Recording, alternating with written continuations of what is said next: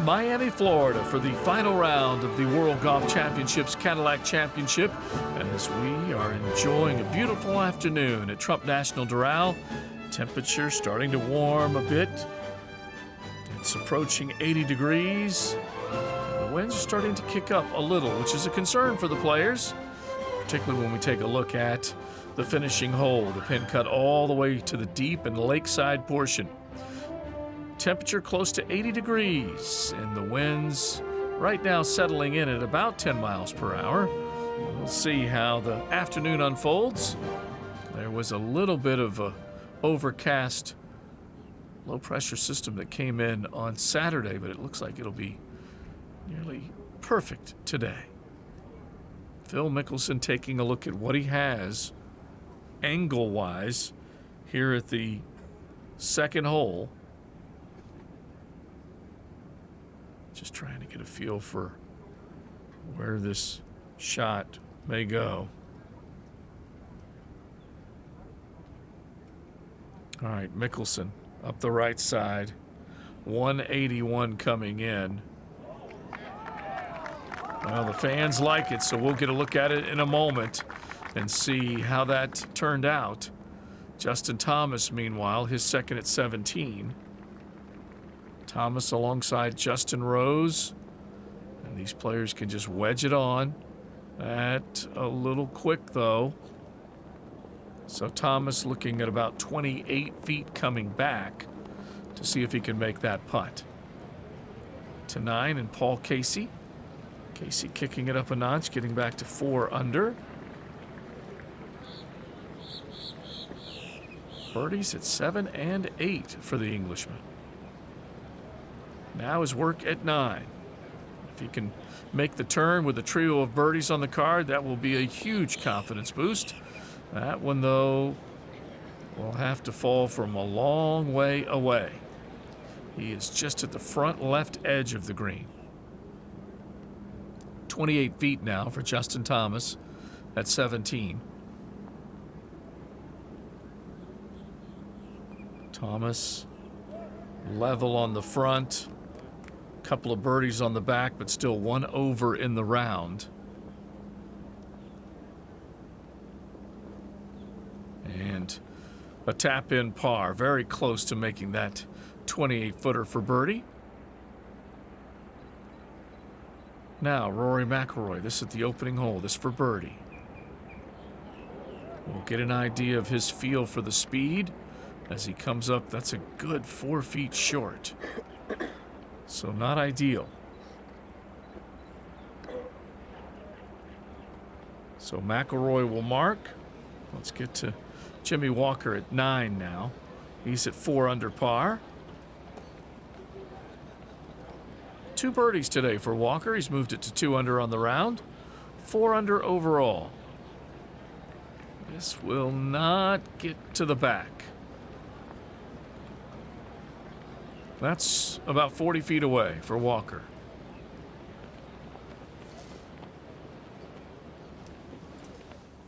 It's another one of those tricky, breezy days for the final round of this WGC-Cadillac Championship at Trump National Doral, where Rory McIlroy, currently the 3rd-ranked player in the world, hopes to move up one more notch by holding off some of the best in the game.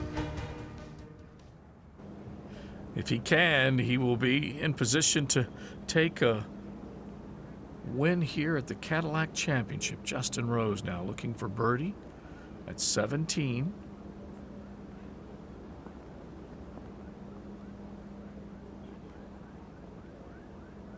And Rose, that putt comes up short. Not a bad line. Started it outside of the cup. Nonetheless, a couple of tap-in pars for both Justins at 17. Now Dustin Johnson at the opening hole. This for birdie. Matter of fact with the putter. Thought he had it. Had that forward press.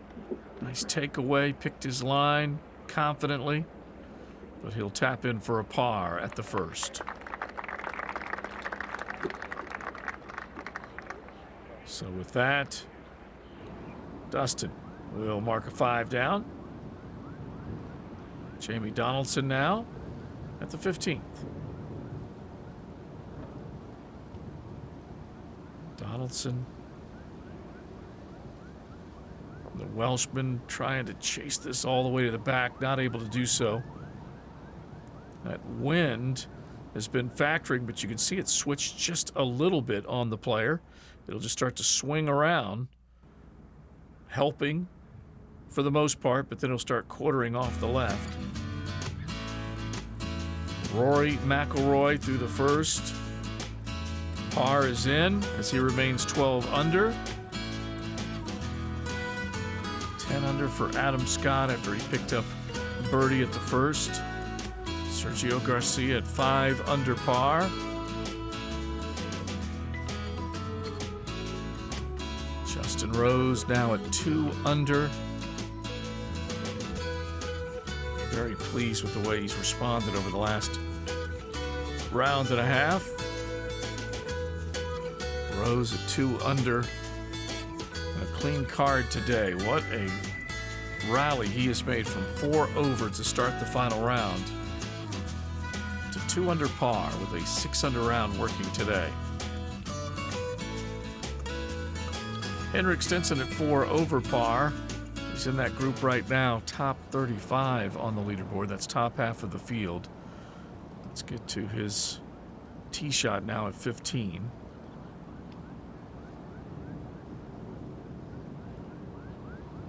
Stenson taking it up the right side. It checks up about 10 feet in front of the pin. Very good tee shot.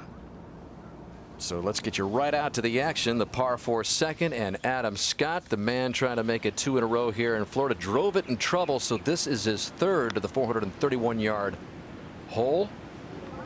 And it looks like it's going to be no problem at all for Adam Scott to stay at that 10 under number 2 back. And back on the tee for Rory McIlroy with that blue-headed driver dressed in blue at the Blue Monster. Seems to like it. And after that opening par for McIlroy, it means that he keeps his bogey-free stretch intact. Now 34 consecutive holes without a bogey coming into today. And now Mickelson for birdie up at that second green.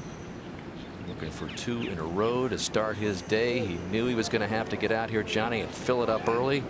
A lot of break on that putt. He's not going to make that, but maybe 1 out of 10 times. So good start by him. 4-4 if he makes that. Over to the third with David Feherty. Where Bubba has found the fairway bunker. This is second shot. Hoists that one up in the air. One tough hole here, David. Yes, it is. Beautiful shot from there. Absolutely beautiful. That's back up the hill for birdie. And the players ahead of McIlroy doing what they needed to do, Johnny, getting off to a good start, collecting some birdies to get a little bit closer. But when you examine Rory McIlroy's record in PGA Tour events when he's had the outright 54-hole lead, it has been very strong, as evidence right there. In fact, that very first time he did lose it when he had that 4-shot lead at the Masters, but after that only at the Honda a couple of years ago is the only blemish and not closing it out. So how hard is it going to be to catch Rory today and make him nervous down the stretch here? Well, he quoted yesterday to the press that you know, the lead is something that you have to keep the aggression going. You can't just, you have to be intelligently aggressive.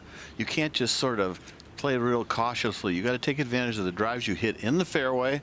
The par 5s and the par 3s are very difficult here at this golf course. So those are the ones you just want to make par on. But I think he knows what he wants to do. But you don't want to lose any of your lead early. He probably already is a little concerned that he's already lost a shot. Out to the third again. And Adam Scott on the tee. Mark Rolfing is there. It is a tough one right now, David. Oh, and this is a pull left, low Is that a double left. cross? Looked like he was set up to maybe try and hit that down the left and cut it, and looked like he came over and hooked it almost. Might have got a decent bounce. Yeah. On the bright side, it's not wet. This hole here will make you nervous when you're playing a practice round by yourself. Yeah. Well, Mickelson now, it's, he can, you never know what shape he's going to hit it. Looks like he's setting up for a draw.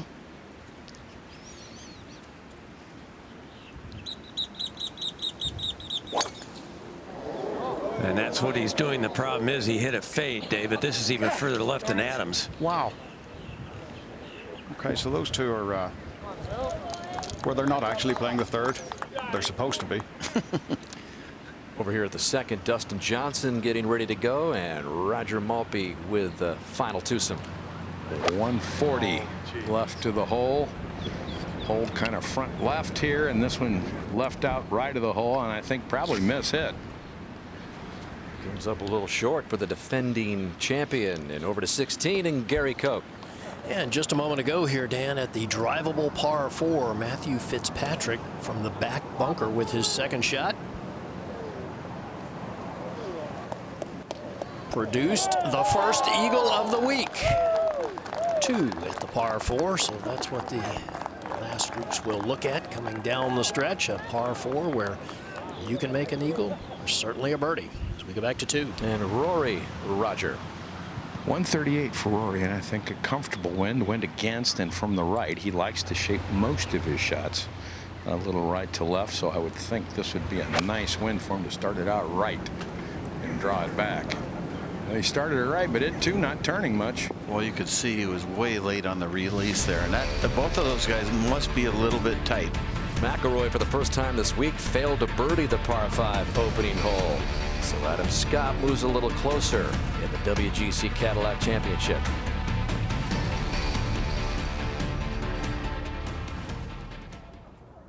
Jamie Donaldson as we get to the par 4 16th, and he is set up to try and fade this over the lake and back into the back right portion of the 16 green, going for it with the driver. And all the way through. That goes running into the bunker. So Donaldson, who's looking for just the second birdie of his finishing round. Kevin Na now at 17. Na at 4 over. 143 left. And that will stay in the front portion of the green. So not able to carry it on to that middle tier. Definitely sections of these greens that these players are gunning for. Henrik Stenson with driver at 16. The yardage book says 305, but we've seen players as they've gone for the green at 16. This one runs through and into that back bunker. So a slightly different route, but both he and Donaldson ending up with the same.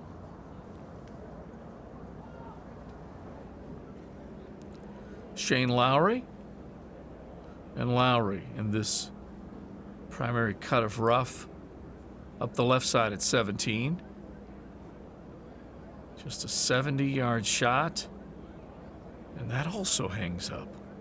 So both Lowry and Na short of their target. Now across the green, Billy Horschel is at the 15th. And Horschel giving it a good ride.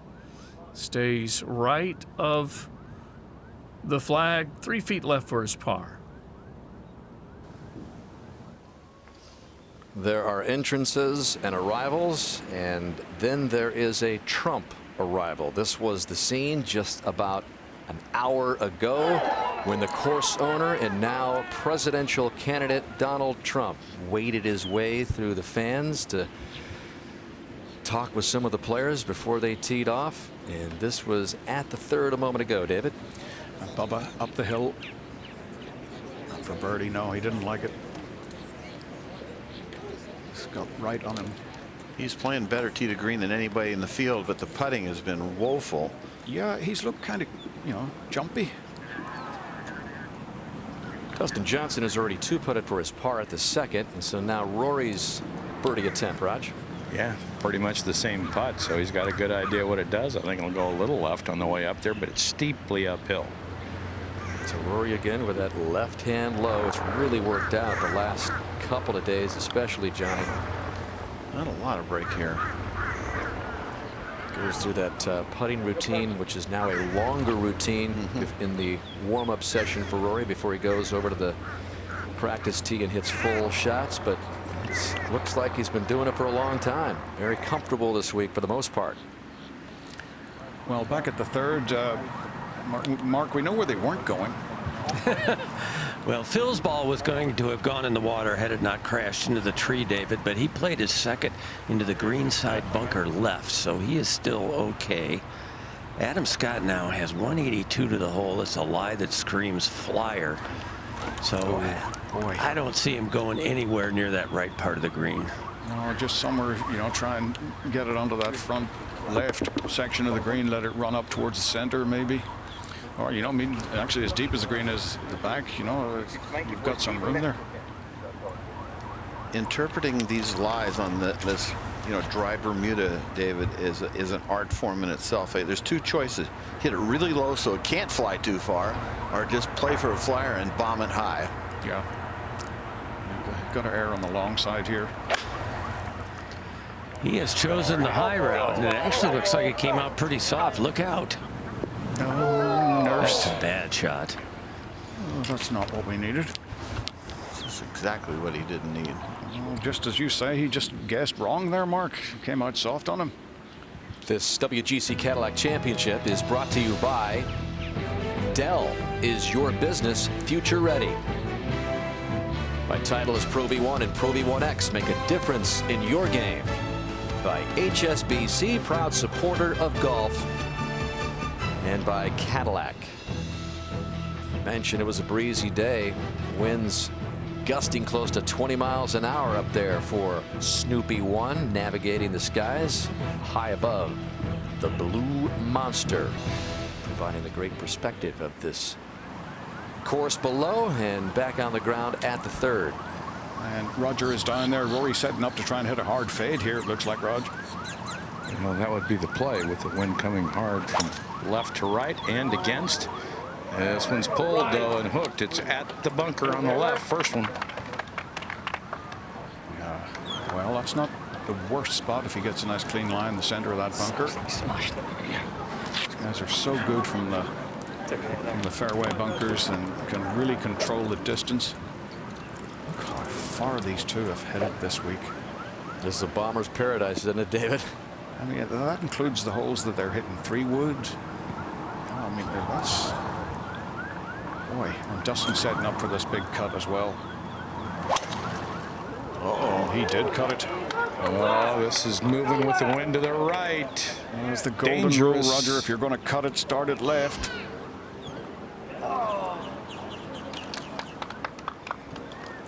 That one almost certainly, unless it landed in the edge of the hazard and buried, something like that, I mean, you would think has to be in.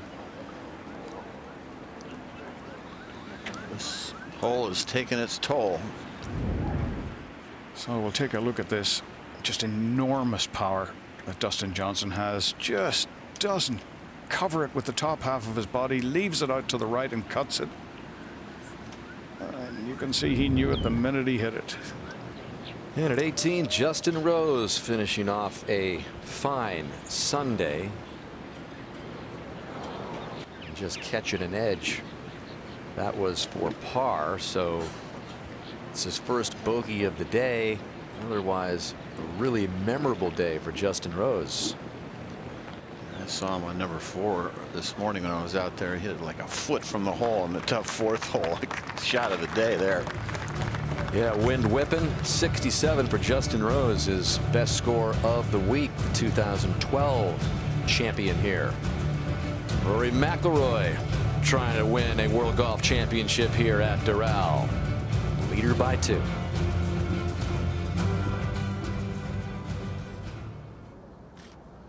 Up against the back of this bunker, Henrik Stenson trying to pick it out nicely, and Stenson ricochets off the flagstick. That was a chance for a hole-out eagle after driving over the green.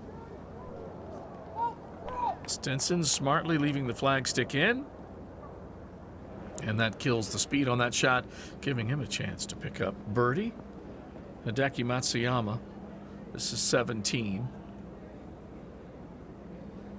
Matsuyama, just 105 yards. And this one working towards the flag. A very good result for Matsuyama, and a chance to pick up a birdie on the back half. He's coming off birdie at 16. He can make it another at 17. Now from behind the green at 16, Donaldson, that lands softly. And both he and Stinson looking at birdie tries. Donaldson just inside of 5 feet.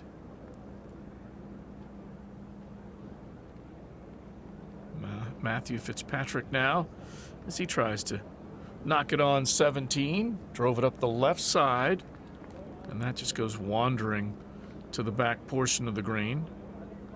It's going to leave 25 feet for Fitzpatrick. Donaldson now.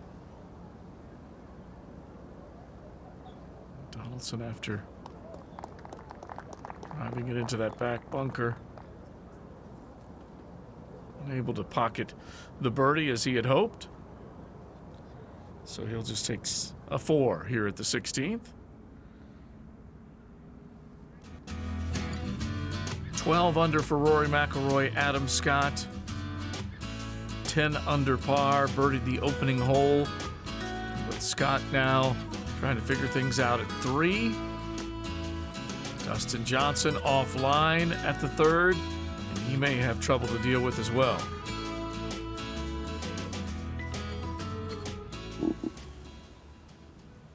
Well, based on what's going on the golf course right now, that leaderboard could be jumbled up just a bit in a moment. Meantime, this WGC Cadillac Championship has raised more than $17 million since its inception as a World Golf Championship, and that tradition continues here in Miami. With its annual charity ride-out, the WGC Cadillac Championship continued its support of many South Florida organizations. I think today was such an eye-opening experience to see the good that a partnership can do for the community. And it is my great pleasure and honor to announce that as a result of the World Golf Championships-Cadillac Championship, we have raised nearly $1 million to give directly back to the South Florida community. Great work. The charitable beneficiaries of this event: United Way of Miami-Dade, First Tee Miami-Dade, and First Tee Broward. Great work as always. And out to the 3rd. Where Dustin Johnson has a new one in his hand, I believe, and Roger is there. Well, he walked along the edge of the water and looked at 3 or 4 different balls, and then they're all submerged, so he's gone back. We'll play a shot for his 3rd now from about 225 yards. But I was not going to ask him if any of those were his, but if they were or were not, he's not going to hit it from there. Up ahead, this was earlier. Phil's 3rd, back down the slope towards the water. Easy, easy, easy.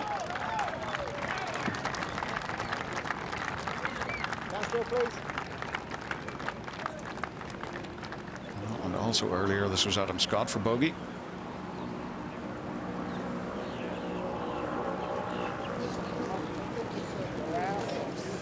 And the 3rd has taken no prisoners. There have been 40 balls in the water at the 3rd this week, and 200 in the water in total all around the golf course. So the 3rd hole, a good 20% of the water balls are in there. And today, the toughest it's been. Now, this was Mickelson for par.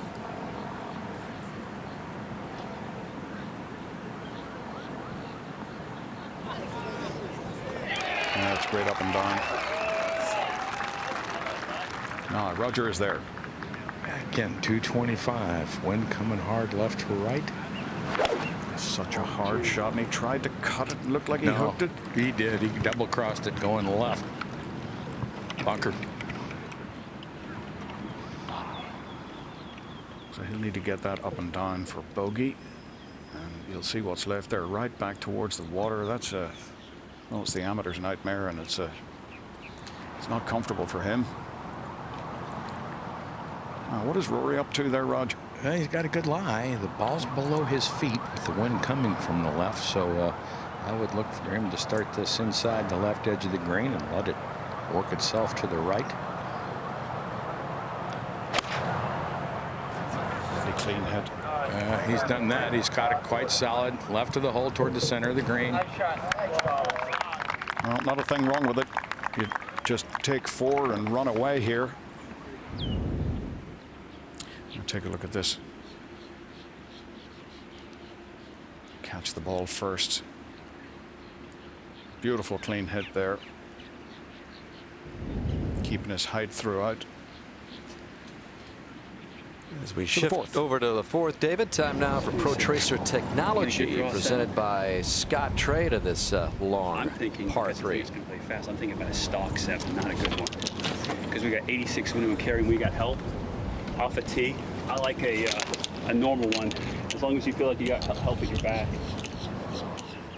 All right, very specific instructions from Jim Bones Mackay, Phil Mickelson's caddy. I think it sets up well for a lefty right now, Gary, because he can draw a 7-iron, and the wind coming from the right will hold it. The wind is also helping a little right now.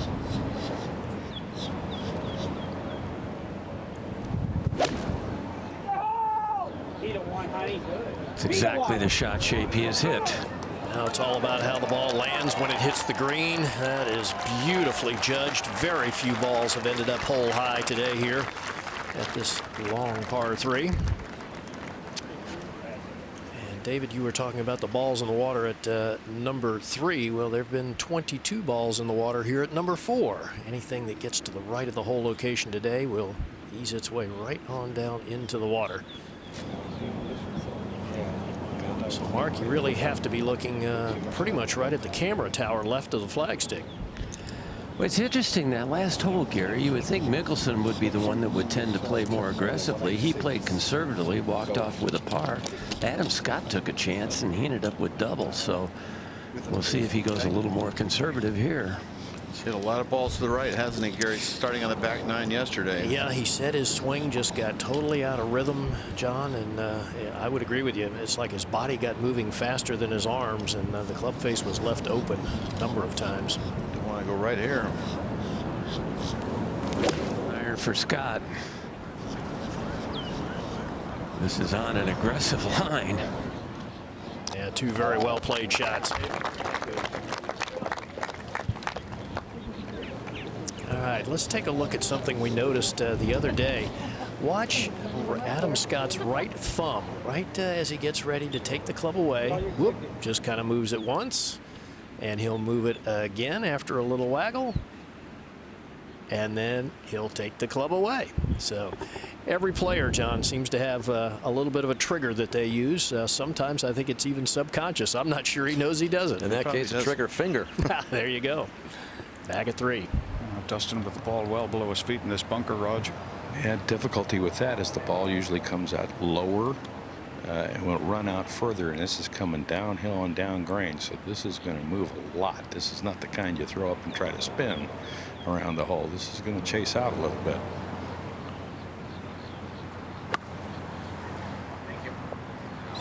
And there's the run out.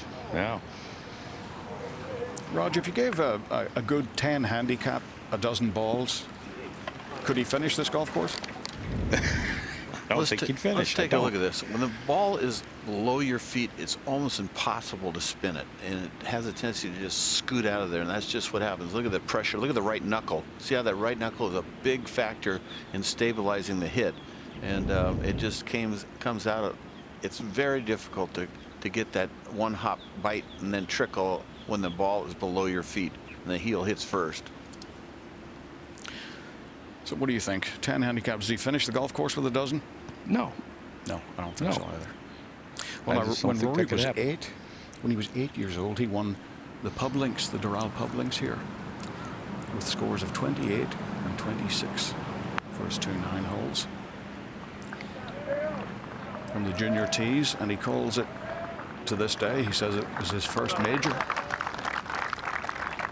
And David, just so happens we delve into the Doral archives for the 8-9-year-old division of the 1998 Doral Junior. His scores that you mentioned, 28-26 on a modified layout, still stands as the scoring record in that age group. You can see Rory there with the goods of the other 2 competitors. McIlroy describes it, David, as his first big win. Yeah. He hasn't changed one bit since then. I'll tell you, he's a wonderful kid. And you go a long way back with that McIlroy family. You, in fact, were the assistant pro long before Rory was born at the club that his dad was a member at in Hollywood, right? That's right. I was out on the shores of Belfast Lough. The golf course is on about a 45-degree angle down to the sea. Now, Dustin, did you get a chance to look at this lie, Rog, or was it too squeezed over there towards the water? No, it's a little fluffy. I did get a chance to look at it. Uphill should go a little left for bogey. Good effort.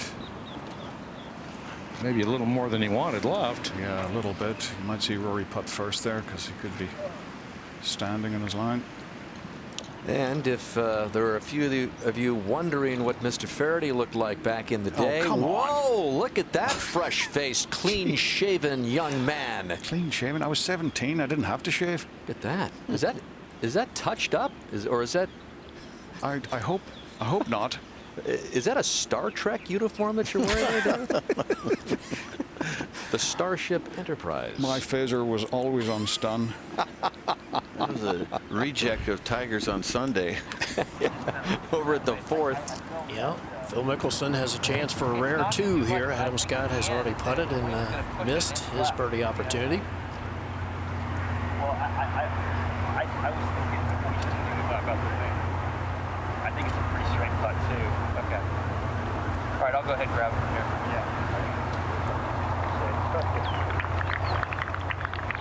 And back at number 3, Dustin Johnson did tap in for his double bogey 6. And Mark, it seems like anytime we see Mickelson on Bermuda greens, we get a lot of input from his caddy. Shouldn't be a hard putt. It's fairly straight. Good look at that claw grip that he's gone to this week on the shorter putts.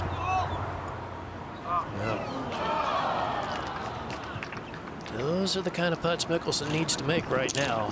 He's going to continue to put pressure on McIlroy. Back at 3.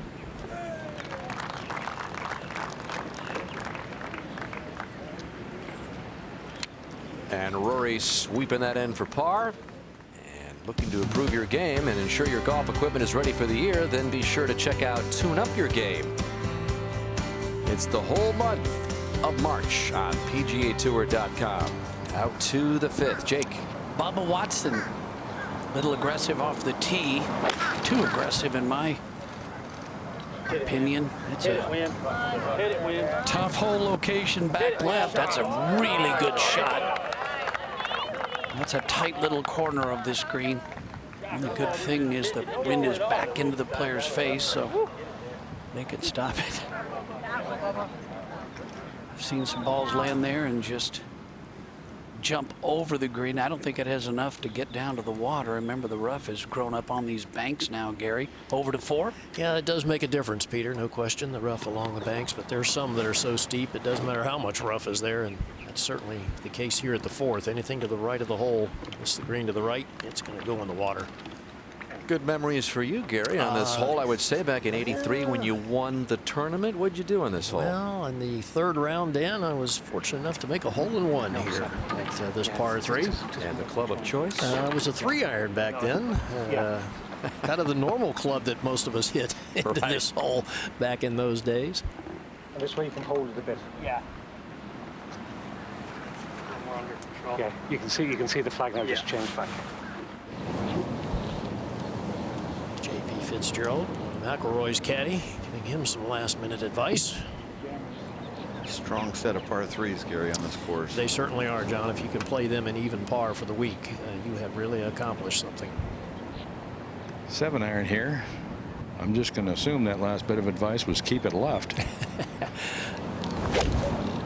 USA! And he's doing that. Too far left? Yeah, left side of the green. Okay. That is very safe. That's a very good shot when you got a lead like he has right now, 4 shots. And Gary, while we're talking aces at the 4th, remember what Dustin Johnson did in the third round last year on his way to victory, and didn't need a 3-iron, Gary. He had a 7-iron. I know, Dan. I know. You don't have to rub it in. We're just dealing with the facts, Gary. Okay. J.B. Holmes made one here as well last year on Saturday, using a 7-iron also. And this is a 7-iron. And this starts on a good line. Oh, it's a good-looking shot. Needs to release. There's a little slope in there. Not going to quite get over it, but still very nicely done. So both McIlroy and Dustin Johnson safely on the green at the difficult par 3 4th. Right now it's McIlroy cruising along with a 4-shot lead. Here's what we were talking about. Dustin Johnson, third round. Last year's WGC-Cadillac Championship. One of the prettiest shots in the game, the ace.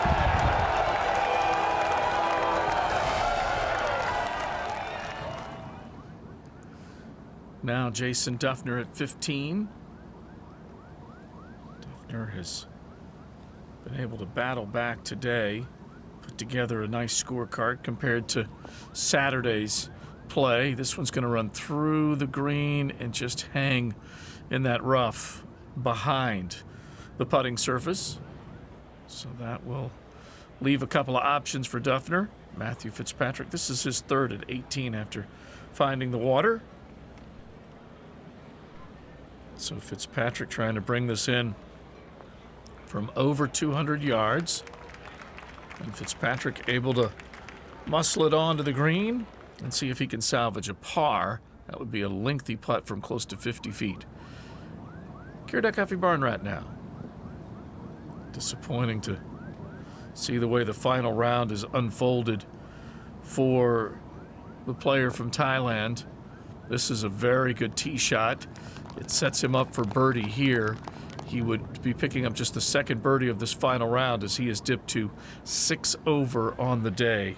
He doubled 12 and tripled 13. That's a tough break for him. Hideki Matsuyama now at 18, his second. Matsuyama with a nice drive. It leaves him a chance from the back edge. Matsuyama drove it 364 yards. Think of that power off the tee. It just left 132 for him. Billy Horschel now. And Horschel with a wedge into 17. That one sets up just left of the flag, 8 feet away. So Horschel will have a chance to pick up birdie from there. We'll see if Matsuyama can hold his putt at 18 as well after what looks like the longest drive of the day at 18, 364 yards.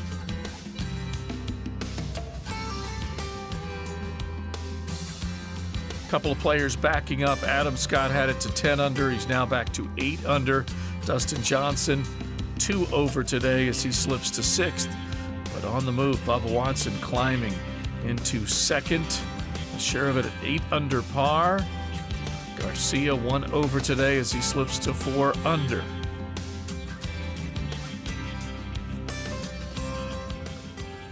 So we go back down to the 4th.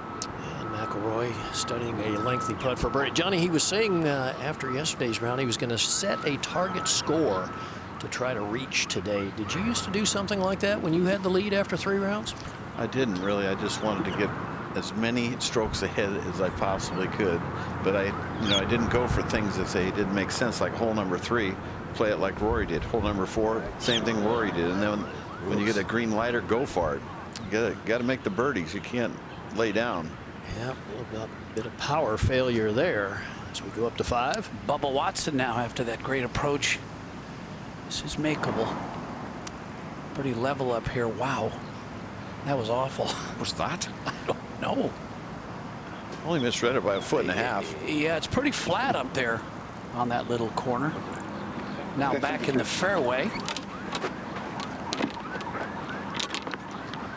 Well, Peter Adam Scott's hit a beautiful drive, but even then, this is not the easiest 135-yard shot you can find. It's a small little target up there, Mark. It's like a little peninsula over left of the green there. This one very high, coming in from the right. Wow, that was unexpected right there. 201. I think there's a shot you can make work with a 9. Well, that wind is, as I said earlier, it's back in the player's face, which actually makes that shot a little bit easier. They're going to stand it up with a wedge and try to drop it just over the edge of that bunker right there. You can see that little peninsula there, as Mark said, that whole location back left, and it's very flat back there. So if you can get it somewhere close, it's makeable. Well, again, advantage a left-hander, I think, because he's going to hit a fade into here, and he's got a little better angle further right off the tee. 5 birdies so far today here at the 5th.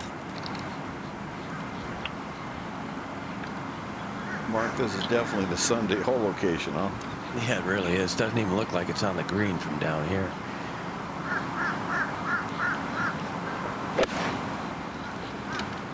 As I expected, left. quite a bit lower, but it's hanging left. And that bunker is very deep. That's about 7 feet deep. So he'll probably, well, he's a bit on the upslope, so he can make that work. Let's go back to 4. Rory McIlroy for his par. Dustin Johnson has already 2-putted for his par. Oh, nice. And that's been the difference this week, Johnny, making those putts to keep the momentum going. Great work there. Join Jimmy Roberts. All right, Gary, thanks very much. You know, hard to believe, but these World Golf Championships are now 17 years old, which is pretty young when you think about it. But they are absolute dinosaurs when compared to another international golf competition, a new one which we will see later this summer. Of course, we're talking about the Olympic Games in Rio de Janeiro, Brazil. Golf and the games actually both new and old, and they arrive with a little bit of controversy and a whole lot of excitement. By virtue of what they've done on the course, we're used to seeing the world's best golfers in all manner of places off the course. Congratulations to the group, 2 outstanding teams. But get ready for something totally different.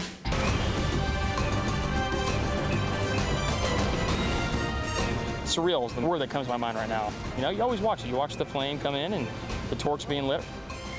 To be honest, I never thought about it because the golf in the Olympics was kind of non-existent, you know, for at least over 100 years. Now, for the first time since 1904, it is back. And this will not be your average golf tournament. To start with, it's a field of only 60. The Summer Games are actually in Rio's winter, which means daylight is limited. But there's also something else. Just to get golf back into the games was a competition in itself. The number of athletes was a concern of the IOC, and so limited to 60 players and having all 60 players play all 4 days without a cut, we thought would add to the competitive nature of our bid and the attractiveness to the IOC. But the smaller field means qualifying is tighter, much tighter. You could win a major and not get in the Olympics. How does that make any sense? If the Olympic field was finalized today, Zach Johnson, the reigning Open champion, who is ranked 17th in the world but only the 5th-ranked American, would not qualify. It happens in virtually every sport in the Olympic Games. I would submit to you that the 4th fastest 100-meter sprinter from Jamaica could probably beat a lot of the players in the field, but he doesn't get in because his top 3 countrymen get in under that sports format. I got no issues with a limited field. If anything, it just, you know, what it does is it motivates you. Then there's the format. 72 holes of stroke play. Many might wonder, why not match play? But the event's supporters figured the potential for a tight leaderboard might perhaps put a dozen or more players in position to win a medal. We think going into Sunday, that creates an enormous amount of energy and excitement as to what's possible. Whereas with match play, you only have 4 people who would be eligible for one of the 3 medals. With Rio's opening ceremony exactly 5 months away, all 28 sports included in the games are in the midst of finalizing their teams. This week, those American golfers with a chance were fitted for their uniforms here at Doral. USA, baby. The course is finally ready, and next week it will stage a test event to make sure everything is in place for something that is hard to imagine, something we haven't seen in 112 years. It is exciting, and a lot of people have been anticipating it, none more so than the players. As you look at Jordan Spieth in his second 211, he's one of 4 that are qualified for the United States right now to go for the gold in Rio. Spieth is the top-ranked player in the world, and a beauty there in 211, which should get him into red figures of 1 under. And so there are the 4 representatives that Jimmy talked about: Spieth, Bubba, Fowler, and Dustin Johnson. And those on the outside looking in, players ranked at the top 15 are eligible with no more than 4 per country. So at the moment, those are the guys. That's a good 4 right there. And Spieth has said he is totally jacked up to play for the United States and have a chance to get on that medal podium. Well, I know you would have been pretty jacked up about it too had there been an opportunity in your day. You know, I think these guys are not going to realize how unbelievable it is until they get on that podium. Over at the 5th. Yeah, Mickelson, pretty easy shot there from that uphill lie. From that deep bunker, it's a good shot right there. You can see how deep that is. Now back on the tee, McIlroy. This was just a moment ago going with less than driver, which I think today is the smart play. Little stinger. But that looks like it might be overhooked. It is. Tough At this angle. point, John, I think Rory just has to think fairways and greens over at 6. Rafa Cabrera Bello, one of the 2 representatives for Spain in the Olympics, and happens to be playing with his fellow countryman Sergio Garcia right now. As you take a look at their world rankings, and Miguel Angel Jimenez just a little too far down the list right now to be a part of the duo. Over to 5. Yeah, that's it for a bogey. Adam Scott, that's his 2nd ball in the water in 5 holes. He made double back at 3, and he's going to make double here at 5. Yeah. So that is uncharacteristic for Adam Scott. And Adam Scott, you know, as you look down the list here, 9 of the 12 in the final 6 groups are now representing their countries as the point system is right now in the Olympics. And Adam Scott and Jason Day are the top 2 Aussies to head to Rio as well. And this guy, Mickelson, really wants to be in Rio. A win today could move him as high as number 10 in the world and put him right there on the cusp. And this for par, be a good up and down. And he said yesterday, getting off to a good start today is key. Birdie at the first, and then 4 pars to follow on this very difficult day. Swirling winds, unpredictable, water everywhere. And Rory McIlroy, of course, would represent Ireland, 3rd-ranked player in the world. And right now, paired with Shane Lowry, Graham McDowell could make a move, though, in the 55th position. Hit a 9. Yeah. I could hit 9. No, I mean, I like this. I mean, but I'll play it like I played. I can blend it, you know, and do this, like, sort of almost like 10 off type of thing. Okay, perfect. Well, Peter, he's got 157 to the hole. Not a great angle. He has a very good lie in this fairway bunker, but boy, distance control is everything if you're trying to get over there in the area of the hole. I think he needs to favor right of the hole. No question. Just put it on the green. Well, this is a little right of the hole toward the center of the green. That's fine. That's going to run away from the flag, but still a very smart shot by Rory McIlroy, who at this point has a 4-shot lead.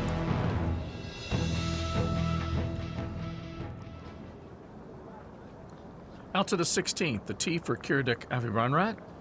He is set up to play a left to right fade into this 16 green. Pin cut to the back. Barnrat. Well, that one comes up to that front right bunker, so a little short of the green and still not a bad angle. He can pitch it up and on, but he has about 85 feet left. Kevin Kisner.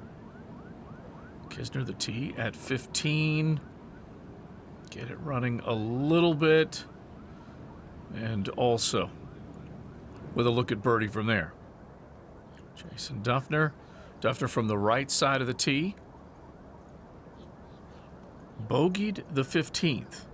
So Dufner, after carrying it over the back, not able to get up and on to save his par. This one will run into that back bunker. Dufner with a drive of right at 300 yards there.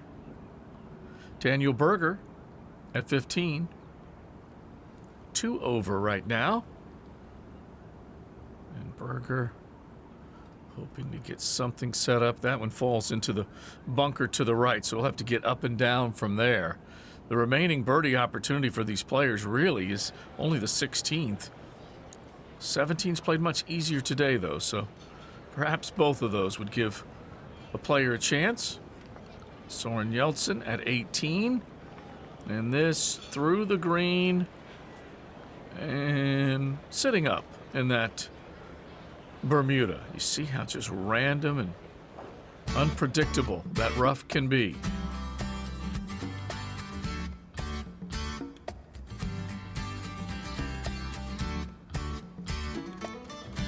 Rory McIlroy at 12 under par, up by 4 right now, as both Adam Scott and Dustin Johnson have fallen back. Danny Willett and Bubba Watson have been able to move up. So a couple of players taking advantage of these conditions and playing aggressively. Let's see who can reel in McIlroy. For now, he's up by 4.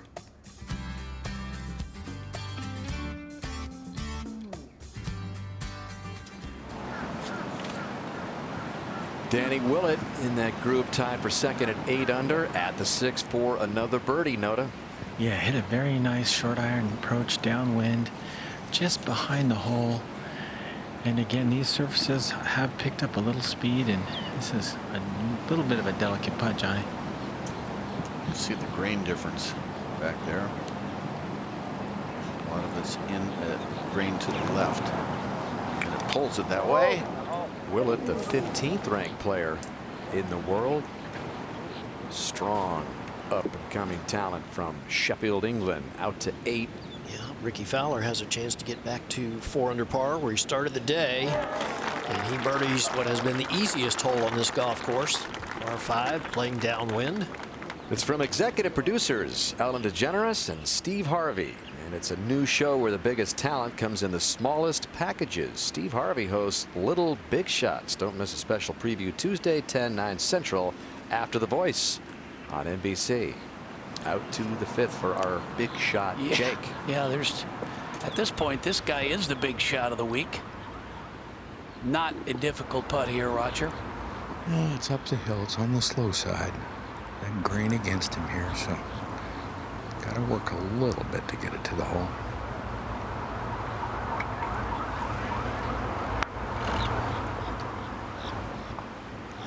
Yeah, the only part of this new putting grip he struggled with all week is speed, and that was really good. On a day like this, you want stressless golf. You want to be able to hit the putts up there within 2 feet and tap them in. Make everybody come to you. He doesn't need to take any chances. He just needs to play smart, fairway greens, and a few birdies.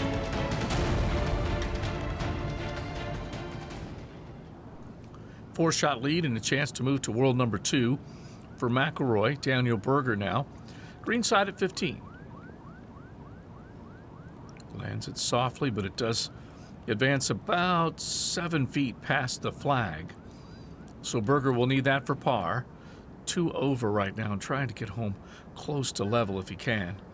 Jason Dufner bunkered at 16. He found the back left bunker. Oh, right up against the flagstick. Bold play. He knew he wanted to control that with any amount of spin he could get on the shot, and hitting the flagstick helped. Now Kevin Kisner. 30 feet. And Kisner passes by a wide margin on the right side. Didn't really give that much of a look. Kisner at level par. On the front side, 3 birdies, 3 bogeys today. So he will just mark. Oh, shot on the way here at 17 for Martin Keimer. That comes up to the front portion of the green. Wind starting to pick up, quartering in off at 16, and now just really straight in from the left side at 17. Berger for his par at 15. And he misses right. He had that right edge, and then it just floated slightly offline, even more to the right. So a misread for Berger, as that will cost him. He will slide back to 3 over.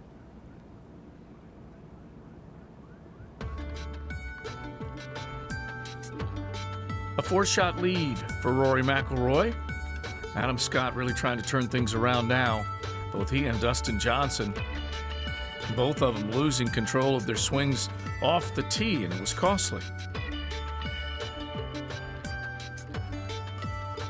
The final round here at Trump National Doral in Miami, Florida, where Rory McIlroy is holding the upper hand.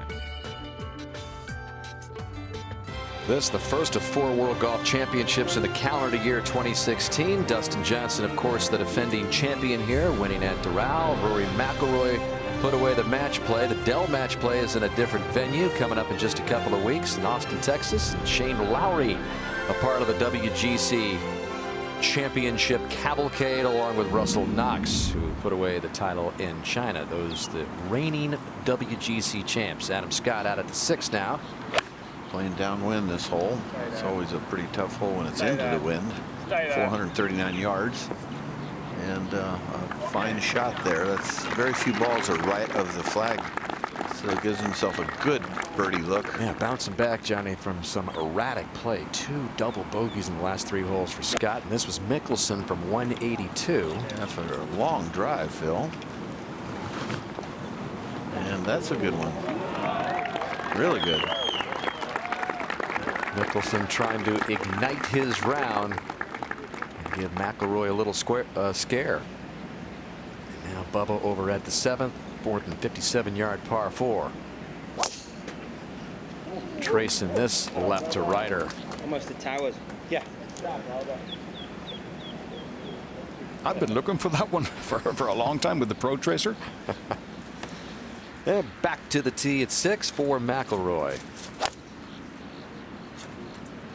Picked it off that tee. No divot at all. And just an iron off this tee for McIlroy, who's thus far 5 straight pars. In fact, if you date it back to yesterday, 13 consecutive pars for Rory. And right now, with no one putting enough pressure on him, par golf will get it done for the 3rd-ranked player in the world, looking to move up into that number 2 spot just behind Spieth by the day's end.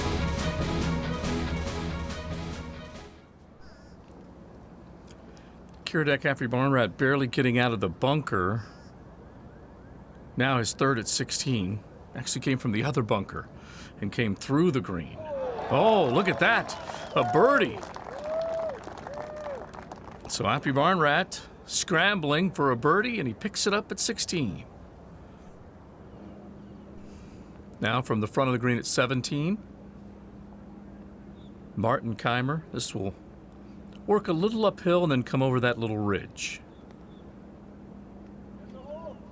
52 feet and tracking. A lot of speed in that putt. So Keimer, a little surprised. Once it gets over that ridge, it just takes off. So he did not have the proper pace. Had a decent line. Now Jason Duffner. Duffner hit the flagstick, and he's going to miss the birdie putt. So Duffner, after such a terrific second shot, does not get the payoff putt. So he will tap in for par, exit 16. See if he can line something up at the par 4 17th. Now this is Matt Kuchar. And looking at par for his work at 17, longer than what we're used to seeing from Kuchar. But he saves it. So after trouble, able to bounce back with a nice 20-footer for his 4. So Kuchar will head for the 18th to finish up the day and the week.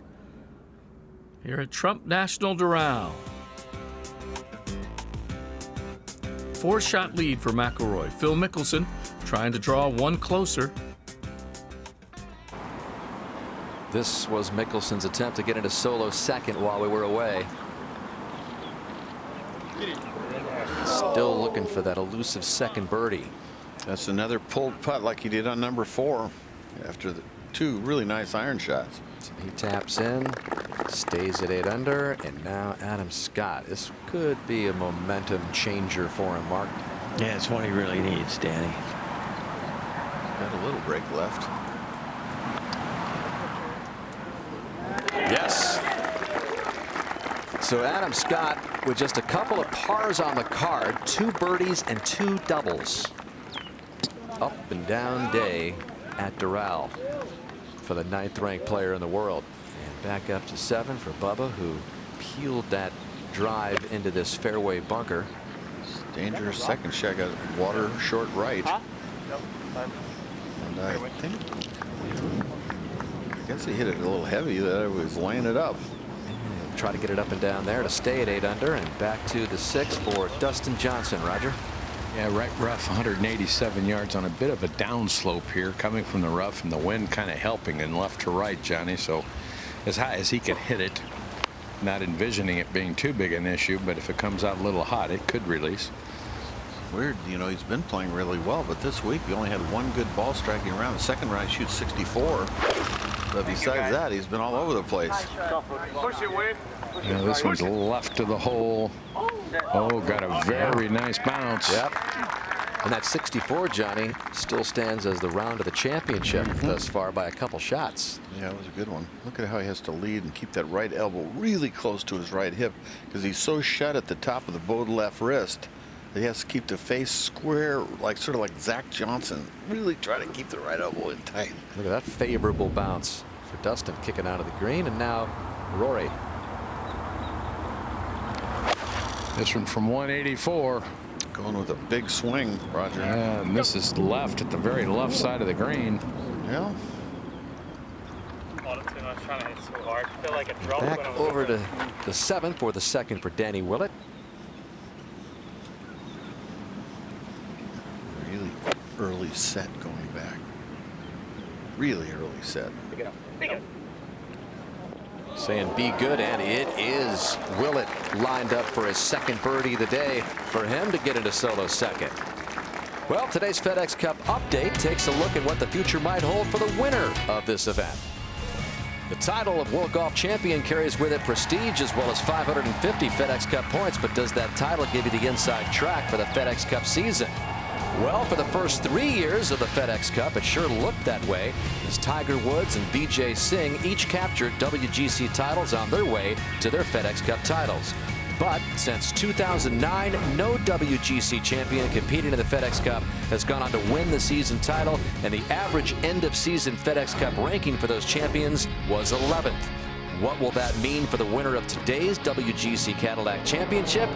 Well, winners of the Cadillac Championship from 2010 to 2015 averaged a 9th place FedEx Cup finish, with Tiger Woods the lone player to crack the top 5 in 2013. So the champion at the end of the play today should be on hand at the Tour Championship in Atlanta come September with a chance to capture the FedEx Cup. And there's Rory McIlroy looking to make a big move in the FedEx Cup standings, and he would move into the 13th spot with a win, but with Adam Scott's great play lately and his position in this tournament at the moment, those are the up to the minute projected standings, with Scott taking over the top spot from Brad Snedeker, who had to withdraw with a rib injury earlier in this championship. Back out to the 7th for the 3rd for Watson. After a good layup, Bubba trying to make something here. Just a little long on that. He'll have that for par to remain at 8 under. It's part of that log jam at the moment that Willett is looking to break out of it momentarily. But back over to the 6th and the final group. You can see, folks, the shiny part by his ball. So the first half is dead into the green. You can see this first half, there's a line right there. And of course, this is into the green this direction, and then dead down green this direction. So it's You just sort of actually try to ignore the 2 because the 2 should offset each other. But the second half is going to be quick coming down there. Yeah.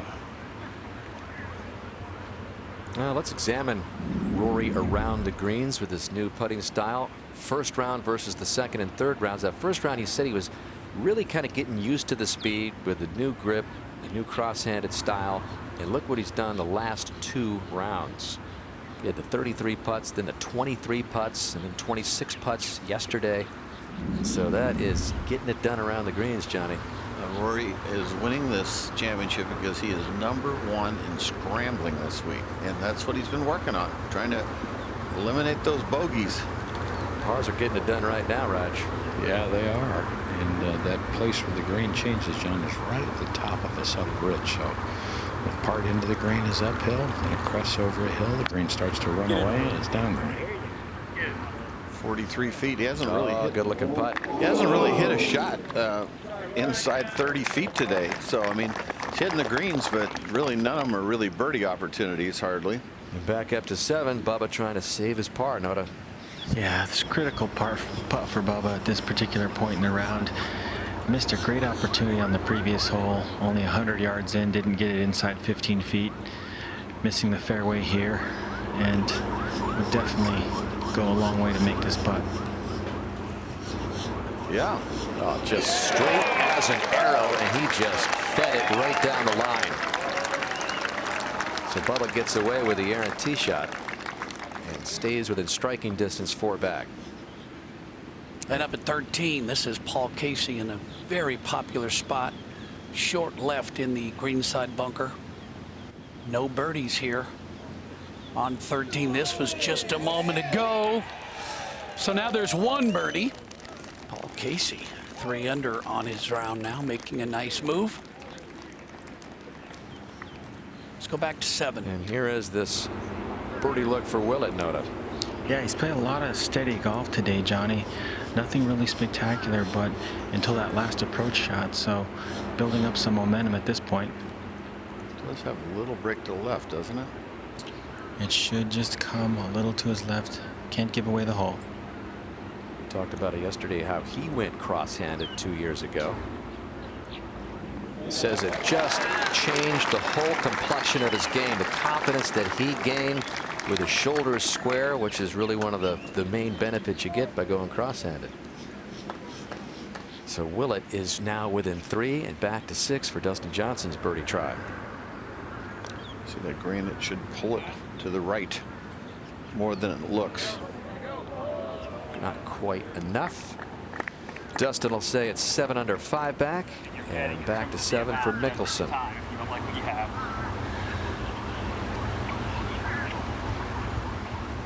Pretty conservative play for Phil off the tee. Laid it way back. He's got 194 to the hole. Wind is into and from the right, so this is a long shot. But again, good angle for a lefty because he can play a fade into this thing. What's your opinion of Phil right now? He definitely is feeling optimistic, isn't he? He's driving the ball, I would say, Johnny, as good as I've seen him in probably a decade almost. That has been definitely the biggest improvement I'm seeing. Everything looks good except for the fact that he doesn't seem to be able to play the same when he has a chance to win at the end. Well, he scooped that one a little bit. Phil talked about really one of the last missing links to put it all together is just staying focused. We saw the piece by Jimmy Roberts on the upcoming Olympics in golf, getting back into the games.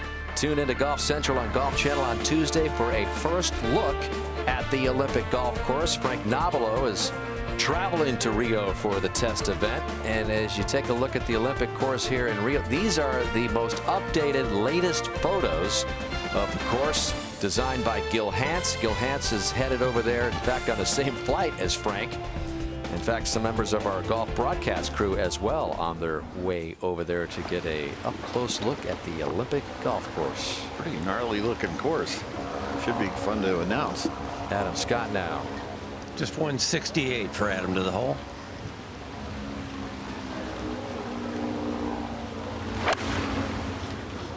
See if you can follow up the birdie on the last hole. Pretty good looking shot here. Yeah, he's saying be right. That's a good leave. Adam Scott, maybe he can get on a little birdie run here. And back on the tee for McIlroy, Raj. Fairway just starting to clear, so might be just another second before he goes. Now he looks he's getting ready. Wind coming off the right here. The hole really sets up for a draw, Johnny. It really does. Try to get that ball inside the left bunker and keep it just right at that, provide the best angle into the green. This is the third par 4 in a row that is a dogleg left, which is a little unusual. They have 3 draw holes in a row. You know, how long is it going to be, Roger, before guys come out every day with the top of the driver matching their outfit? This is color coordinated at the Blue Monster, no less.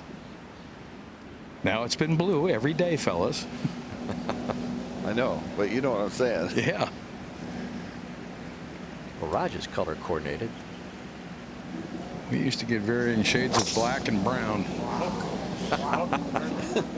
This up the right side, trying to draw a little bit. I think the wind will hold it in. That's a good shot right there. A big difference if you hit the fairway here. McIlroy looking very much in control. Not having to do much in this spectacular fashion as of yet.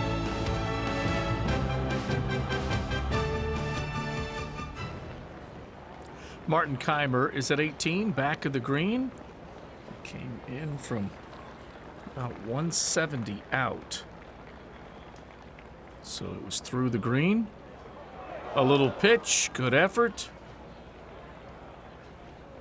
But that will be 13 feet, close to 13 feet past the flag. Jason Day now is at 17. Day digging in with his second. Ball at the base of this bunker. Drove it up the left side of the fairway. 312 yards. It left a wedge in, and he's done well with it from 121 out. Looking at 9 feet for birdie. Matt Kuchar for birdie at 18. Kuchar had 165 coming in, and the putt just leaning left. So Kuchar, who really saw all that he had worked for in the first couple of days, just kind of evaporate quickly with a poor second 9 on Friday, where he encountered 4 bogeys, came back in the third round and played decently, but also lost some ground earlier today by turning in 38. Graham McDowell at 15.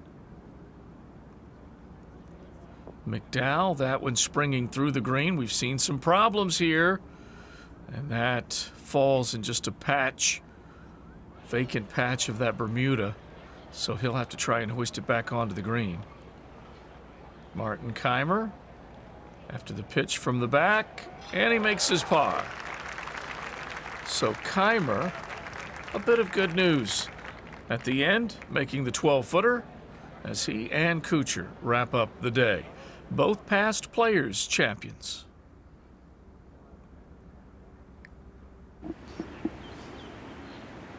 Mickelson from the bunker at the 7th. Just earlier. Delicate downhill landing area. But if somebody can do it, it's him. Oh, yeah. That's where 64 degrees of wedge and a pair of hands like Phil's got comes in handy.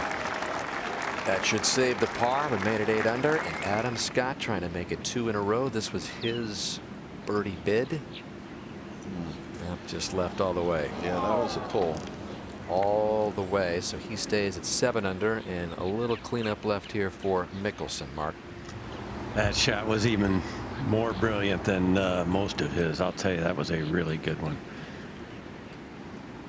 You know, sometimes you get into this age spot, Johnny. 45 to 50. Mickelson will turn 46, and you get a little jittery. I mean, there's just been no signs of that. To go along with this improved ball striking, and well, he isn't using that claw grip because his nerves are perfect. I can tell you that. That's true, but it's been effective.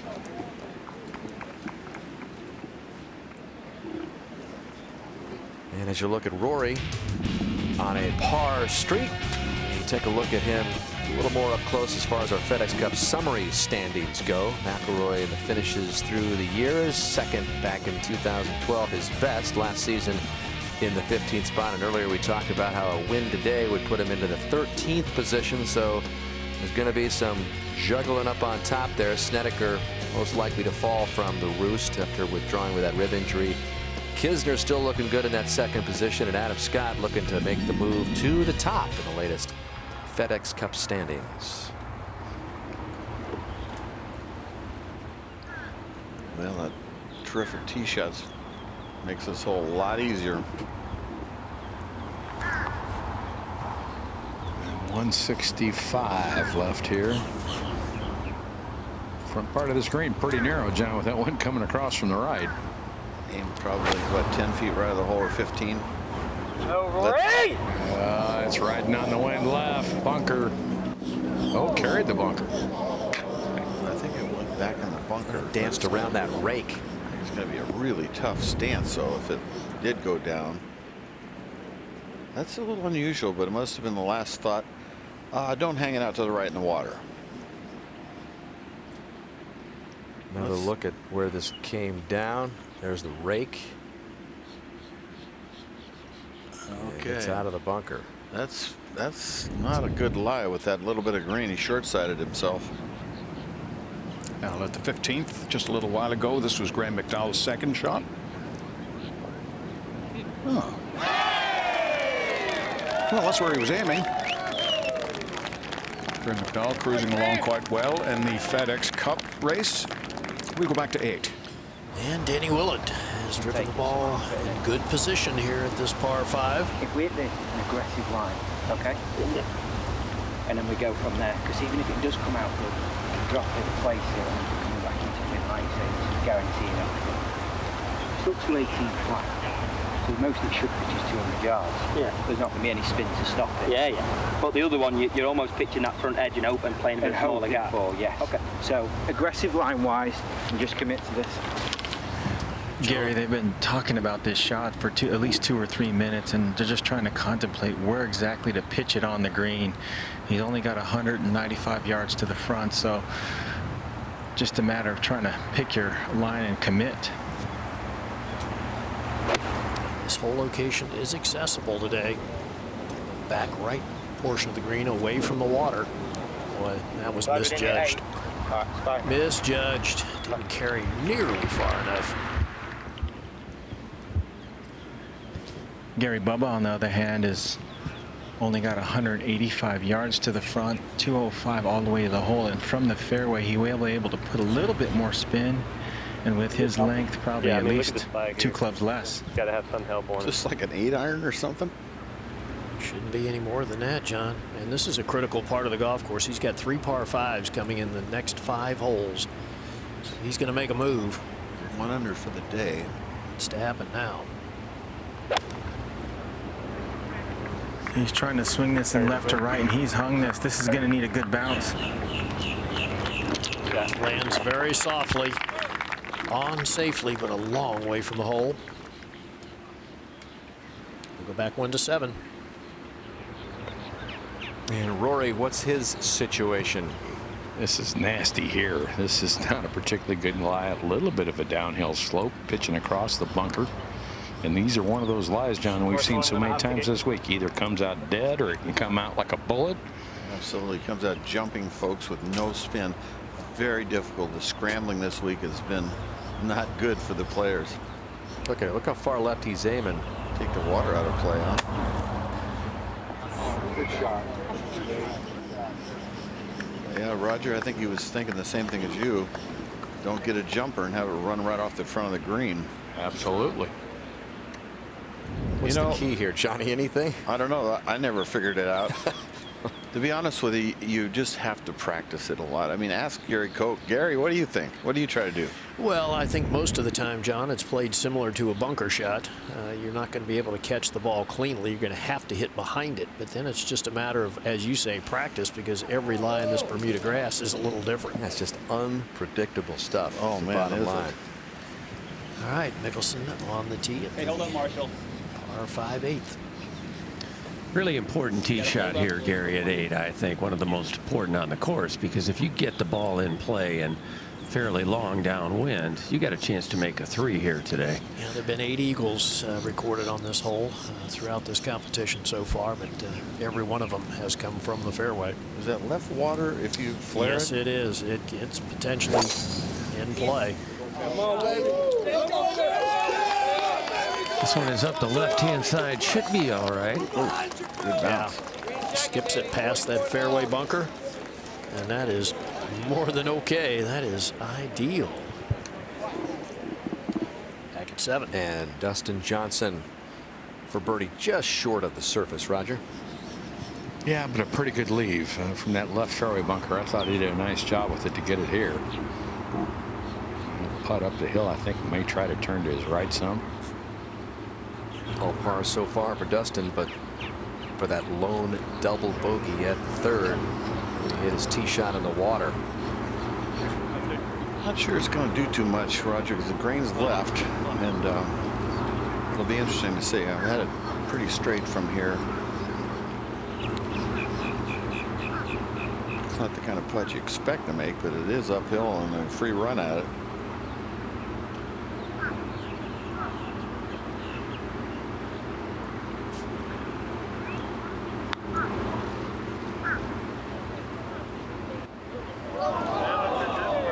He was trying to make it break right, but it went dead straight.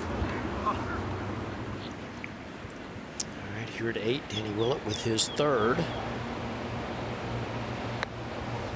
Just a nice little pitch onto the green, let it release toward the hole. Oh, that is beautifully judged. So Danny Willett, short putt to reach 10 under par. Right now, he's the guy making the move behind McIlroy. Sure is, Dan, and he's a world-class player. We saw him at the match play last year play extremely well. Well, 40 consecutive holes without a bogey, and that streak really on the line right now with this long attempt to save par.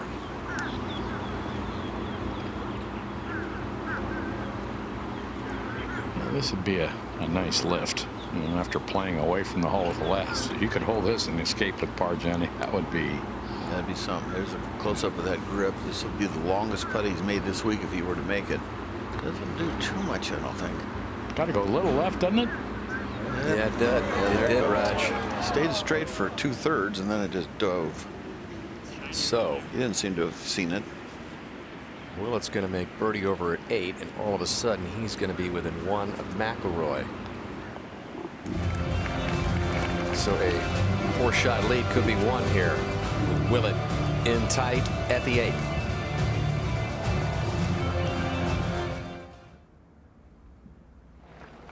At the 18th, Kiradech Barnrat having to play from behind the green. Scrambling here, he found the water off the tee and had a chance to hole that. That would have been for bogey. He's going to tap in for a double.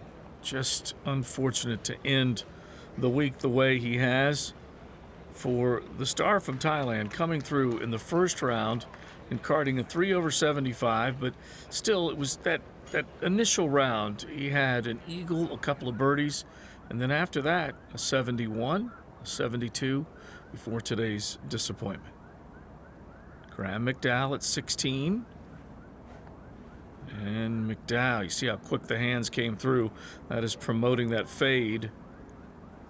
And that will hop into that back bunker. And he can go right at the flag, just as Jason Duffner did earlier.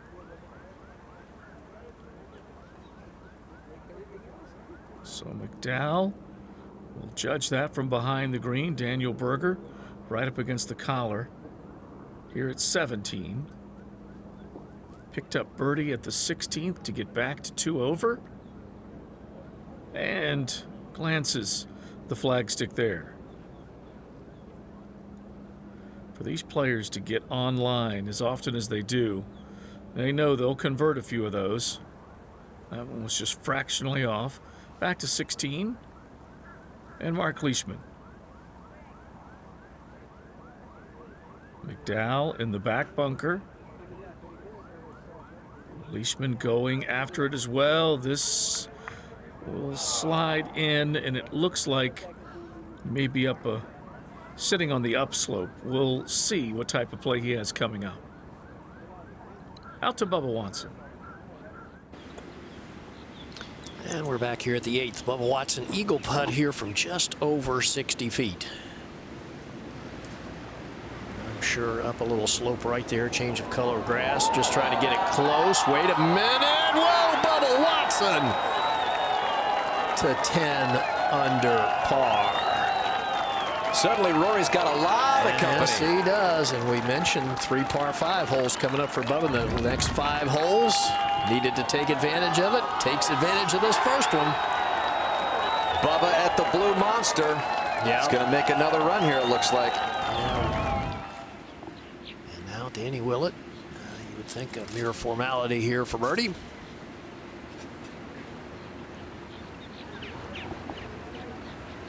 Oh.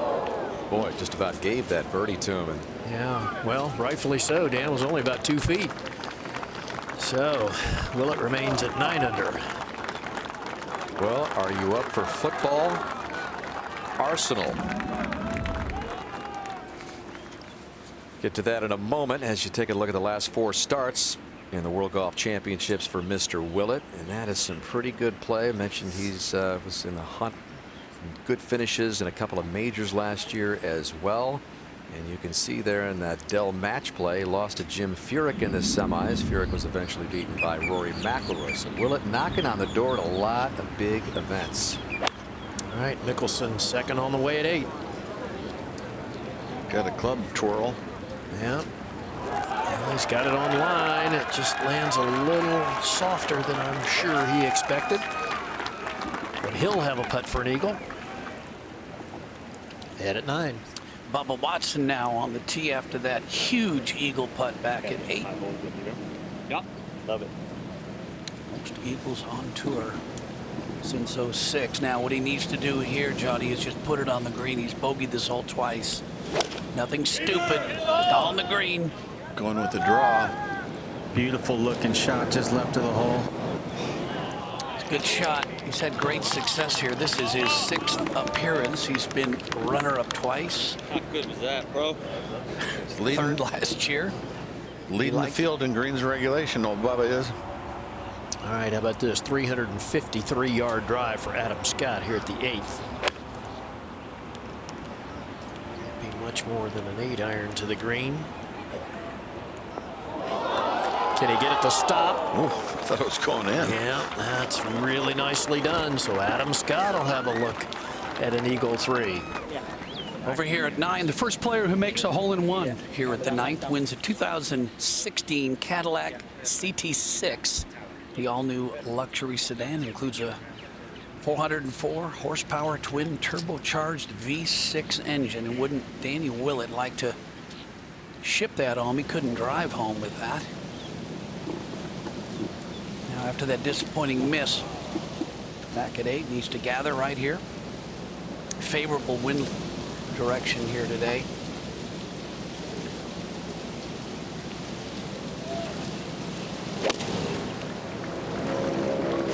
Peter starts this at the hole. Good looking shot, should release back. Yeah, it does. It's a good one. Closest shot we've seen today so far is Ross Fisher. He hit it to about 6 feet. All right, back here at 8, McIlroy. Yeah, leaning like it might be headed a little right. Long carry over that fairway bunker down the right. Oh, and he's got it. Wow. Wow. That's unbelievable, Johnny. I mean, that's about 315 yards in the air. Now let's take a look at this physique he's come. Look at that tricep muscle just bulging, and then look at the muscles in his back right here. That shirt is like getting torqued, and then he drops it in the slot with a lot of wrist lag, and just he is really buffed out. Definitely strong. Not very tall, maybe 5'10" if he's in the morning. And we were noticing, you know, the lower body too. I know his thighs are. He's just really buff. All right, ahead at the green, Mickelson eyeing a putt for an eagle. This would move him to 10 under par. Should be right in the 30-foot range, Gary, and I wouldn't think this one is overly complicated, and it's certainly not overly quick. So, Mark, I assume at this length we'll see him go to his regular grip rather than the claw grip, correct? That is the way it has been thus far. Well, he has just moved it to the claw. Sure has. Earlier in the week, he was saying anything over 25 feet. Well, now he went back. Now he went back. To get within a shot of the lead. Gotta get there, gotta get there. Seems to me, Gary, that he tries to feel it. I think he felt like maybe he should go back to the regular grip and then ended up going back to the claw at the end. Well, he was saying earlier in the week that over 25 feet, he felt like he needed the regular grip to actually get some power from his trail hand, the left hand, to get the ball to go far enough. And that was certainly the case there. Online, just not firm enough. Seems like with that grip, Gary, you can't take it back very far. Have you noticed that? Well, I would agree with that. And that would, again, indicate why it's better on shorter putts. I mean, that backswing was the shortest I've ever seen him have a putt that length. All right, how about Adams' putt for eagle, Mark? Other side of the hole, Gary, than Phil was. This one's probably, about 18 feet, I would say. This one will have much more speed to it. And it really has been remarkable watching Adam Scott in his transition from the anchored long putter. Looks like he has putted like this forever. Well, of course, he did in the old days. Exactly. I mean, everybody made such a big deal out of it. Adam Scott, has won 12 tournaments on the PGA Tour. 8 of them have been with a non-anchored stroke. The 8th coming, obviously, last week at the Honda Classic. So he's putted well, non-anchored. I don't think it's going to break nearly that much.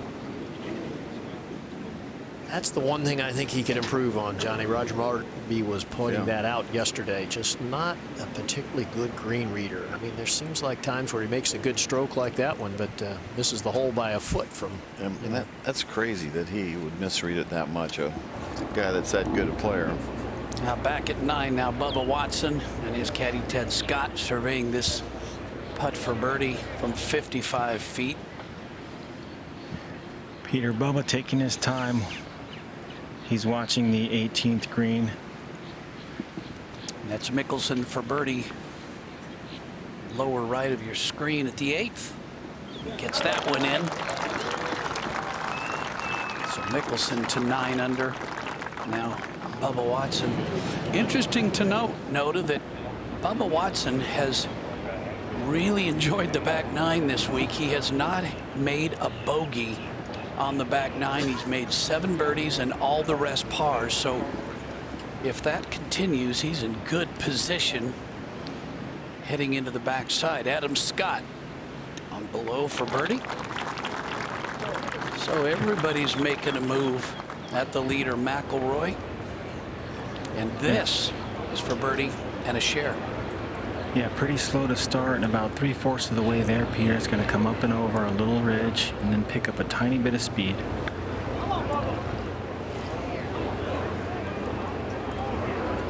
Well, John, as you pointed out, he's hit more greens in regulation than anybody in the field this week, but his putting has been shaky. Back at 8. McIlroy getting ready with his second shot. 210 left here, Gary, and this is where the height they can hit the ball. He and Dustin Johnson can be such an advantage. All right, 9 under par on the par 5s this week. Leads the field, tied with Bubba Watson. No surprise. That slice wind and his draw got to be a good combination, Raj and Gary. Down and from the left. If he turns that thing up against it, he could get this to land pretty soft.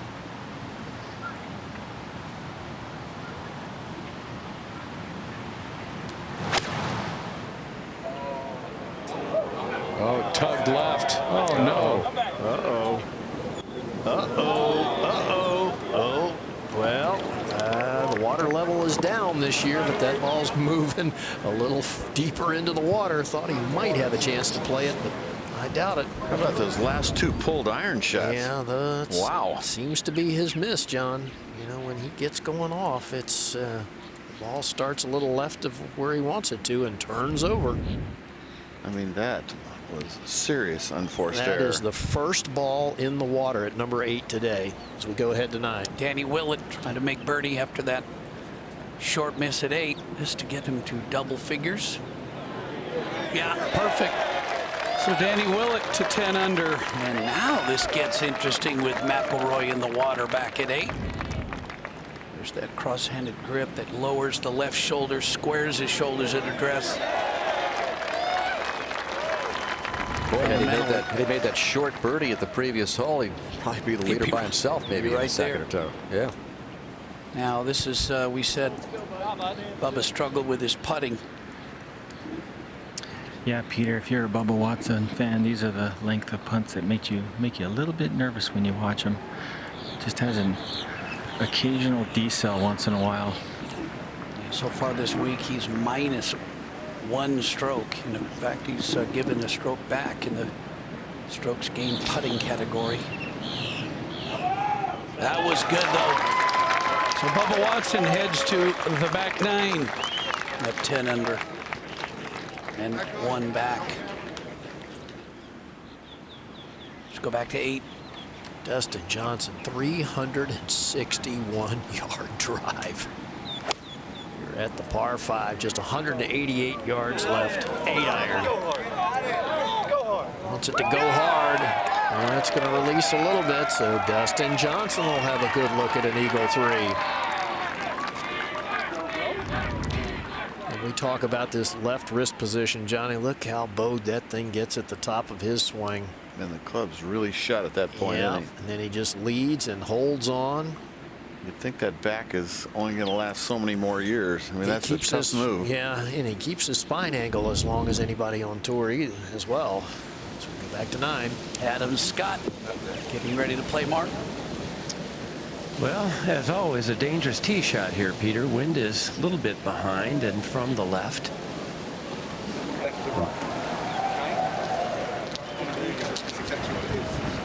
Mark, just 1 ball in the water today, and that was Jordan Spieth earlier in the day. I would think the Golf Channel tower right toward the back left corner of the green would be the target, and let the wind just push it a little bit toward the hole. As Johnny said earlier, his misses with the irons have been to the right. That's pretty good. You don't see many balls over there, that's for sure. You don't want to mess with anything on the right side of this green. Yep. 6. I mean, 5 is very, look, if you look at these flags over here, Phil, they've completely changed. They've gone from slight help to slight hurt. Yeah. So 5 is very much in play if you want to hit it. Yeah, I think that I like this. I like this. Okay, so you got 74 front with left to right wind. Well, after consultation with Jim Mackay, Mickelson's ready to go, Mark. And looks like it's going to be a 6-iron, so he's going to have to ride the wind in order for that ball to carry far enough with this club. I think he could choose to cut a 5. Second on tour this year for the whole year, second in par 3 scoring, so that new swing on plane is paying off in these par 3 tee shots especially.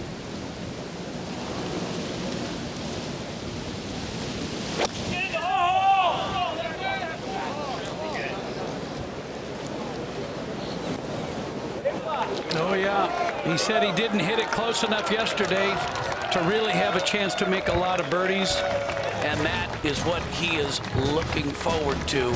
Some shorter birdie putts that will get him to double figures should he knock it in.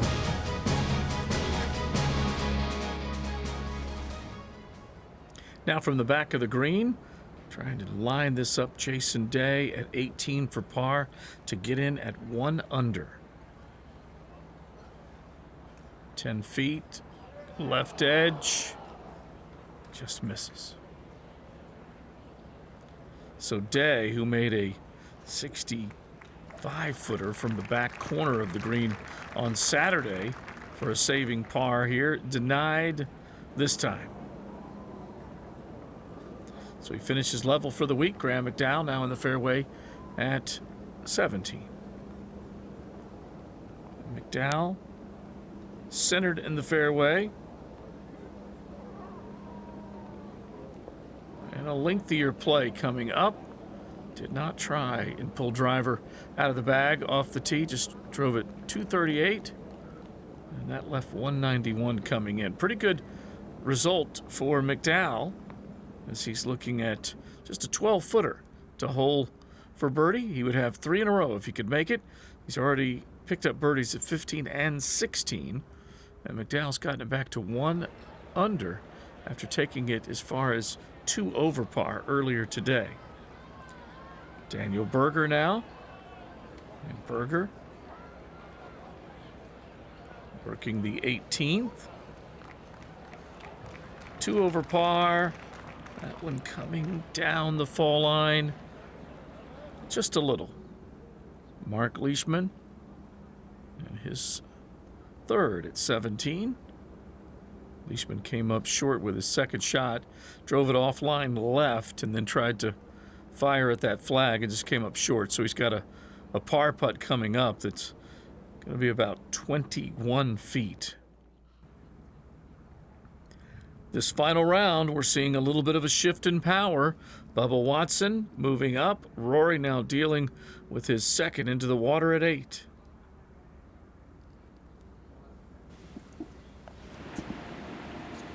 Here at the 8th, Dustin Johnson has 2 putted for a birdie, so he is now 8 under par. McIlroy played a pretty nice pitch up here, putt for par to retain the lead.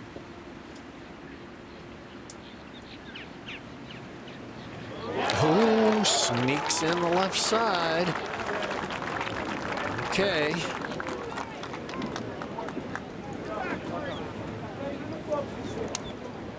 Well, we want to give special thanks to the MetLife Blimp Snoopy 1 for providing a neat perspective of this WGC-Cadillac Championship. For over 25 years, the MetLife Blimp has provided golf fans with a bird's eye view of all the action below. And what a beautiful day, and what a great view down at the 9th and 18th. 18th green on the right, 9th green on the left. Some great viewing right in that area. A lot of exciting things. And we'll go over to 15. This was just a moment ago. Russell Knox, his 2nd shot from just off the right edge there. Fluffy little lie. Look how beautifully he just shunted that forwards. That's why we were showing that. You're just used to CBS, 16. that's all. And ahead 1 at 16, Paul Casey has a chance to reach 6 under par with this birdie putt. And does. So good round for Paul Casey.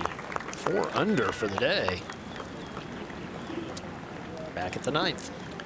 Adam Scott now going through his pre-putt routine with the aim point mark.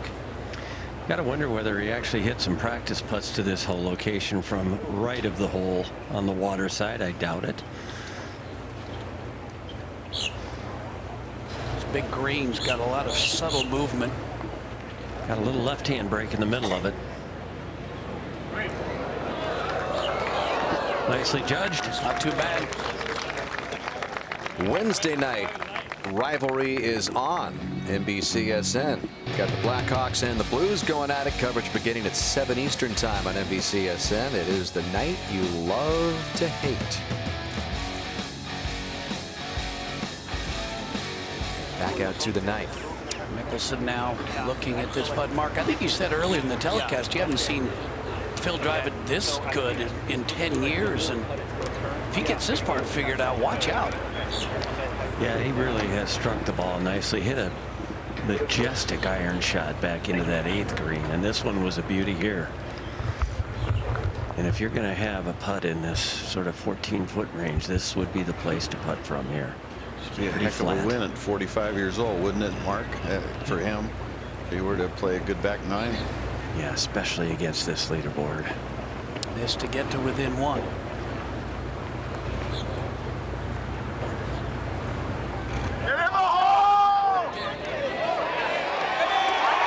There you go. There's that fist pump. So Mickelson, good job, he says to Bones. Good read. Good putt. Nice 2. So Mickelson now 1 back. Boy, this is getting really good as we head to the back 9. Another look. There's the claw grip. Read absolutely perfectly.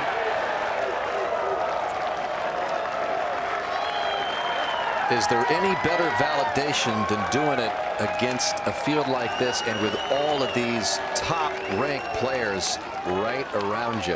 Well, his passion, Dan, is so high. He loves what he's doing with his golf swing, and he's ready to win again. Now back on the tee, Dustin. 6 iron here.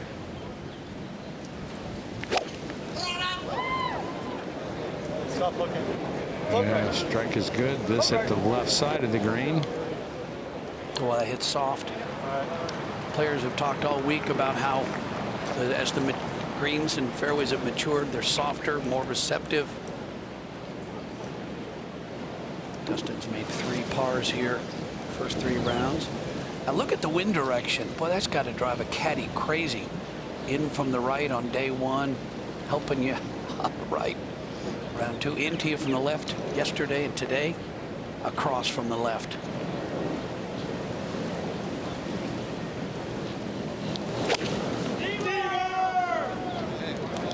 Another 6 iron here. Wow. Well, this is a surprise. Let's go to the 10th. Philip. He's got his tail up here. He's got the tilt back in his kilt, the glide in his stride. This one's hanging dangerously left. Oh, wow. And there goes the tilt in your kilt. What a bummer. That didn't cross any of the hazard. Just after such a beautiful tee shot on the last. See if this one hits outside the hazard, or did it look like it must have hit in? Get that? Ooh, yeah. Lands in the coral there. Yeah. So that'll be. Make this. If you wanted to make 4, you wouldn't do that.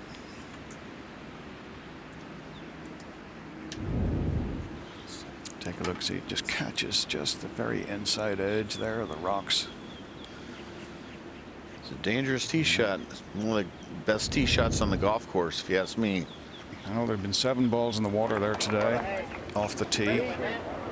See, only 66 in the field. Just like hitting it out of bounds, huh? Yeah, it really is.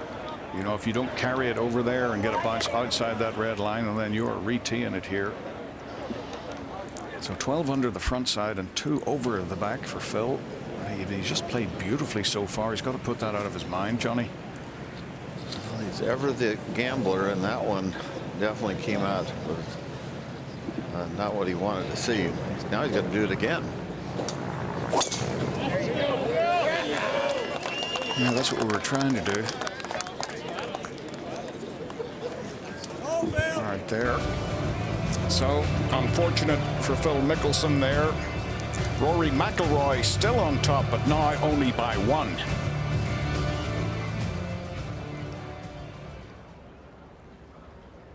Zach Johnson, as he works the finishing hole up the right side. 6 over for the champion golfer. Brings this in right to left, and it's going to hang on the top half. 191 to the back portion of the green, and he'll have a quick putt from there 46 feet away. Now digging in. Jordan Spieth getting the feel for this level par at 16. Found that last of the bunkers. And if this, well, it just hangs up over that second spine. All in all, a very good pitch. Obviously, would like to get it closer.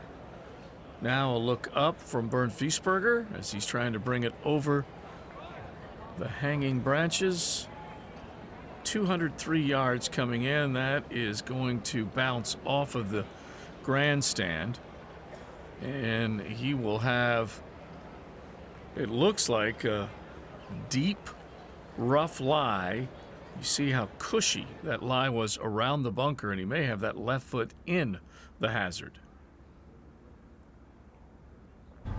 One moment it can be sunshine, lollipops, and rainbows as Mickelson was coming off 2 straight birdies to end the front 9, and then after watching the ball in the water off the tee, how quickly the expression and the demeanor changes.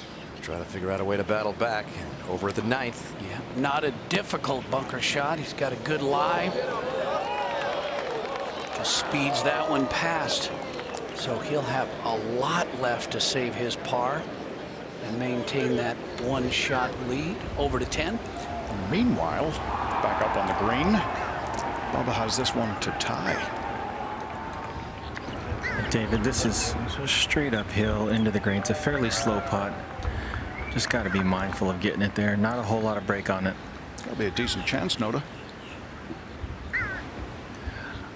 I think so. He's starting to roll it pretty well.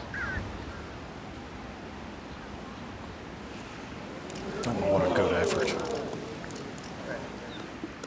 Just looking better and better as the round goes on. And, you know, with the 18th hole the way it is, someone who can hang up a number here, that can work. Over at 17, David. This was just a moment ago. Jimmy Walker, who started off on Thursday with a 3 under 69, has been going the wrong direction. But today, he's going the right direction. That is an eagle 2. That gets Jimmy to 8 under and 6 under on the day. How about that card? Some downwind holes coming home. That could happen a little bit later. Downwind on 17 and 18. Now McIlroy. Big putt to save par here. Yeah, a little uphill. Should move a little bit to his left, I think.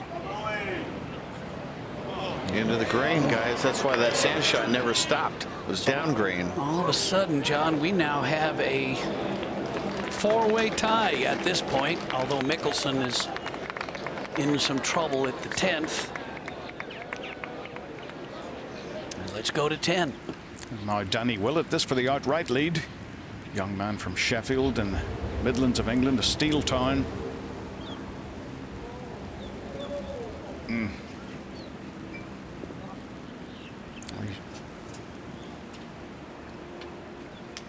Well, now are you up for some football? Arsenal needs a win at home to keep pace in the title race as they host West Brom Saturday at 12:30 on NBC. And the weekend coverage begins Saturday morning at 7 Eastern as Norwich hosts Man City on NBCSN. It's the Premier League on NBC and NBCSN as we get back to the 10th. And Bubba wants to finish this one up.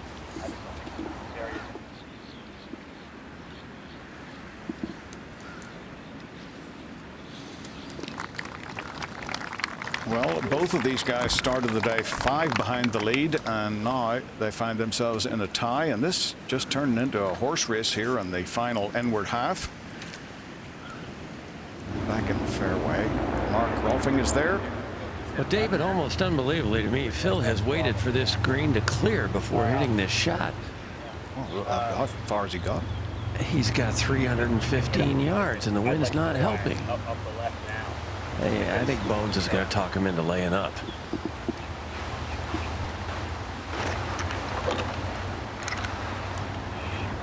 Okay. Well, you can see what he has left there. And I think it's just a stock 4-iron up the left there. there we go. There we go. Now this obviously is 4th shot.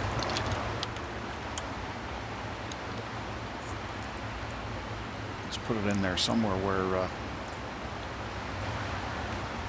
get a decent sand wedge on it. Knock it close. Doesn't seem over the moon with that either. No, it's sort of a low pull. Oh no. Oh, that's that long bunker shot. Wow, just how quickly the momentum can change. Adam Scott, has he got a chance?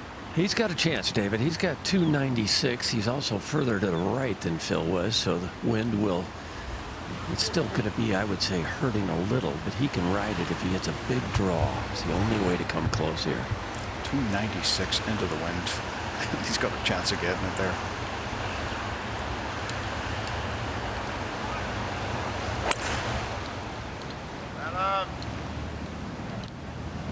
Boy, he hit it hard, David. Yeah, I guess he did. What a wonderful shot. Absolutely magnificent shot from Adam Scott. And he's just a couple back. He'll have that putt to tie the lead. Well, if you like golf, you should stick around. Roger is back on the 10th tee there with these two. Yeah, see just how greedy you want to be. Air on the right is the mistake to make. Oh, wow, that's diving quickly. Oh, which way did it go? Oh, backwards. Where'd it go? There's a danger to wildlife right there. There's birds ducking. So the 10th hole, let's have a look at this club face. Look at the torque on that. And the reason that it twisted that way open was he hit it on the toe. And anytime you catch it on the toe, it's an outstanding chance that you've hooked it.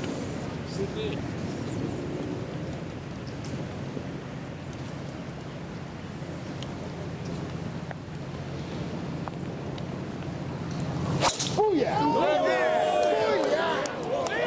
Well, we know where he wasn't going as well. Right.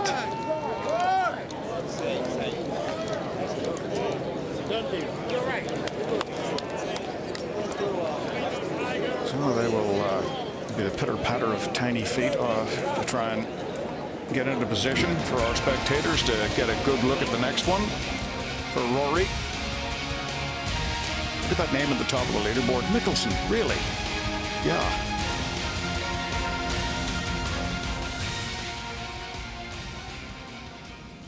Scott Piercy now, green side at the par 3 15th. Shared the lead with Marcus Frazier after the opening round, but he is in at 1 under right now.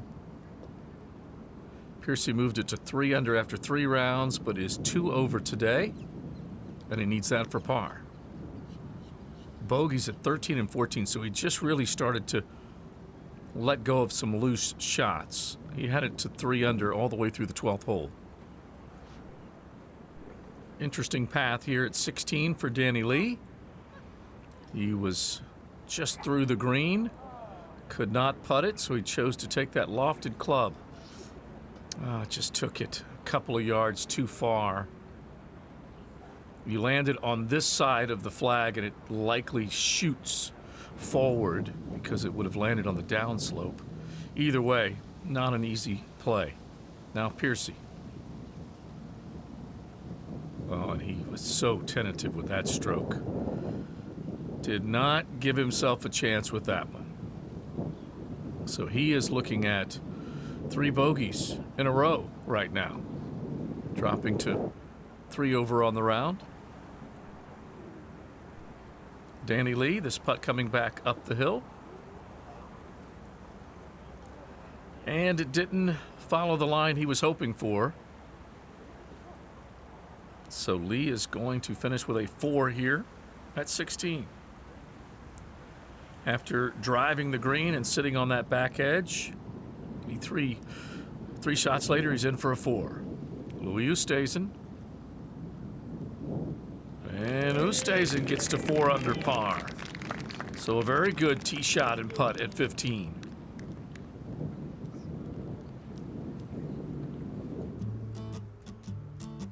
Dustin Johnson finding trouble off the tee at the par 5 8th.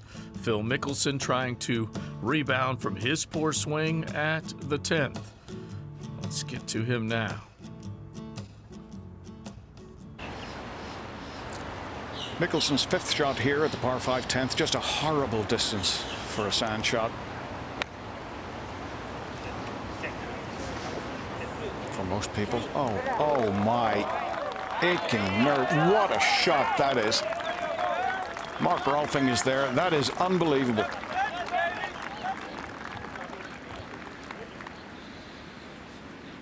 Well, no, Dustin is dropping. I don't think we've seen one drop there all week, Roger. Well, you would think he might have re-teed, but he's moved ahead some, 25, 30 yards, and elected to play his 3rd from there. Well, that's his prerogative there. That's Yeah. a red hazard. You know, It's a little awkward. Yeah.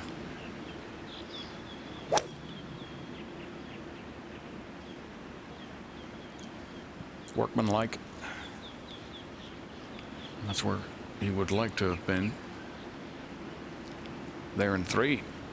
Now, unfortunately, let's have a look at the comparison between these two tee shots. Now, if you were trying to tie your shoelaces, this is the way you would start. But something, if you split the difference, really, that's where they wanted to be. Scott for eagle, up on the green.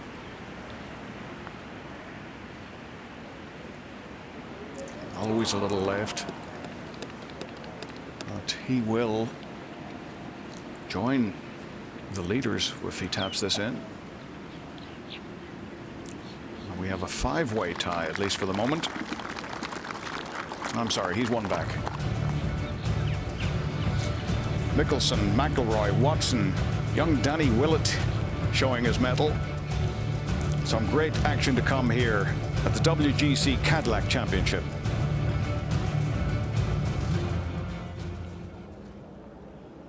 A lot of shots being exchanged at the top positions on the leaderboard. Now Andy Sullivan, 1 under par. This is 17. And Sullivan trying to dial this in.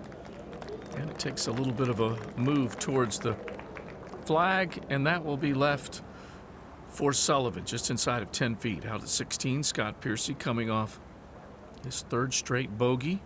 Can he get something back here? Piercy hits it a long way, and that was with a 3-wood. It goes through the green and hangs up. He would have much preferred that fall into the bunker. Jordan Spieth now. Spieth at level par. 2nd at 17. Missed out on that birdie putt at 16 earlier. And that will hold as well. So he's inside of 15 feet. And a 10-footer for Sullivan just ahead. So Spieth, from 98 yards out, looking at a 15-footer to see if he can pick up a birdie to get back to 1 over on the round and 1 under overall. 3 bogeys on the front for Spieth, and the world #1 playing the back 9 at level par. So those players coming through 16 and 17, those are really the last chances to take a look at birdie. As we get to the 18th, and Mark Leishman, as he tries to line up this par putt of 22 feet. And Leishman watches as it rings around the right edge. Tough break, had 233 coming in.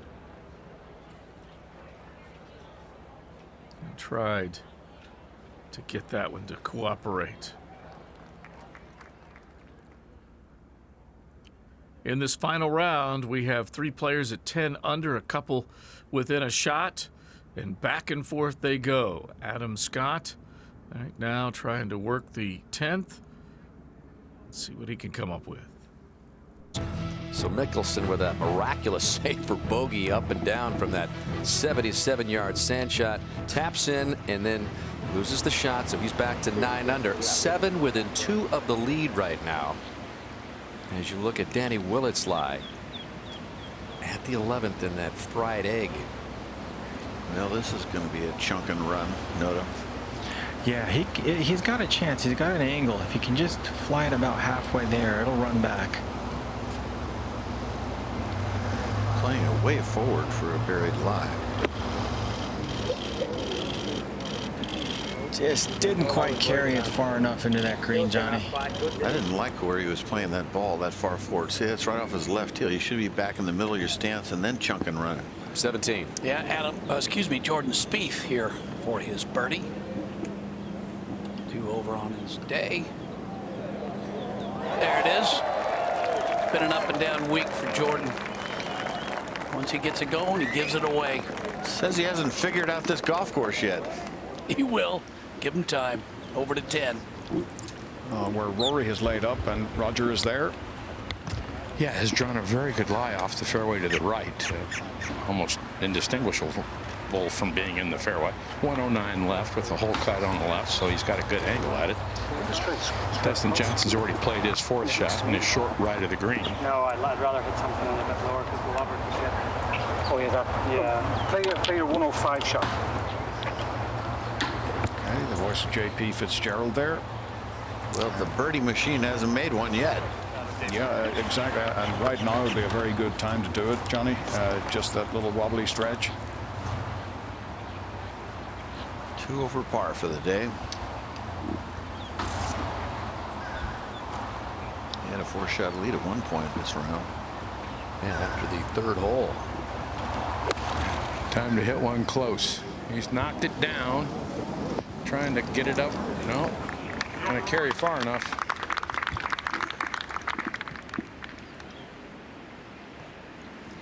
And look at the length of this birdie putt for Bubba Watson. And not only that, it's got about 3 different breaks in it. Certainly not a type of putt that you'd practice, Johnny. These are the types that you just got to rely on your instinct. There's his caddy, Ted Scott, walking this off, trying to figure it out. There's a little brow that's in there that comes right off this bunker, and so that's what Noda is seeing. It wants to go right, then it hits that brow and flattens out for a while, and goes right again at the hole. So, and now you can see it a little bit, but it's I think mostly just a little break to the right, isn't it, Noda? Well, yeah, it's going to be a little left to right to start, then it's going to push back from right to left as it comes up and over a slope about 2/3 the way there, and then going to try and come back again from left to right. 99 feet. See that shiny spot that's Noda's talking about that's coming off that bunker. So right, maybe a little left, then back right. More, I think, right overall. There's a little bit of right. Now it should start moving, as we're looking at it, to the left, but his right. So that a par attempt upcoming for Bubba Watson. Special group of players packed on top of this leaderboard. 3 at the moment tied for the lead in the final round of the WGC-Cadillac Championship.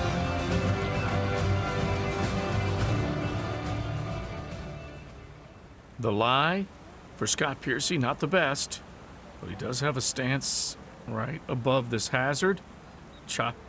Chops it out, and that's left for birdie. So Piercy, with the first bit of good news in a while, trying to stop that bogey train. It is now 3 holes and counting, and he has a chance to come back with a birdie there. Russell Knox, his second at 17. Knox, 2 birdies on the back half, coming off bogey, though, a disappointing bogey at 16, and this is a get-well shot. That'll work out. If he can convert that from just a couple of feet away, he'll bounce back from that bogey at 16 and get to even for the week. Now back at 16. And after the birdie at 15, Louis Oosthuizen almost had eagle here. He's going to have a tap-in birdie. And Oosthuizen increasing his position on the leaderboard as he moves now into the top 10 with a pair of birdies at 15 and 16. Danny Lee over par as he attacks at 17. Lee bringing this in below the hole, right edge, and 21 feet from the flag.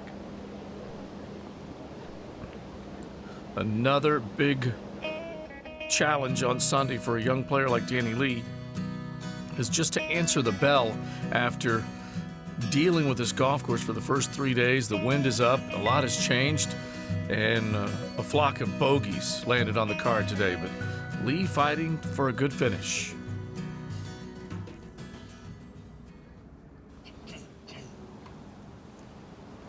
While we were away, Danny Willett for par at 11. Desperately trying to stay in that 3-way tie at the top with McIlroy and Bubba Watson. Looks a little bit firm to get that break to the right.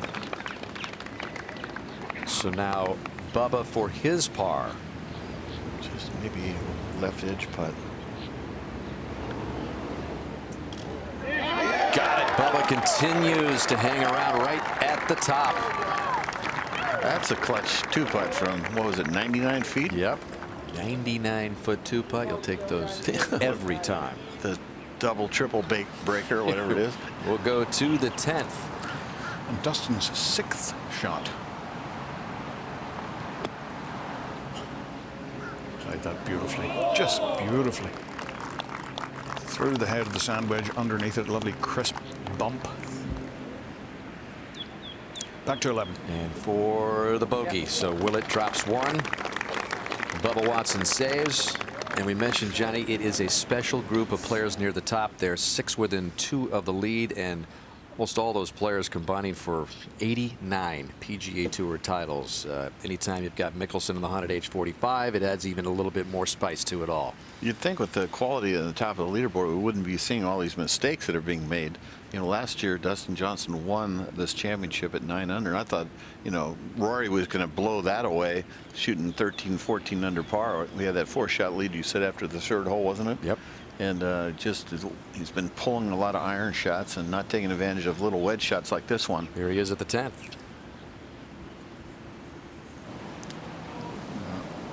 A little shy. Probably not quite dead there, so there's been some butchery of the 10th over the last 30 or 40 minutes. We'll go to 12. It is the par 5, and time now for our driving distance grid presented by Callaway Golf. And we can't think of a better guy other than Bubba Watson to give it a chance and surpass his good friend Ricky Fowler. Yeah, Fowler has the longest drive so far at 308 yards, but that one not very good for Bubba. That's going to miss the fairway left. And just some 282 yards. Drives much shorter today as the hole's playing back into the breeze. What we've seen earlier in the week. And Danny Willett next to play. Johnny, we'll see a good look here at that quick set that he has. Reminds me a lot of your swing. Yeah, he really sets it early, maybe even more than I did. But I talked to his caddy. He said it's really good from the 5-iron through the wedge. Not quite as good when you pick it up that much with the long clubs. Yep, that one's headed left as well. Ooh, that might have been a good break there. Might have gone that water. Huh? Yeah, there's water left of the cart path there. Just another 10 yards or so left of that ball. I think both balls nicked somebody. So that'll be 2 layups there at the 12th. We go back to 11. Adam Scott's second. Really haven't seen anybody get it close that way back right hole location. It's a beauty. I'll tell you, that is a Sunday pin. Adam Scott has got it going. He's got a stretch here with 3 birdies in the last 5 holes, and it looks like another one. Definitely hit a great shot on the last hole on his second. Now a great shot on his second here. And up to 18. Jimmy Walker for par to post 8 under. Pretty straight putt, Jimmy. It's hit it right straight in. And of course, that 8-under is going to be passed, but it's the lead in the clubhouse right now. And the 6 under, the best round of the day, turned in by Jimmy Walker, surpassing Justin Rose's 67, which it stood in that category for quite a long time. Co-leaders, Bubba Watson at 10 under par, along with Rory McIlroy at the WGC-Cadillac Championship, and plenty of firepower still chasing them.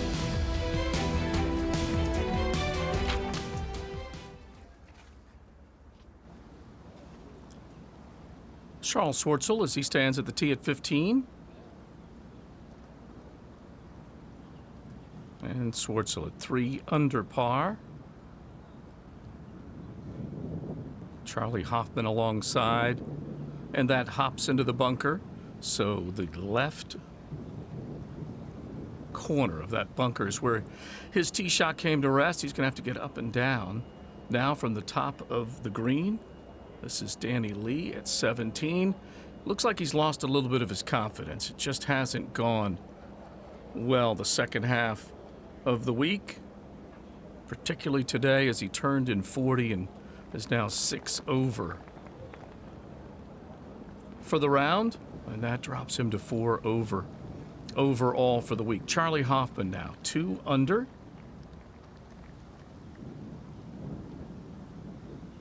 Hoffman had it going well late on Friday, started to make a little bit of a run on Saturday, not able to hold things together though. As Hoffman right now coming off double at 14.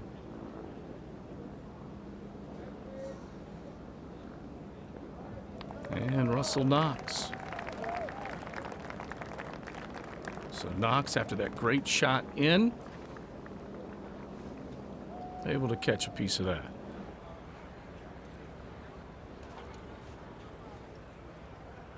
Jordan Spieth now. And Spieth at 1 under par. Oh, what a shot, but it goes through the green. That'll roll into that back little choppy Bermuda as he'll try and pitch it back on and see if he can hold it for a final birdie. Phil Mickelson in his 3rd at the 11th. Down green that he's hitting to. Be careful. Not going too far past. And you would expect him to deliver another good one, so that should be good enough for Mickelson to stay at 9 under and avoid back-to-back bogeys. And now on the tee is McIlroy, tied with Watson. It's a double fairway, and go left or right, and he was going left, but I'm not sure he didn't push it. And not even close to where he was aiming. He's a little off right now. And up ahead for Mickelson's par attempt. But right in his shadow, no problem. And we'll keep it right here for Adam Scott, looking for his 4th birdie in the last 6 holes, Mark. Well, and it just shows you, Dan, how resilient this guy is to hit a couple of the shots that he hit and make 2 doubles, and really didn't even phase him. Trailed by 6 after the 5th hole, after that second of 2 double bogeys in a 3-hole span. And so Adam Scott now joins the lead at 10 under. And when you consider what he did last week on his way to that win at the Honda Classic, made a quadruple bogey at the 15th hole on Saturday and came back, bounced back, and put it away. And look at this up and down scoring breakdown for Adam in his last 2 starts. The quad on the 15th hole, 2 double bogeys today. Those are the 3 others, and then 14 bogeys. But when you make 37 birdies and a couple of eagles, it helps to even things out. Yeah, he's 1 under par with 2 doubles. That's not on a tough day. I do have to say, folks, this is a hard golf course, and it is blowing at least 15 miles an hour. So you can make a lot of mistakes. You see Rory, though, a lot of them are unforced errors, though, is from what I can see, Roger. Just not good shots. Yeah, agreed. This is not the kind of round he was envisioning. He's had to work hard now. 172. Ball has settled just ever so slightly here in the bunker, so not a perfect lie. Taking dead aim, I can tell you that with his eyes. Pretty solid and on a good line if he's got the distance right.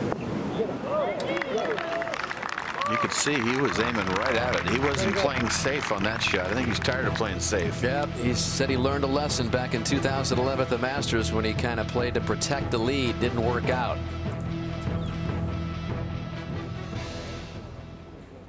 Charlie Hoffman's come to the tee at 16, 2 under par. Doubled 14. Par at 15. And this one will find that right bunker. And if it washes off the uphill slope, he'll at least have a decent lie. Now behind the green at 17. Louis Oosthuizen, and you can see the wind's picking up quite a bit. And takes it right at the flag, but that will roll out about 10 feet. Charles Schwartzel now, 2 under par.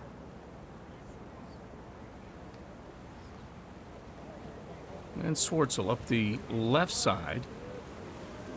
This may find that back bunker. Actually, yes, it will hop in. Comes off the back edge, and that'll leave a flatter lie. Schwartzel, a struggle on the front, even coming in. Now Scott Piercy for birdie at 17.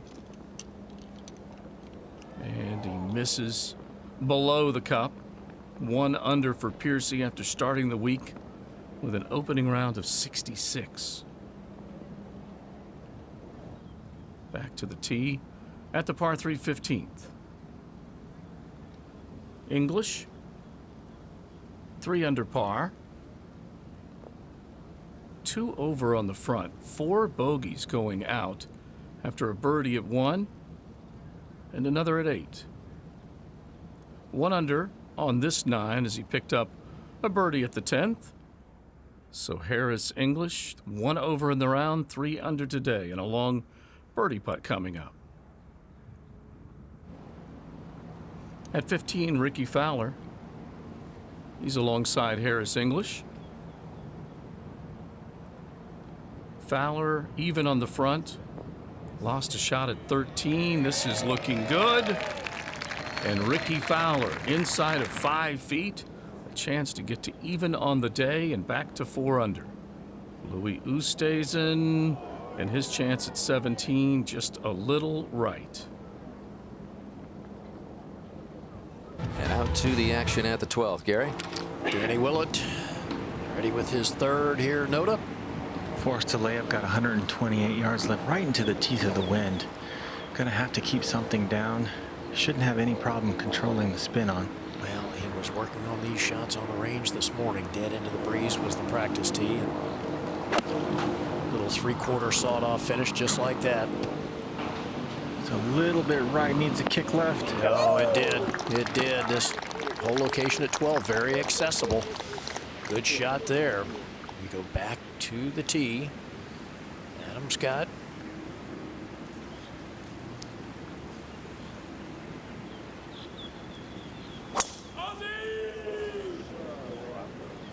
Hold on. And that one's headed left as well, yelling 4.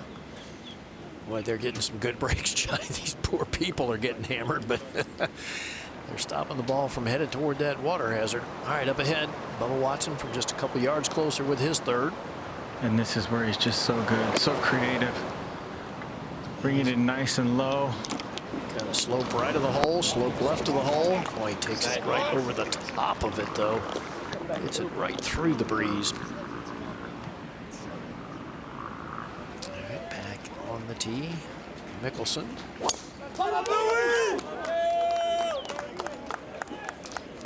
And that one is headed right. It's going to skip by a fairway bunker and come up a little close to that palm tree. Thing went down. Yeah, and disappeared down into that Bermuda rough. So 287 yards off the tee.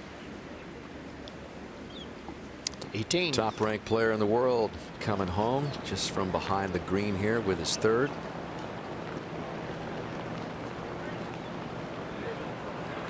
And Spieth going to save par at the last here. It's going to be a +1 round of 73 for Spieth, just like yesterday, Johnny. So he's kind of in that mode that it's just not all happening for him right now. He's talked about the schedule, currently tied for 19th.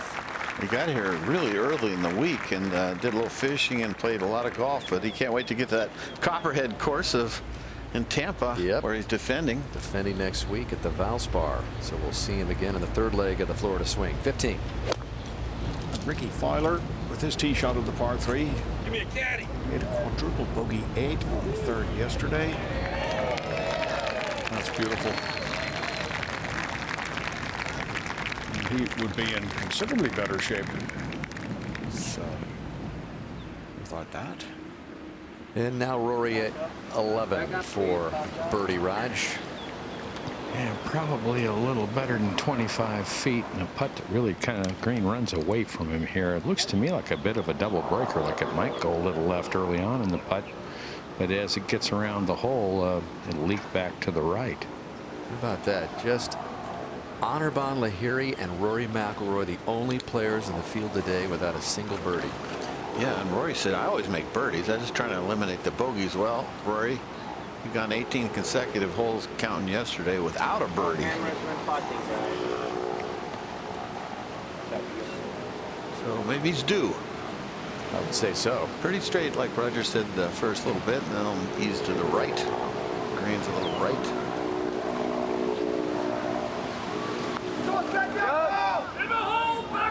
Did he hit it? Didn't hit it. That's a little curler he's left himself, too. Up to 12. Bubba Watson eyeing this downhill putt for a birdie. And Gary, you were exactly right. That thing flew right over the flag. Now he's faced with it looks like it's going to be really fast, but the speed just doesn't seem to carry from up in this portion of the green, so it's easy to sort of leave short. Greens aren't nearly as fast as yesterday, I don't think, Gary. And well, I think they anticipated the heavy wind today, John. I'm not criticizing them. I'm just saying yesterday they were quick. Oh, yeah. All right. Should this go down, Bubba Watson would take the outright lead.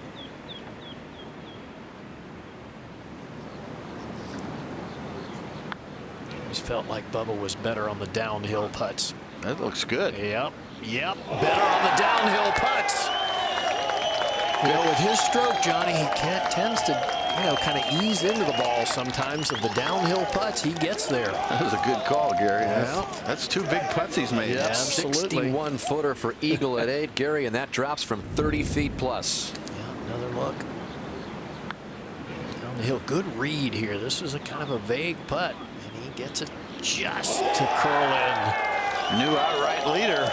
Well, sir, leave it from the creative genius mind of Bubba to turn vague into that. Yeah, just catches the low side of the hole and falls in. Hey, what if you could print what he's thinking? It would be real interesting. That's impossible. And he's even admitted it. He will tell you that. Exactly right. We wouldn't have to even be here, Gary, you and I. He remarked, what was it, a couple days ago, Gary says, if you want me to go through my round, I can tell you my thoughts, but you'll laugh because you're going to think I'd be crazy if I told you everything that was rolling around in my mind. He talked about sometimes he's over a shot thinking about what movie he wants to go see. All right, Willett. Just to get to 10 under. Not a hard putt. And he's got it. Hanging in there. Yeah, these guys are playing the best golf. The W boys. Yeah, they certainly are. Bubba's 4 under for the day. Willett 3 under. We go ahead to 15. And Ricky Fowler, we saw the tee shot. This for 2, and that gets him back to even par for the day and 4 under for the tournament. 2-11. And Rory McIlroy for a little tester. And safely in and staying at 10 under, avoiding a 3rd bogey in 5 holes. But look who's on top by himself. Bubba Watson. He's had a lot of close calls here at Doral.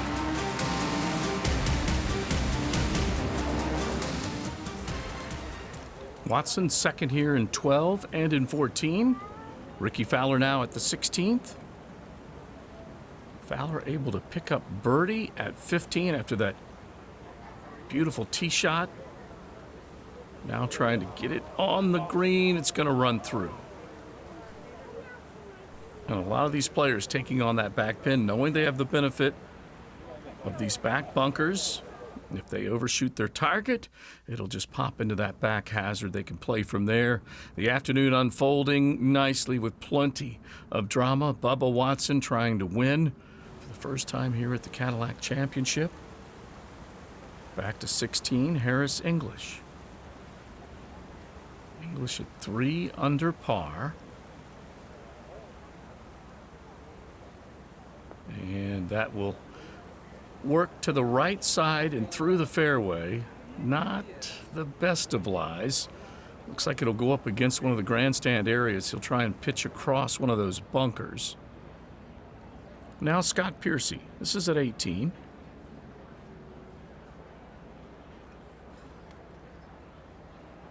And Piercy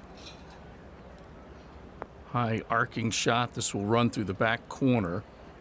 Piercy at 1 under, 179 coming in, but he'll have to scramble from a tough lie. Bubba Watson at 13.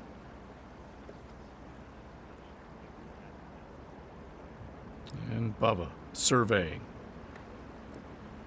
He has gotten back in position, looking for his second win of the season, second win of the calendar. 4 under today through a dozen holes as he is up by a shot. Adam Scott in that group at 10 under. Danny Willett joining them. Rory McIlroy. He started the day with a 3-shot lead, but right now trailing by a couple. On the number 12. Adam Scott and David Clark discussing his third shot here at the 12th. Played a pretty good second, Gary, to get it to this point after driving the ball left. Phil Mickelson has played 3 shots and barely got it on the front left corner of the green after a poor tee shot. With this one now, maybe look, yeah. Adam's got a little burst of wind, which is as strong as it's been in half an hour right now. Well, they just were discussing this 138-yard shot. They're going to play it like it's a 150-yard shot, so giving the wind plenty of credit.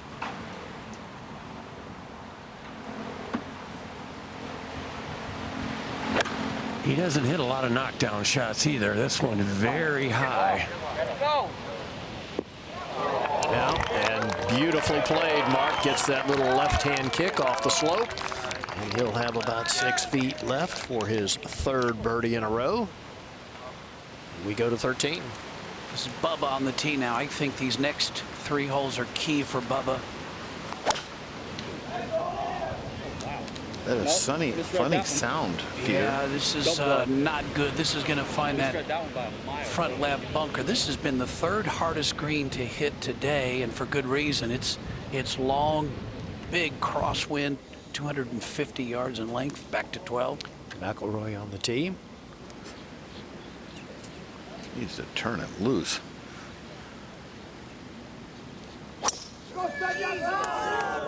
That appeared to be a better swing. Johnny got through that one a little better. Yeah. Like I said, he needs to just turn it loose. Well, Fowler at 308 with the longest drive. And got it. Did he?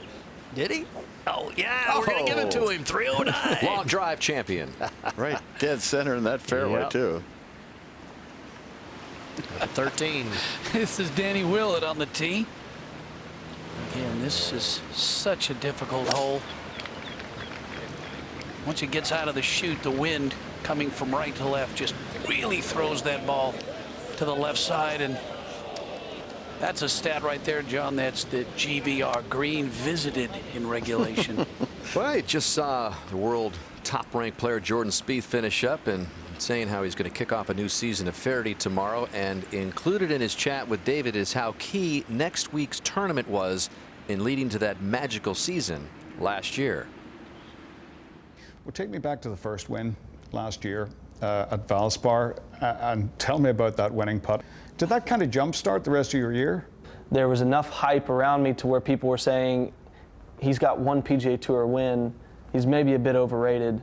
You know, wait and see what happens when he can close. That one validated that I can make that 20-footer to close and be the walk-off fist pump to celebration. And what a cool moment it was, especially at a right time leading into the Masters.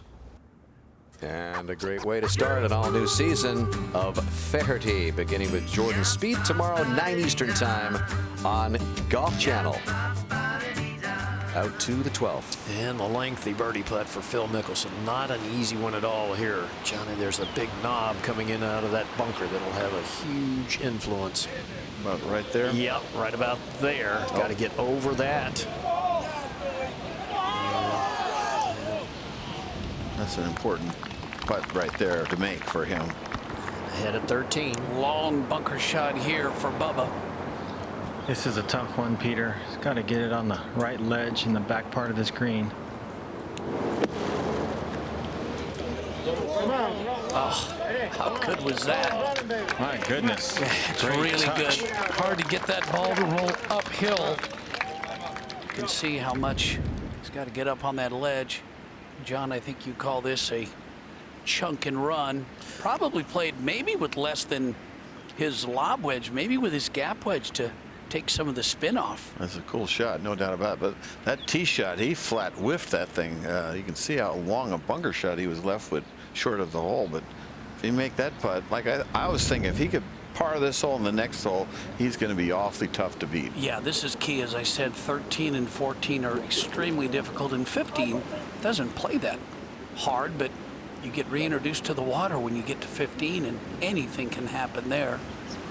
You can see the wind blowing that flag. This is a great lie. Just need to dump it out about 4 or 5 feet on. It'll release down to the hole. Look at the knee bend, folks. Get down to it. It's above the ball.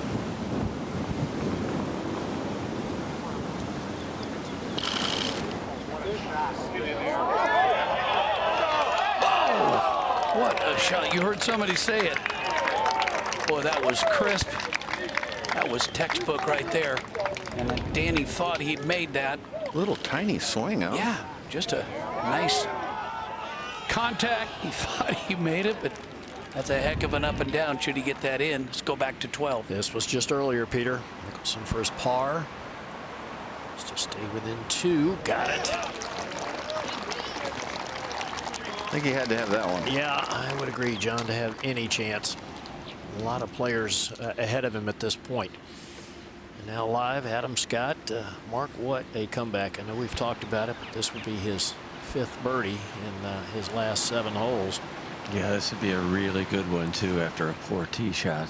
Nice place to putt from here. A little right to left break. Yes, sir. So Adam Scott finds himself atop the leaderboard once again. There's that card. Look at those circles after the second double bogey. Great comeback.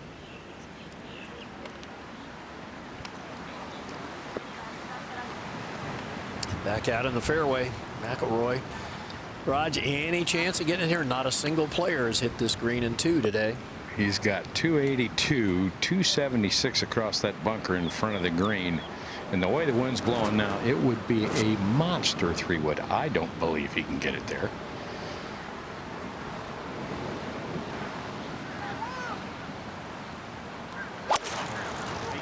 Just get it up into that front green side bunker. It's an easy play from there.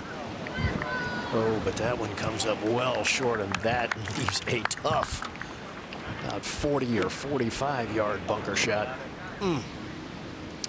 At 11 or 13, excuse me. Yeah, Gary, this is straight in. Big putt right here for Bubba to stay tight at the top. Yeah. Well, he said earlier in the week, any long golf course like this, it's all about short game. So he had the right focus coming in. And take a look at his card. 2 birdies and that eagle back at 8. That was a huge bomb he made, and I think that got him going.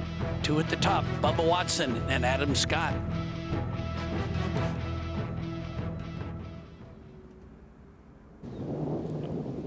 Now a look at Anirban Lahiri. As Lahiri's just trying to judge this. He has to come from the back left corner to this top right pin at the par 3. And a good judge of distance. It just kind of worked left as it got up onto that upper tier. So with that, he's left with a manageable 2-footer for par. Here he's just going to make sure he's out of the way of his playing competitor. Charles Schwartzel now, a little bit above the hole here at 17. Looking for birdie from 29 feet. And that just crosses by on the left side. Schwartzel, 3 bogeys on the front, 3 more coming in. And he's worked that against 3 birdies today, so it's a 3-over round. Smiley Kaufman is alongside Lahiri at 15. And Kaufman making that. And that gets him to 5 under. Smiley quietly putting together quite a week. This is Charlie Hoffman for par at 17. And rocks those shoulders and then has a nice calm stroke. Lets that right shoulder follow ahead of the putter, and he makes it. Lahiri cleaning things up at 15, and Anirban right now at 1 under par. He had moved it to 6 under at one point, but he's 6 over today.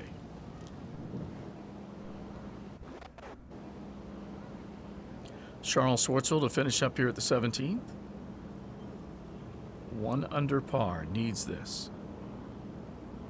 You could tell that was falling off line, but it was close enough to the cup to catch a piece of it.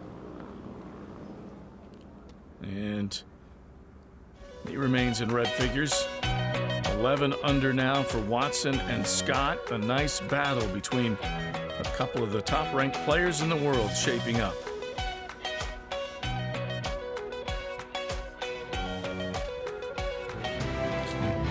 And coming into Trump National Doral, the Blue Monster. And its 55th consecutive year hosting the PGA Tour event. This could turn out to be one of the best finishes ever, as Adam Scott is at 13.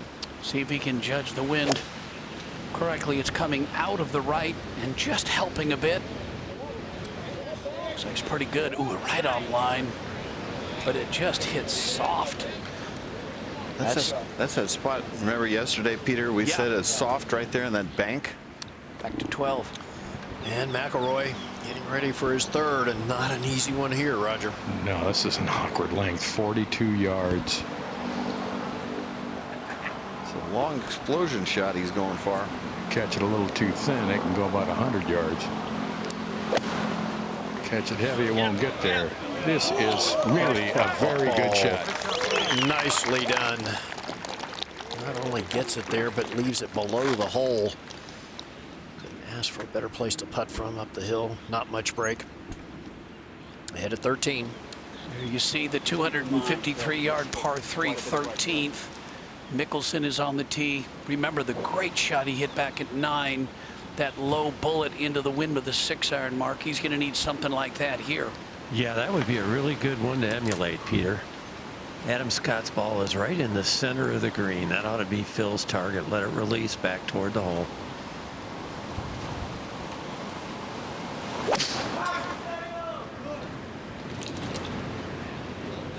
And that's kind of where it's headed. Oh, that took a hard bounce, John, right on that spot. Yeah, it's just downgrade that second part of the green, isn't it? Yeah, that's only about the 5th ball that's gotten past the hole location today. That's how difficult 13 is played. That's a good spot, though, isn't it? Yeah, it's on that back ledge, and that is makeable over to 14. And Bubba Watson getting ready to launch. Very realistic chance at back-to-back victories. He won at the Riviera. Second toughest hole on the golf course today, and he hit it to the left. Watch out, he needs a good break. Oh, that was a good break right there. They hit that tree and kicked off. So, you know, it's not a great spot, but it's better than it could have been. Now it's going through the mind of Bubba. Who knows? Maybe one of the most talented players on tour. Great hands, but lost that one left. Hit it right on the heel of the club.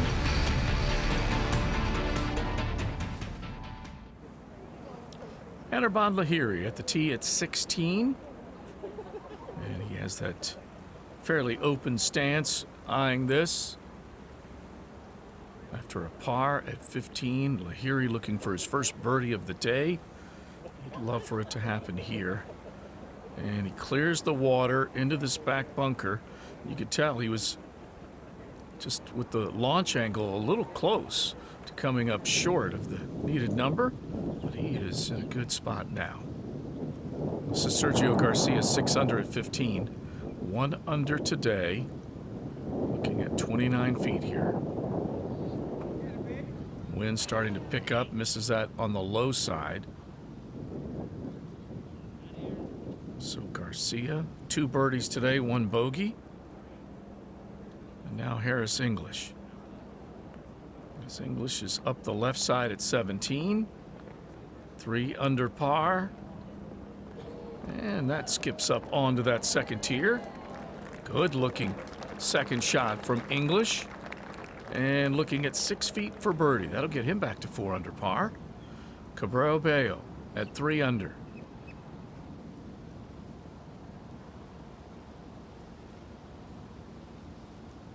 And it just lays on the right edge, both he and Garcia with good attempts at 15. But both of the Spaniards are going to finish up with pars. 11 under for Bubba Watson and Adam Scott. Bubba already winning at Riviera. Adam Scott was starting to make his move at Riviera for the Northern Trust Open. You could see signs of where Scott was putting everything together, and then he ultimately won at the Honda Classic the following week.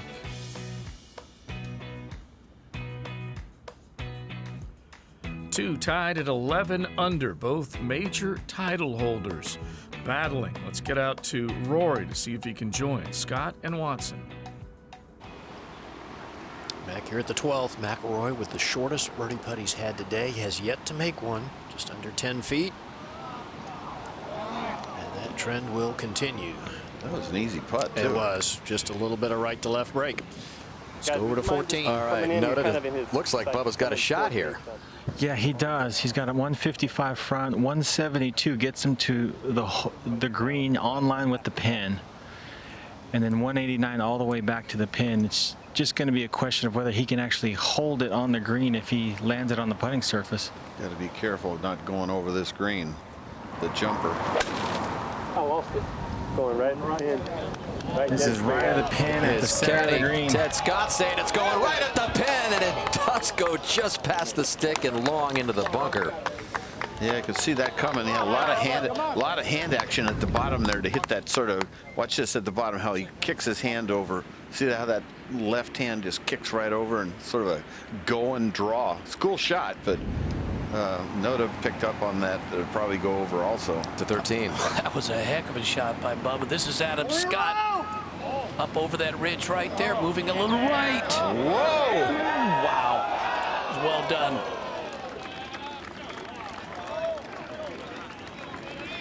Well, shaping up into another fine finish here. We had Adam Scott win the Honda Classic last week. What's going to happen here in Miami? Valspar Championship, where Jordan Spieth defends in the Tampa area and Palm Harbor. Then it's on to the King's Place, the Arnold Palmer Invitational, presented by MasterCard. Matt Every's a 2-time defending champion there. And then for the first time, the match play being held at Austin Country Club as we head to Texas for 2.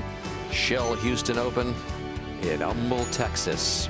Concludes our 6 in a row for our Golf Channel and NBC team here, and back to 13 here. Boy, Mickelson took a long look at this from behind the ball. There's the claw grip. Little into the green. This is one I could see going in. Oh, just lost that thing. I thought it was an easier putt than that, Peter. Yeah, I did too, Mark. It looked to me like he just came up and out of it. Just left the blade open and blocked it. Let's go ahead to 14. And this is the 3rd for Willett. And Noda, you're on the scene. Yeah, this was all set up by a tee shot. Took iron off the tee and flared it right. Caught some palm trees, had 270 yards left, and had no choice but to play short. And this might be the hardest up and down around this green, Johnny. Longest bunker shot he could get. He's good out of the bunkers. Only one birdie today on this hole, Brandon Grace. Just a third of the field's hit the green in regulation. Second hardest hole. That's a 495-yard par 4. There's that runner. Hit and run. He's got great hands. That's pretty good. So stay tuned to see if Bubba and Willett will save their pars. They've only made one bogey between them through 13. And that was Willett's bogey at 11. Bubba bogey free so far. Now back at 13, Dan, Phil was over the ball ready to go, and he stepped away. And Mark, do you know what was going on there? Well, just buffeted by the wind, I think. Caught a little bit of a gust of wind. Certainly not what he had in mind for a par putt with just 18 feet for birdie. There's that switch to the claw. He says it's clearly better on the short ones. And it's working for him. Problem is, he's just not hitting it close enough this week to be able to have some short ones for birdie. Let's go to 14. All right, what's next in store for Bubba Note as we look at his sand saves line this week? Well, he's got a perfect lie.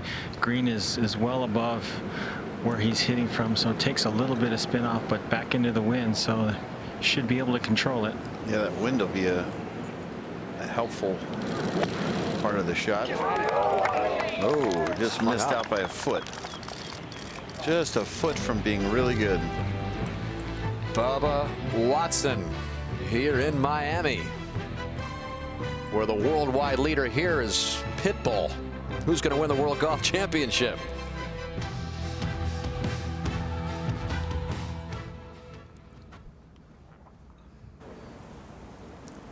Smiley Kaufman as he takes a look at what is left here at the 16th. Kaufman trying to pick up a birdie here. He just converted at 15 to get to 5 under. 29 feet. Just couldn't nurse it all the way to the cup.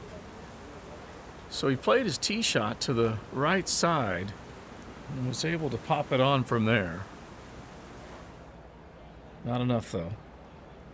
This is a tough lie for Charlie Hoffman looking above the palm trees. And he is forced to try and play to the right side. When you have those angles where you're left with no choice but to try and run it up the right side, you have to try and play to that back bunker. Anirban Lahiri.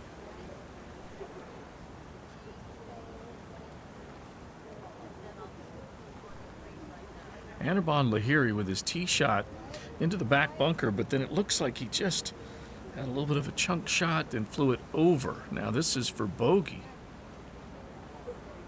Anirban Lahiri with all sorts of struggles here.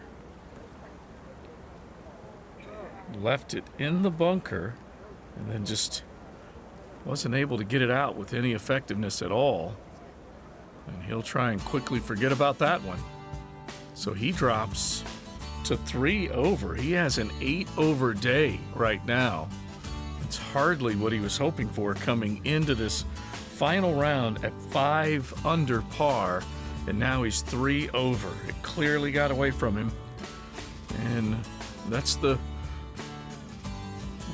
residual effect of a tough golf course over 4 days. It just wears on you, and with the wind up, a few of these players have succumbed to the challenge.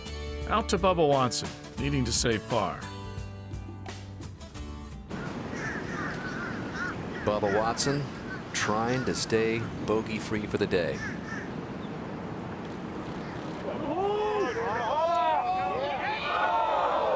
And it ends here at 14. He falls out of that tie for the lead with Adam Scott. Well, he hit a poor drive and then should have not over-clubbed on that second shot if he could have helped it. And then just barely missed out on the sand shot. Another foot, it would have rolled up close. But bogey here on the second hardest hole, of course, is not the worst thing. Back to 13. Rory McIlroy now 2 over in this final round. That 3-shot lead he had over the third round is gone. So is that ball into that green side bunker, and that looks to be on the downslope there. So it's going to be a tough one there for Rory over to 14. And Danny Willett trying to avoid the same fate as Bubba. Just pours that in confidently to stay at 10 under. That's a pressure putt and a money putt. So Willett's right there, one back of Scott. We have a 3-way tie for second. And back on the tee is Scott, the leader by himself just a moment ago. Really an important tee shot. We got to fit it in there with all those bunkers. Looks apprehensive. I don't know why. It's only like the best tee shot of the day. That's just rocketing out there in the middle of the fairway. Oh, that is nuts how far that went. That's really firm down there. So now 349 yards. Wow.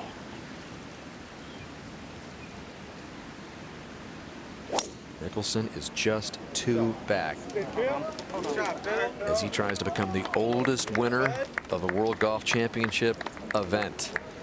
I mean, he is just a different golfer right now. Think how hard this fairway is. I think the fairway is running about 12 on the stimp meter.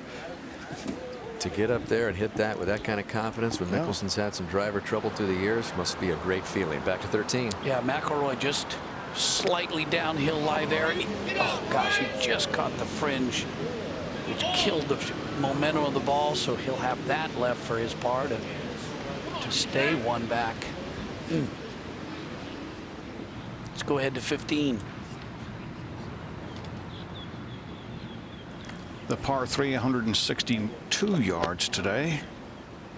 Danny Willett went to Jacksonville State. So he's familiar with the conditions here in Florida. 4 wins on the European Tour. Didn't stay too long though, did he? Yeah, no, you know, it was a drive-by. Sort of like Phil Mickelson. I mean, like your compatriot there have a tendency to come over to the U.S., Nick Faldo, and not stay too long. You mean I have to study? No, wait. This is your typical foreigner here, and Jacksonville State is in Alabama. But I'm still going with he's familiar with the Florida conditions. It's my story, and I'm sticking to it. David, this wind is definitely a factor. Coming down off the left. Got to play for some decent run out here. We've had 12 birdies here today.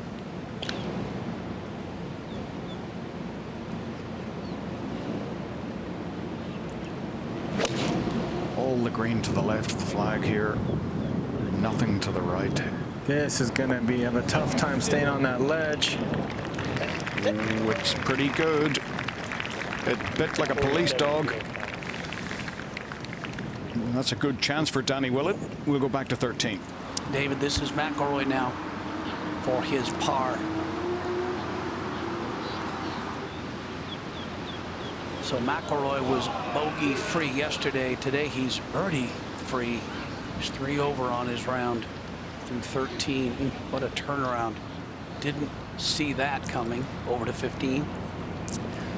Yeah, Bubba now. I mean, he can really make the ball dance. And post his will on it. Yeah.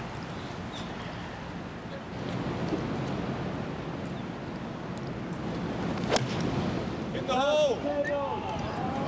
Tried to bring this in from the center of the green and did not turn over. Oh, and that one just bites as well, and that's a long way away. We'll go to 14 quickly. And after a beautiful drive, Mickelson's ready with his second. 162 yards. Pretty much straight down the wind right now. 329-yard drive.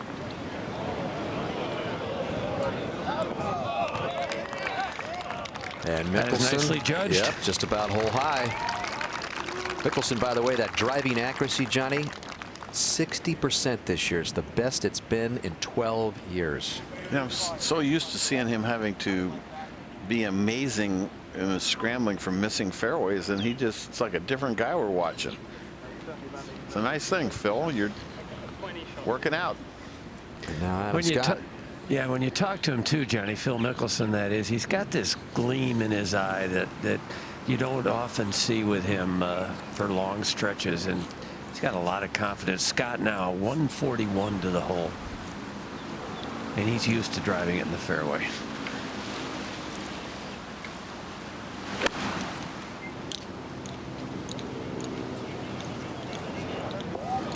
And Adam Scott runs it right up there tight again.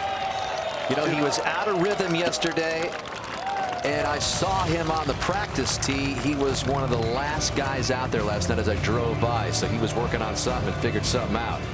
Let's get another birdie try. Take a short break here from Miami and check in with our update studio.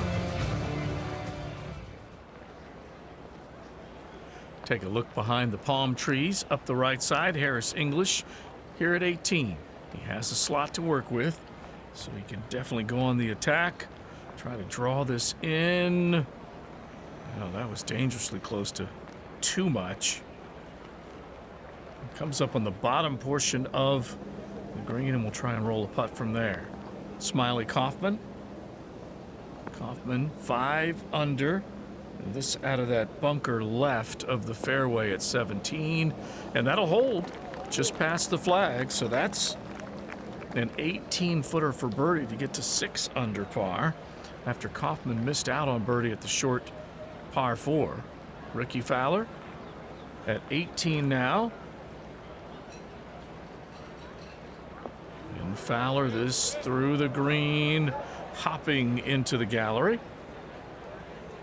So that was a bit hot from 202 out. Anirban Lahiri now. And Lahiri with his second into 17. Just an easy number. Less than 100 yards to this middle tier. So Lahiri will try and bounce back after a disastrous 6 at the par 4 16th. 11 under leads. Adam Scott on top alone now as Bubba Watson gives up a shot, drops back to 10 under par.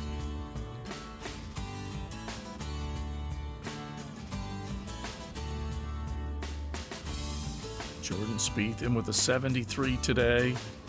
Spieth just really didn't get things going the way he was hoping for.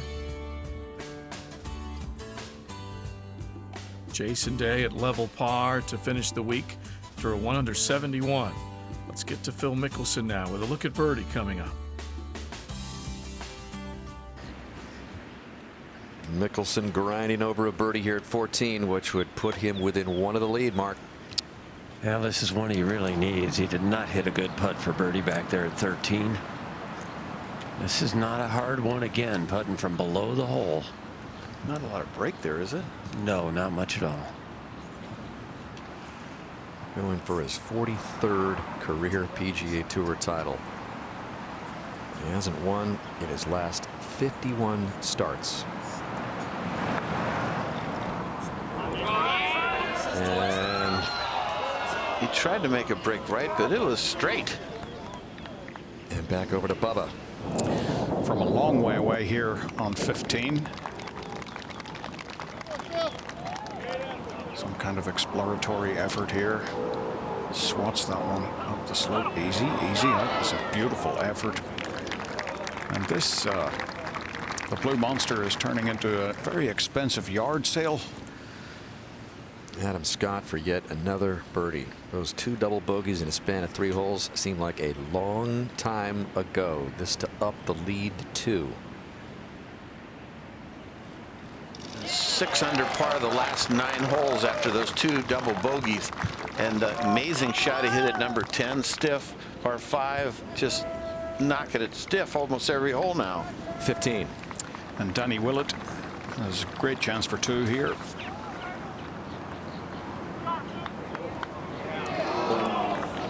The Englishman had that get to just 1 back. Well, tomorrow and Tuesday, the blind auditions continue, and the competition is hotter than ever. 2-time Emmy winner, The Voice, is all new tomorrow and Tuesday, 8, 7 Central on NBC. And back down to 15. And Bubba for par. Ted Scott steps in, take a look at it. Yeah, if it wasn't for the wind, David, it's gusting, it's swirling. Bubba probably wouldn't be thinking too much about this putt. Is it me, or is his right heel up in the air? Looked like he was on his right toe there. Not so much pressure on the back of his foot. I mean, you'd never know with Bubba. He's a different cat. And over at 14, Rory going over things with JP. 58 arm, because it was the same strength yesterday. Just move the 7 in there. Yep. 2:14 here. How quickly it can change, Raj. Rory again had that 4-shot lead after 3. Now, after his latest bogey, his 3rd of the day, finds himself 3 behind. Just hasn't been able to generate really any offense at all. Just been a scratchy round, put the ball in the wrong spot a few times. Needs a good one right here. struggled in Los Angeles. You know, he had a chance on the last day. He shot 75, and he's 3 over, looking at 75 again. Yeah, it's just been an up and down period here for Rory, just when you think he's going to turn it around. A lot of pulled irons, have you noticed? Yesterday, you know, we had Scott was hitting all those pushed irons, and now Rory's hitting all the pulled irons. Well, the leader by 2 back on the 15th tee after 2 double bogeys today. What an extraordinary performance. Almost everyone else is just shedding things, throwing things out of the basket of their balloon. Maybe it takes 2 double bogeys to make you flip the switch. Really? This one on a little lower flight, David, but just left of the flag. And it's grabbed a little early. Lovely shot. Yeah. Another good chance. He's playing great right now, Scott. Ooh.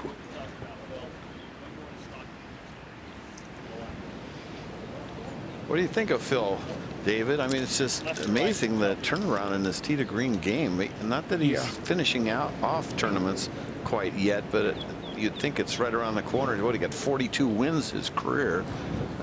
He knows how to win, but it gets tougher when you get in your mid-40s.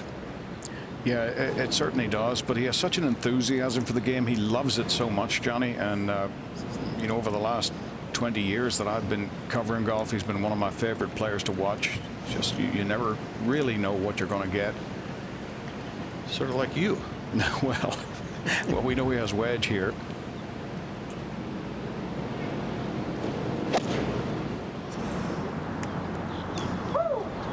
Seems to like it. Yep. Yeah, very similar shot. 2 good chances there for Scott and Mickelson. A 2-shot lead for the Australian. Just a few holes to play.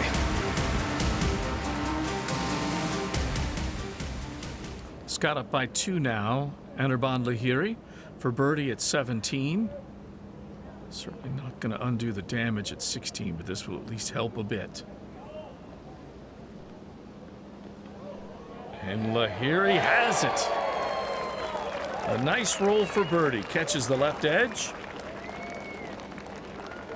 And if nothing else, just a little bright spot late. Head still down, not encouraged much by that with everything he had given away earlier in the day. He would have been much higher up the leaderboard. Ricky Fowler, and nice play for par to get in at 5 under. So Fowler, who's second, ran through the green, ending up scrambling for his 4. Smiley Kaufman, this is a little bit of a left to right putt, taking a look at a birdie chance after watching Lahiri. Does he have it? He didn't give it enough speed. So Kaufman remaining at 5 under. But a lot of experience gained from a young man who won just for the first time in the wraparound schedule earlier this season at TPC Summerlin. This is English to wrap up. And he's in with a par. So English getting back to 4 under. And he finishes just 1 further back than where Fowler finds himself on the leaderboard. Sergio getting to 6 under, joining Paul Casey. Casey a 4 under 68 today, a 66 for Jimmy Walker, as he sits just outside the top 5.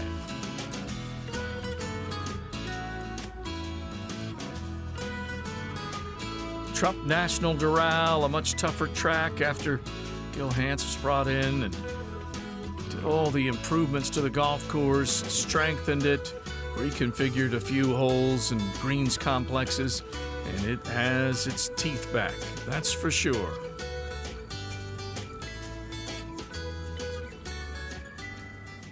And by the way, you saw a quick shot there of course owner and presidential candidate Donald Trump.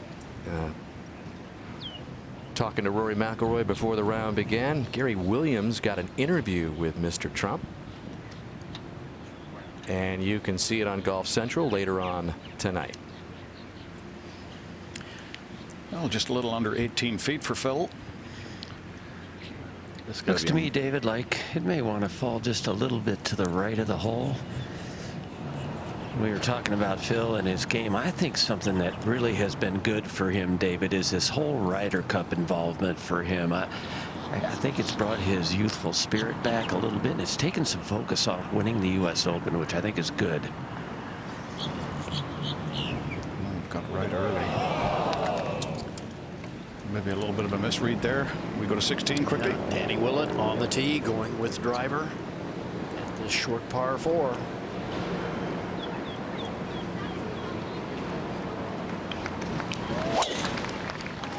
What's that wind here, Gary? Helping John and slightly to the right.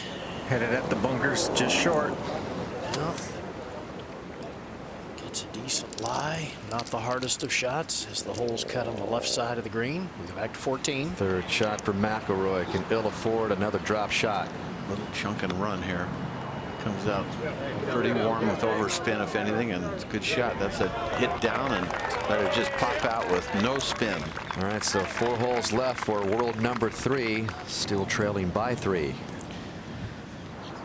Adam, too dissimilar a putt. An aggressive effort to 16. Bubba Watson with 3-wood off the tee. The 3 metal on the similar line as Willett's. Oh, carries up onto the green. That'll chase all the way through. Amazing 305-yard par 4, and Bubba Watson hits 3-wood over the green. But it's Adam Scott who has produced the birdies on this final day to hold a 2-shot lead with just 3 holes left. Stay with us.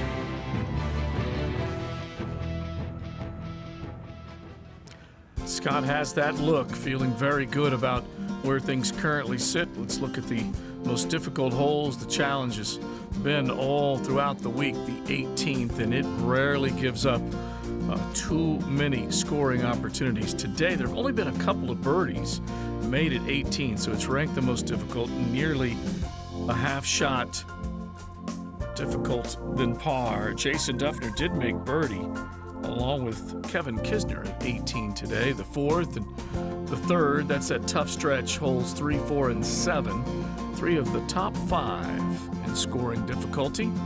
Get to the scoring opportunities, and there are just 3 of the par 5s. The 10th has not yielded as many birdie chances as players have hoped, and that's where a couple of them have been caught up, including Phil Mickelson and Dustin Johnson, both players finding the lake as they tried to drive it around the angle of the dog leg. Didn't work out, so it has been one that is not as easy as you might think. Almost a half shot easier, though, the 8th, and when they get to the back 9, the 16th has certainly proved productive.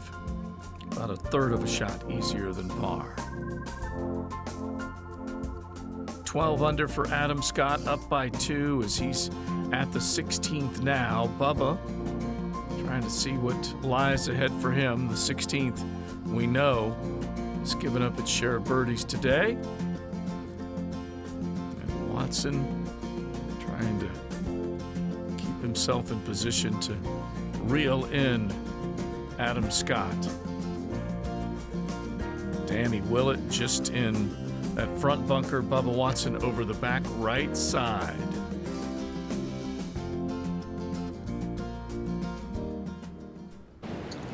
Well, we'd have to think that Rory McIlroy has to do something pretty special here over the last 4 holes. If he is going to have any kind of a chance, he's got to hit this close. Make 2. Ooh, he's hit a beautiful shot. Maybe a little unlucky there, not to grip like some of the others have done.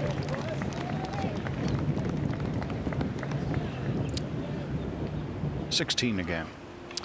And Bubba Watson repairing his ball mark where the ball landed. Amazing that he can hit a 3-wood that far. Johnny carried it about the 305 in the air. Yeah, we were talking at one of the breaks. If I was saying that if they played every PGA Tour event here, at the Blue Monster, he would be leading money winner probably every year. Yeah, I would say that's a pretty good statement. No question. He's looking for some ruling here, getting relief from the grandstand.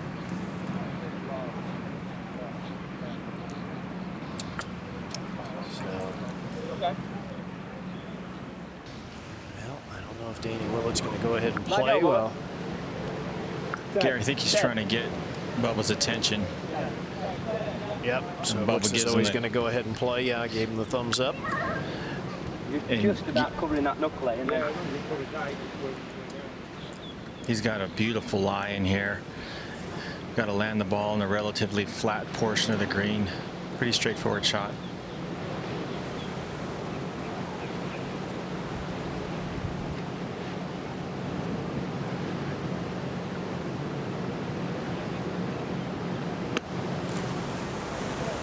Well, that should release. Oh, that's really well done again from the bunker. So Danny Willett, short putt for birdie there. This guy knows how to win. He's won 4 times on the European Tour in the last 4 years. I was saying earlier in the week, Dan, I don't work hard to finish average. I work hard to try to win. So we go back to 15. Well, Dustin has just had a nightmare. Look at the start. We've got the double bogey there on number 3, and then the start of the inward half. Good heavens. Double, double, bogey, double. He was 2 back of the lead, David, after 9 holes behind his playing competitor McIlroy, and now is 11 shots behind. Yeah, this is, I mean, it's just a hard golf course, and, you know, a pretty difficult day. You just get it a little out of whack, and it's very difficult to keep yourself in it. Well, actually, he got it way out of whack. Well, you get it a little out of whack to start off with, and then just get wackier. Just not too much break on this back part of the green, it doesn't appear to me. Might try to go a little right, but it's not much. If anything, that wind is maybe stiffening a little. Yes, at the moment, this green very exposed, so you certainly do feel it here.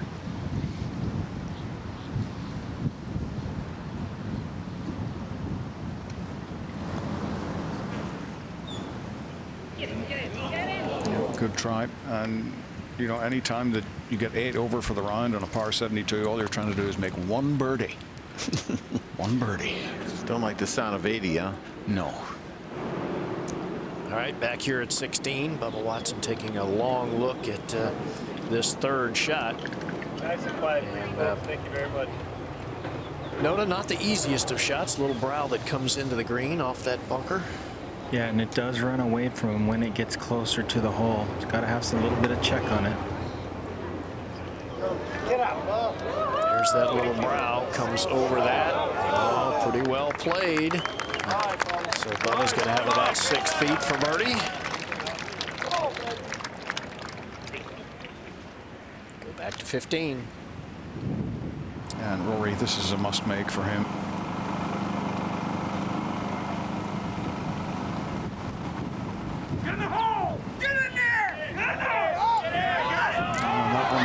He's off to the right after watching Dustin stay left. So another really a disappointing day for the young Ulsterman.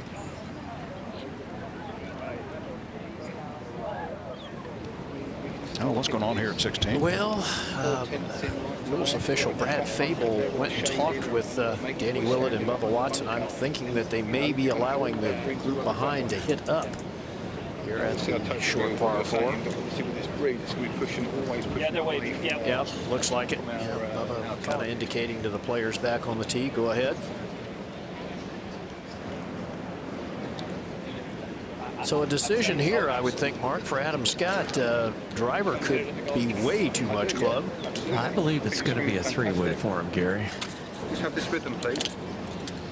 There is help in it, though, Yes, right? there is, sir. There is. With them.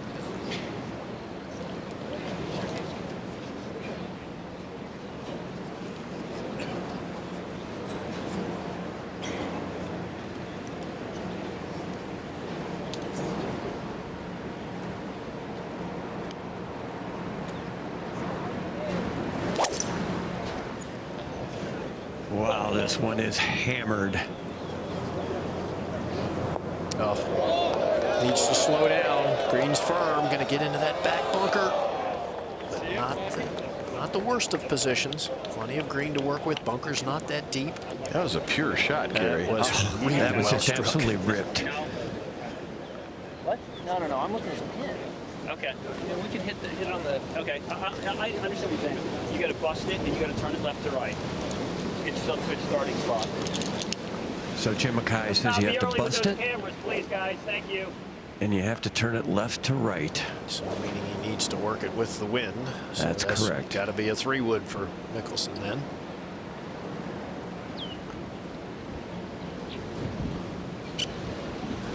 Does he have some magic?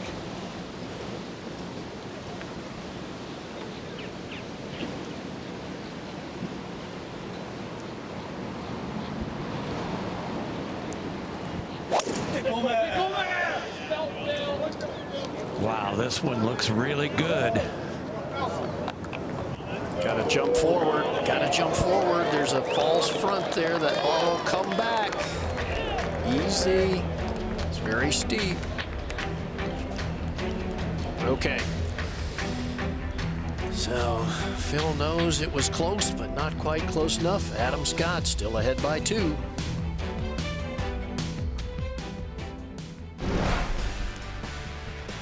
Adam Scott up by 2 shots. Can he collect 550 FedEx Cup points this week to go along with his 500 from last week's win at the Honda Classic? It is looking good right now. The last player to win back-to-back starts on the PGA Tour was Jason Day in 2015 when he captured the PGA Championship and the Barclays. And the last player to win in back-to-back weeks was Billy Horschel, and that was in 2014 at the BMW Championship, and he followed that with a win at the Tour Championship by Coca-Cola, which netted him the FedEx Cup. We're seeing if Adam Scott is in good enough form to go back-to-back here in the Florida Swing, looking for his 2nd career World Golf Championships event, having won the Bridgestone Invitational in 2011. 12 wins on tour, looking to win multiple events in one season for the 3rd time in his career. And if he does it, he already has exempt status with those 550 FedEx Cup points, ever important, as he would pick up enough to push him up in the standings. He's currently 3rd right now, looking to supplant the player at the top.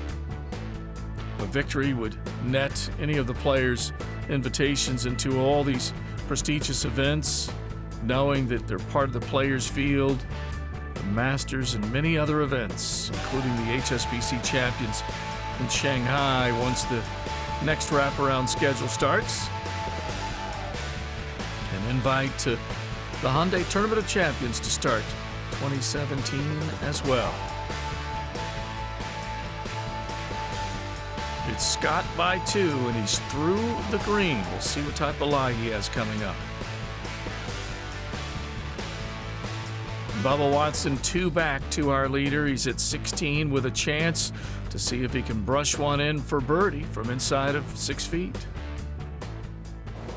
Just a moment ago, here at 16, Bubba Watson had this putt for birdie. That was the stroke that he sometimes makes. A little bit of deceleration. Now Willett for a 3.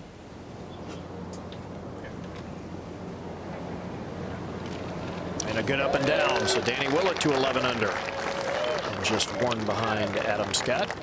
So that's how they stack up the top 4 spots right now. While we have a moment, WGC-Cadillac Championship is brought to you by XR from Callaway. Forgiveness meets fast. By U.S. Bank. And by Cadillac. Beautiful day in Miami. 70 degrees. Sunset coming at about an hour or so from now, and the official life insurance sponsor of the PGA Tour, MetLife. And Snoopy 1 continuing to hover high above, and that 18th hole continues to await the contenders. And have we ever seen some drama at that last at the Blue Monster through the years? So what's going to unfold in this 2016 version of the WGC Cadillac Championship? Back down to the ground at 16. Where Mickelson is surveying the situation for his second shot. Okay. So it's not directly in. You've got, like, you know, it's right to left and in, so not quite fully in. Talking about the grain of the grass there, Mark, that it's into the grain, but a little bit to the right as well. Yeah, he's got a very lofted club, not unusual for him on a shot like this, so he'll hood it down a little bit, trying to get it to check and then release, get it rolling like a putt. Sure thinking about making it, huh, Gary, because they're running out of holes. Well, I would think that certainly has to be in his mind. You can see him picturing the shot, visualize how the ball will react once it gets on the green.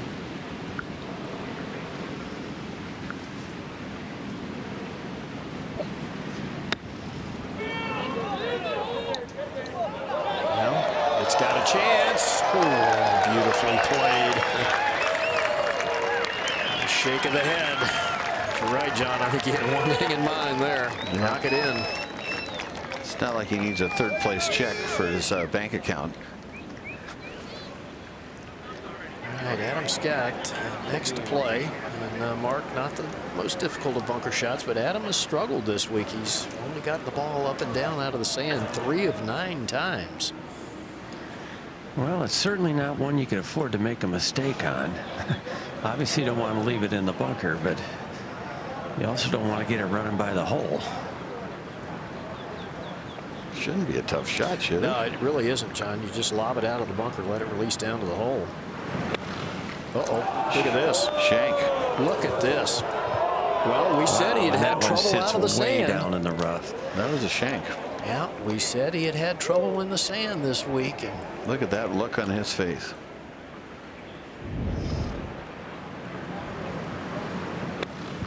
Yeah, just tries to get the blade under the ball and trying to get a lot of spin. Let's zoom in here real tight.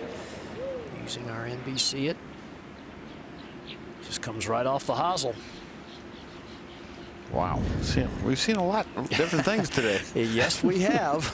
It would be interesting to hook an EKG up to him right now. He looks so calm on the outside always, but I guarantee his heart's got to be racing after that shot. That sounded strange to me, as if he might have caught a stone in between which certainly wouldn't have helped.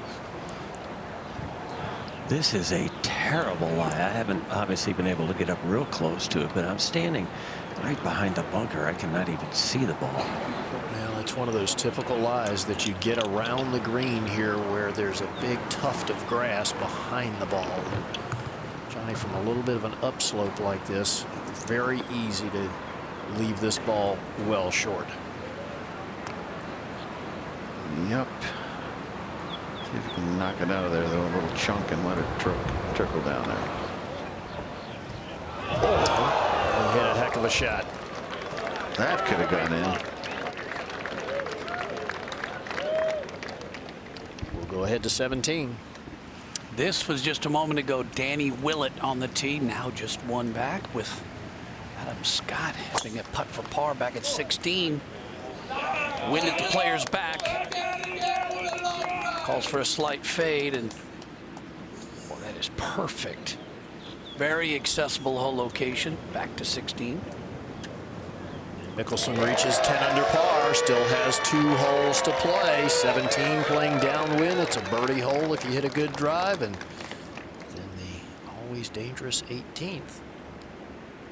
That was kind of interesting, Gary. Phil went ahead and tapped in even though Adam Scott was away. Just, I believe, out of courtesy to give Adam a little chance to regroup, but Phil was not away. This has got to be a good 4.5 feet, I would say. A little bit of left-hand break to it is certainly not a kick-in. Well, he made a number of putts like this last week on Sunday when he needed to.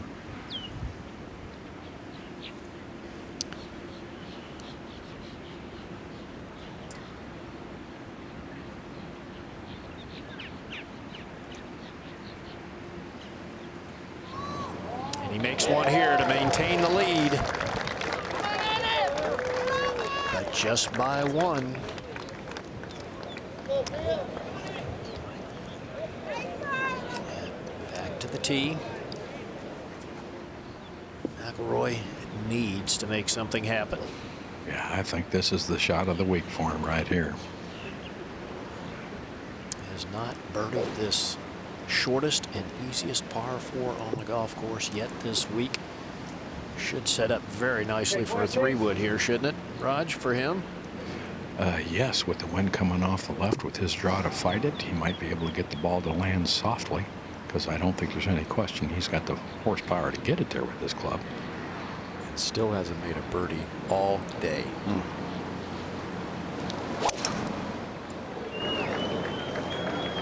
Well, just moving it right. And it's going to find the middle of the greenside bunkers, lengthy bunker shot. And we go up to 17. Danny Willett now surveying his approach. He's got 108 left, Peter. Just holding up so nicely under this pressure. Yeah, so you've actually, yes, but then you're relying on that 58 being really everything matching up. We go 95 before, just chip. See what he sees right here. Easy hole location from here.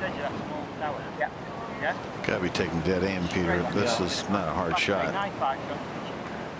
Correct, Johnny. He's got a great angle. Wind is still pushing, crossing from the left.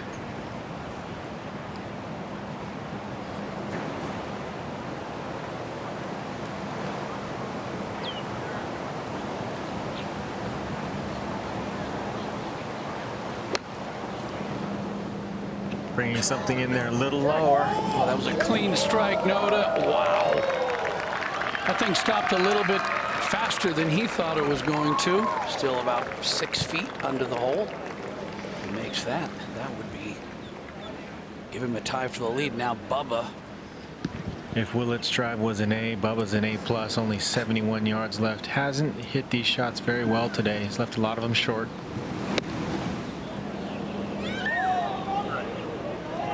This hole playing so easy today. Straight downwind. So 2 good looks at birdie there for Watson and Willett.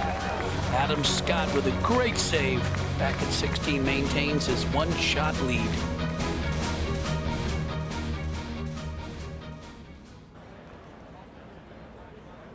Well, taking a look at this play up the right side. Sergio trying to get a feel for it. Just in that cut of rough below the palm trees. Sergio's played well this week, taking it as high as 6 under par earlier, but then just bogeyed 16. Out of position off the tee at the 16th, and it cost him. Now just going through a little more information. 187 is the number. He's playing alongside a fellow Spaniard, Cabrera Bale. 5 under for Garcia. Just over 50% of his fairways hit for the week. Close to 70% of his greens in regulation. 8 of 13 out of those greenside bunkers, so that's been good, solid work for Garcia for the week. He's among the top 10 on the leaderboard right now. And all he can hope for is that he'll have a chance to pick up one more and get to 6 under par if he can set himself up for a good look at the last. Adam Scott by a shot as he grinds out the par. Smiley Kaufman in with a 1 under 71, so he's in at 5 under.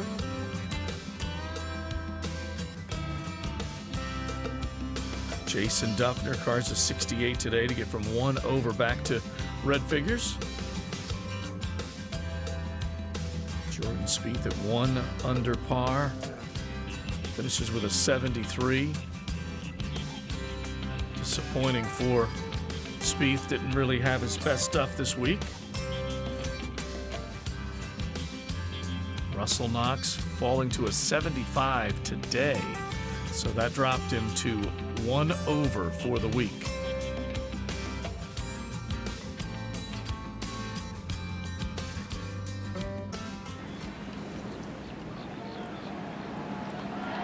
Bubba Watson has this putt for birdie. He's 2 back on the 17th green. This has to go, you'd think. Oh, and he does. So Bubba to 11 under now, 1 back. Heading to the 18th. Now back on the tee, Adam Scott. Calls for a slight fade, a little left to right. Boy, that it looks perfect. It's not overdone. Oh, looks like it went in that bunker. Take a look at what this did. It's about a 315-yard carry. It went about 308 and popped into the middle of that bunker. Shouldn't be too tough. Now this is Danny Willett has this putt for birdie to get Peter, to 12 under and share the lead. He made a putt almost exactly like this one on the 12th hole, straight up the hill. Let's put it this way. Nobody was thinking that Willett was going to win starting the day, except for a few. Note of the stroke is so solid.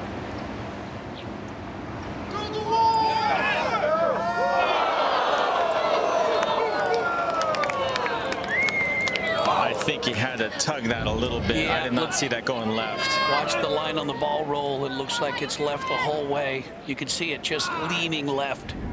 Back to 16. McIlroy with his second.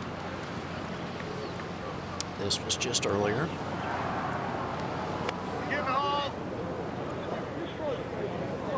Trying to get it to release up there, and not bad. Need something better. All right, now live. Has yet to make a birdie today.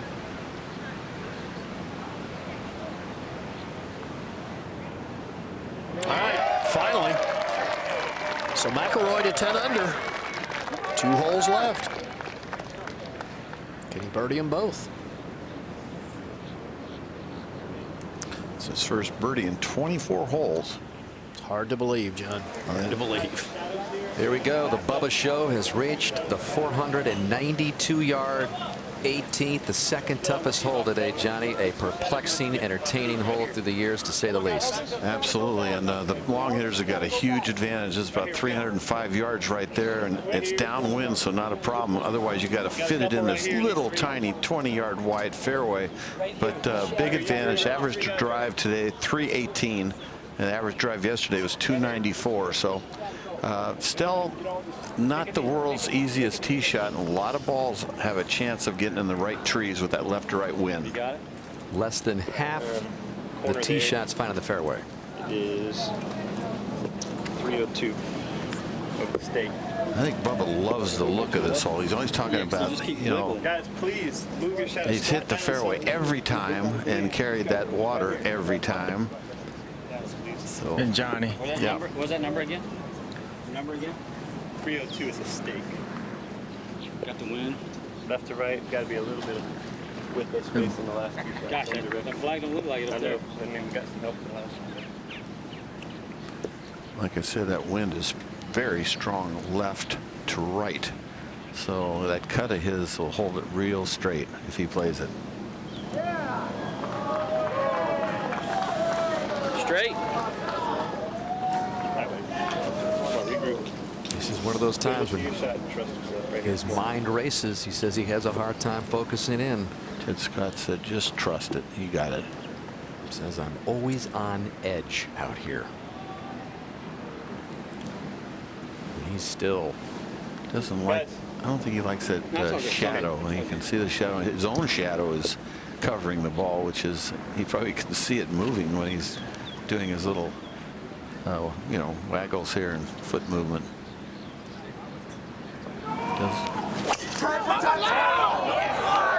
Starts this down the edge of the lake. Should be good. Well, yeah, it's soft there. It's a soft spot over there, and that's a good one. Not a great one, but a good one. 17. Adam Scott out of this fairway bunker.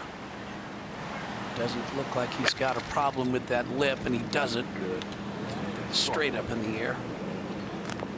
Yeah, good shot. Smart shot, middle of the green, pin high. can see that lip just in front of him, but if you catch it clean like that. That's a golf swing. Yeah, it's a great golf swing right there.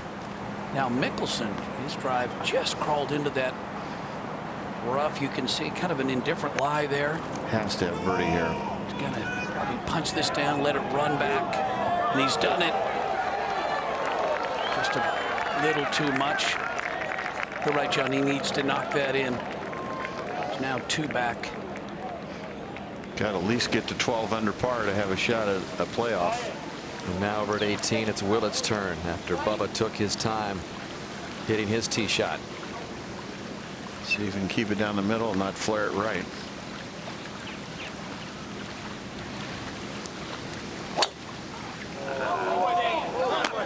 Might be going left. It's diving. That is very, very expensive right there, in case you want to know.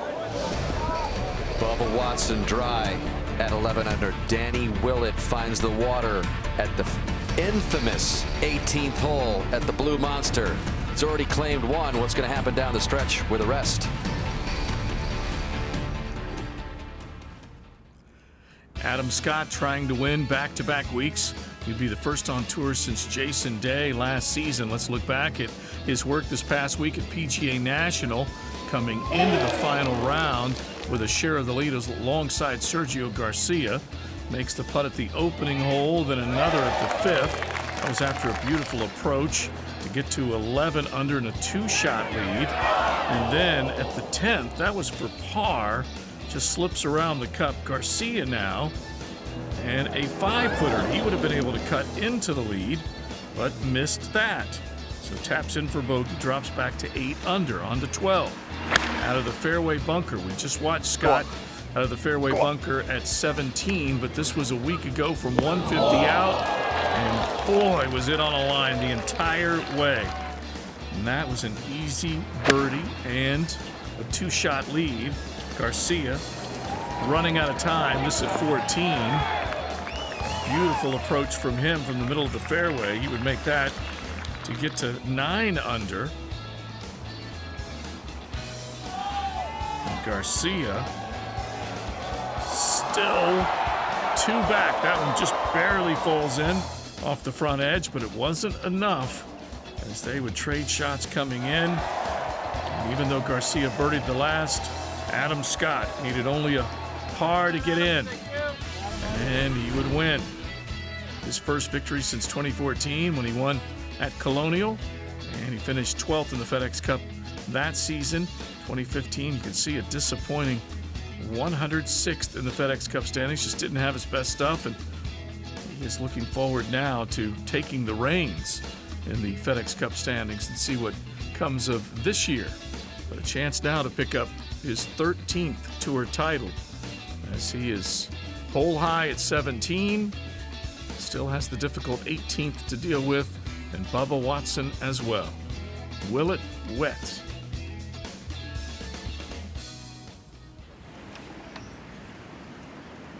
Adam Scott for his birdie at 17. Oh, wow. That looked awfully good. Mickelson has already putted and missed. That would have been a 2-shot advantage heading to the 18th. Phil did miss that birdie putt. So Phil has just a short one for par. And we just saw Danny Willett hit it water at 18. Anything can happen. Roger, it just seems, or excuse me, Mark, it seems like Phil's just been, his speed and his line has been off all day long. It has. He's had a bunch of them in the 20-foot range and just couldn't get one to go.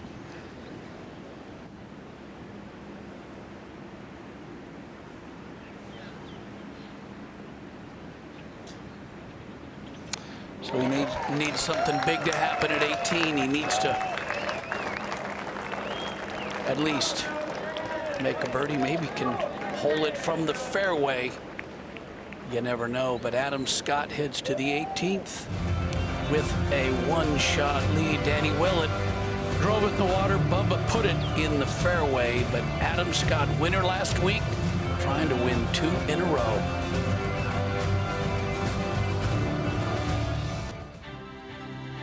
When we look forward to next week, the Valspar Championship at Innisbrook Resort will be on the schedule.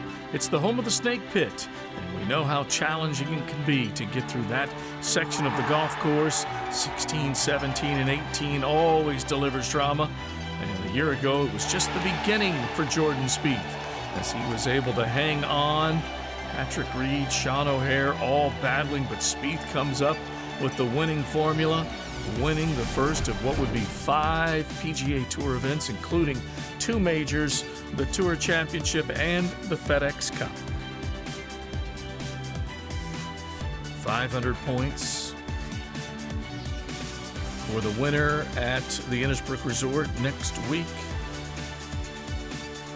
And we'll see if Spieth can come back and once again put together the winning formula.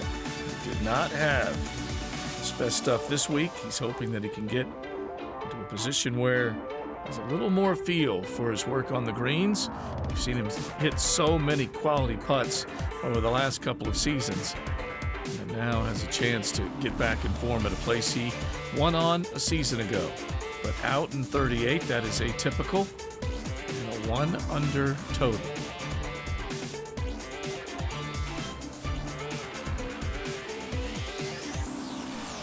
Adam Scott winning last week. He's trying to win again this week. And then on to the Valspar Championship. Jordan Spieth to defend. And then Matt Every, a 2-time winner at the Arnold Palmer Invitational presented by MasterCard. So he's hoping that he has a chance to get back once again to contending at a place he grew up loving. Every was a standard bearer as a young, enthusiastic junior golfer, and lived out that dream of winning there twice. Scott by a shot as he'll head for the 18th.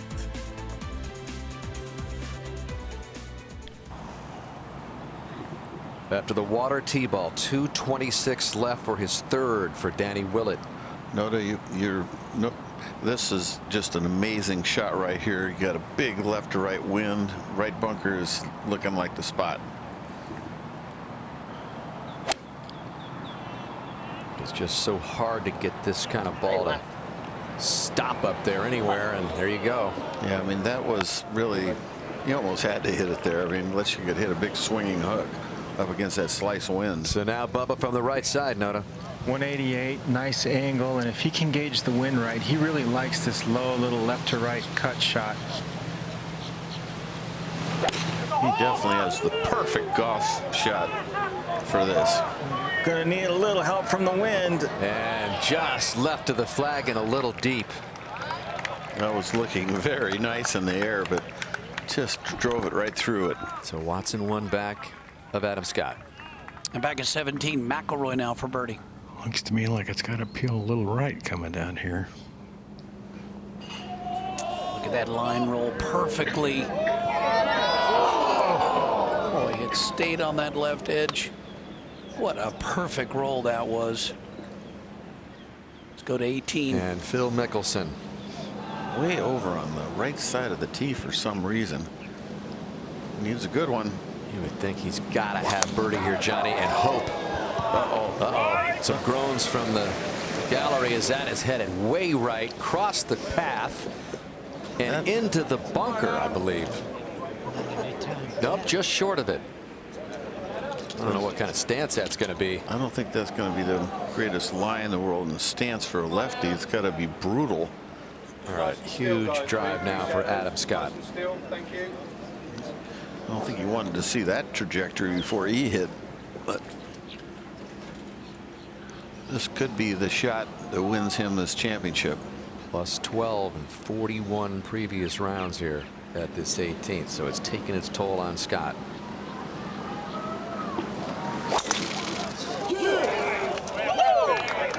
A lot of people seem to be liking he's it. Trying to get this one to hang in on that right side there.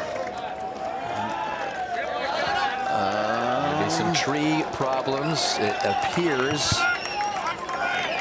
Seems like that one palm is in a very bad spot for Adam Scott. We'll Used to see. be there was a lot of openings over there in the palms, but they've planted like 3 times more palms than there used to be. Adam Scott, is he on the cusp of back-to-back wins here in Florida to start the swing? And back to Danny Willett and his travails. He's played some nice bunker shots today, Johnny. Should have another good opportunity here. Nice lie. He's thinking about nothing but holing it, I can tell you that.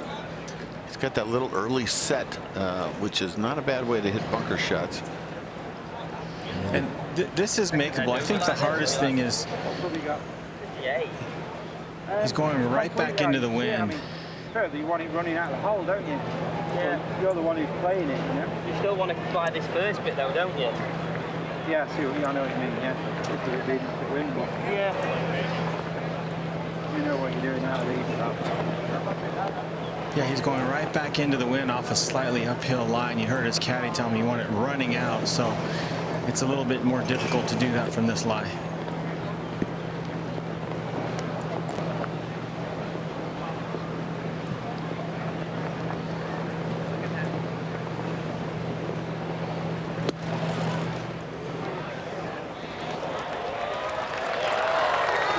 Easy. Yeah, but it's going to be at least one drop shot here for Willett. You can see he wanted to make all. That's all he was thinking about, was holding that. Yep. You can see that disappointment. And if you don't know who Danny Willett is here in the United States, you soon will. He is a player. People in Europe know who he is, certainly, as Bubba Watson now eyes this third. And Johnny, we saw him make a handful of these types of shots at the Hero World Challenge when he went on to that big victory. You know, this is a pretty good lie, I can tell you that right now, and it's probably going to have a good chance to come close to going if it doesn't go in. Runner-up twice, third last year. Remember that 9-footer that would have tied Justin Rose back in 2012 on this hole.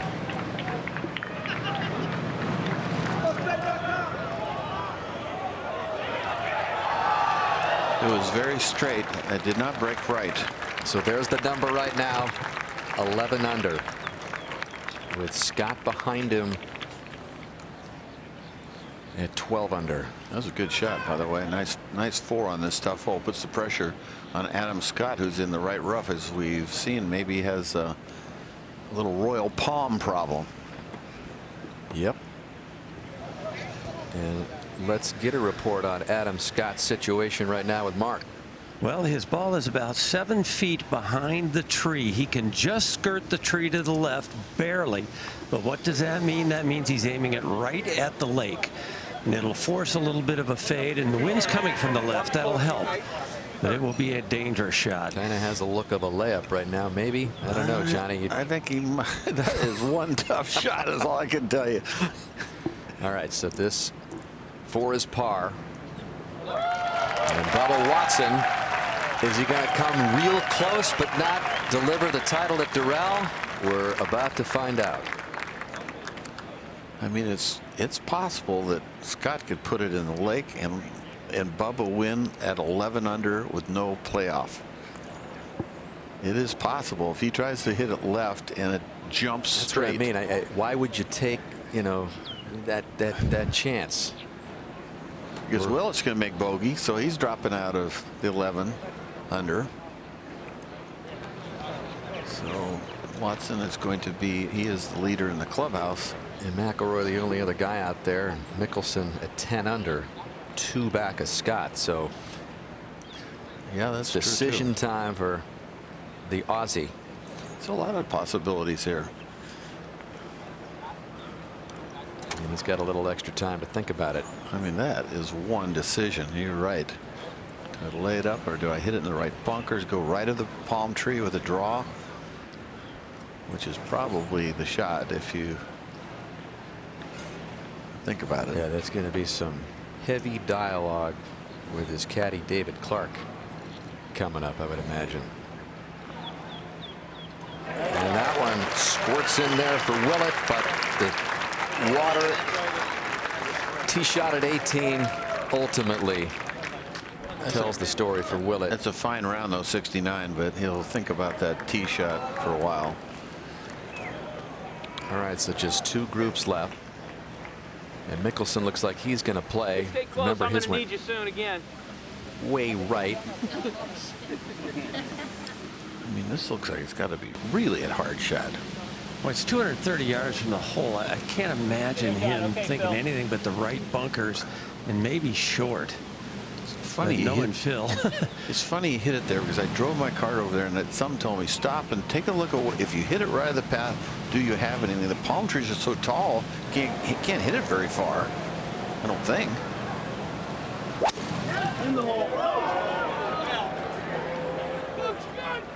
That's headed right, close to the stands. Takes a couple hits off the stage. You can hear it. I think it hit at least twice up there, and it bounced back down safely in play. There are some people scattered as spectators up there in the grandstand. So Phil lies 2 over there, and now here's Adam Scott. 186 hold, 148 front right.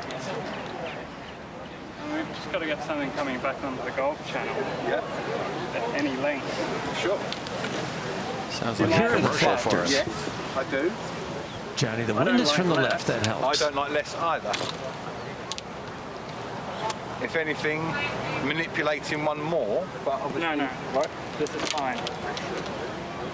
Come on, you know the deal. It's just another great golf swing, okay? Starting at our target here. The difficulty with manipulating is it's coming out of the rough, which is tougher to curve it than the fairway. Also, the ball is a little above his feet, which is more difficult to fade. You wouldn't want to push this, because that might get a ricochet right back at you.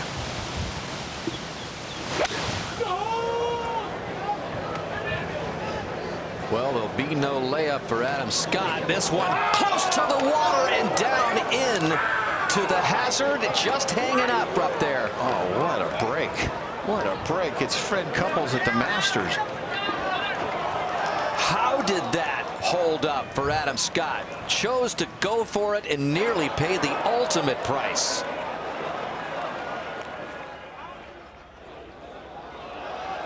Some kind of shot for Adam Scott, just thinking about trying to get it on, advance it if he could. And as we take a look at this lie, it is sitting up nicely. And so now Scott has to deal with that upslope, what type of play, and how close he thinks he can get it. Now, as we come back, you can see where the pin is. He can take a lofted club and get it up there. That was a huge shot in trying to get it all the way to that back left corner.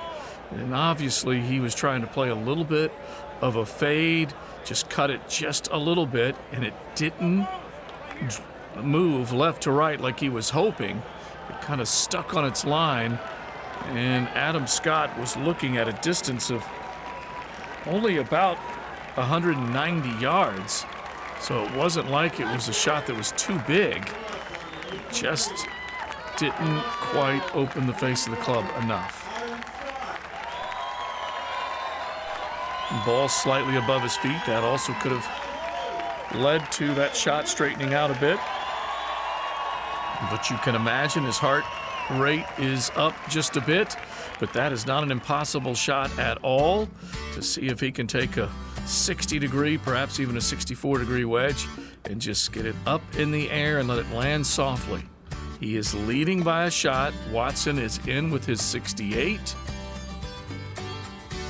Phil Mickelson has an interesting shot coming up from the opposite side of the green. Smiley Kaufman with his first Cadillac Championship, finishing 3 under par. Justin Rose in with a 67.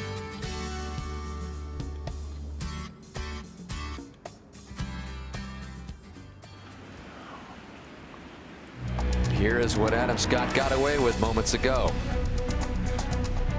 He's trying to aim it there and play a cut with that big slice wind. He knew right away that this was on a very scary line, hoping that it would hold up. And the Bermuda rough along the edges of these greens this year, longest it's been in a long time, and that helped keep it out of the water. And it's just sitting up just as nice as can be. That was a gamble, I'll say that. So Mickelson to play next. He rattled around in the grandstands and now is playing his third. And not his favorite kind of lie, just sitting down in Bermuda rough that, you know, it can do anything. It can jump, it can come out dead, and you can fluff it. And he needs a miracle Mickelson hole out here to have any kind of chance. He does have a lot of green to work with. That is to his advantage. Also, it's a little bit into the wind, which will help. He's going with it way forward in his stance, Mark.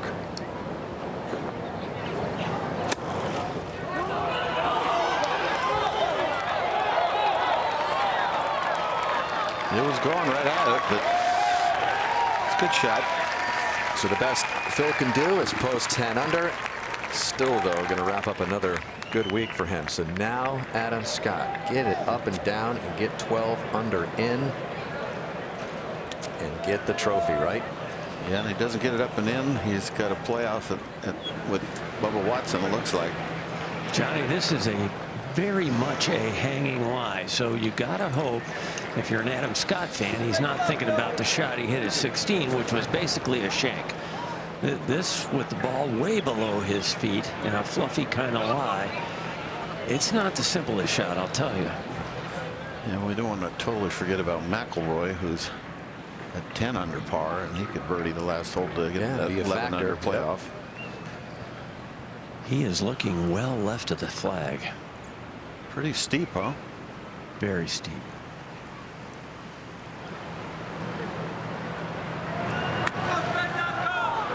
Oh, that's beautifully done. Beautifully done. I would say if he had 10 balls from there, that would be at least one of the best two. And while all that was going on, this was Rory McIlroy off the tee. Again, needs a birdie, and he needs a miss coming up by Adam Scott. It could be a three-way playoff if McIlroy can somehow get a birdie here, but this was headed right.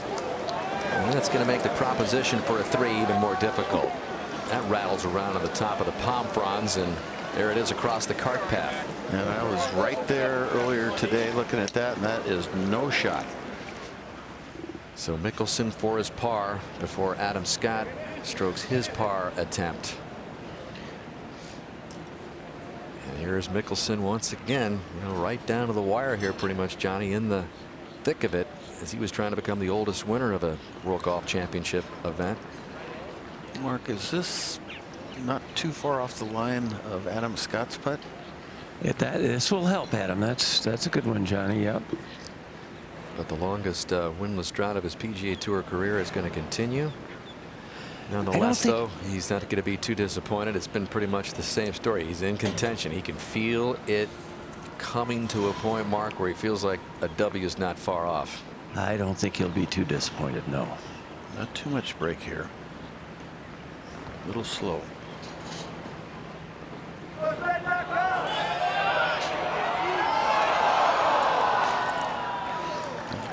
So a closing bogey 5 for Mickelson. Just 2 bogeys on the day to go along with the 4 birdies. 2 under round of 70. He begins the season with 3 top 5s and 6 starts, and oblivious to it all is Bubba Watson, who is in at that 11 under number, signing autographs. And so here we go. This putt for back-to-back wins. And remember the runner-up to Bubba at Riviera.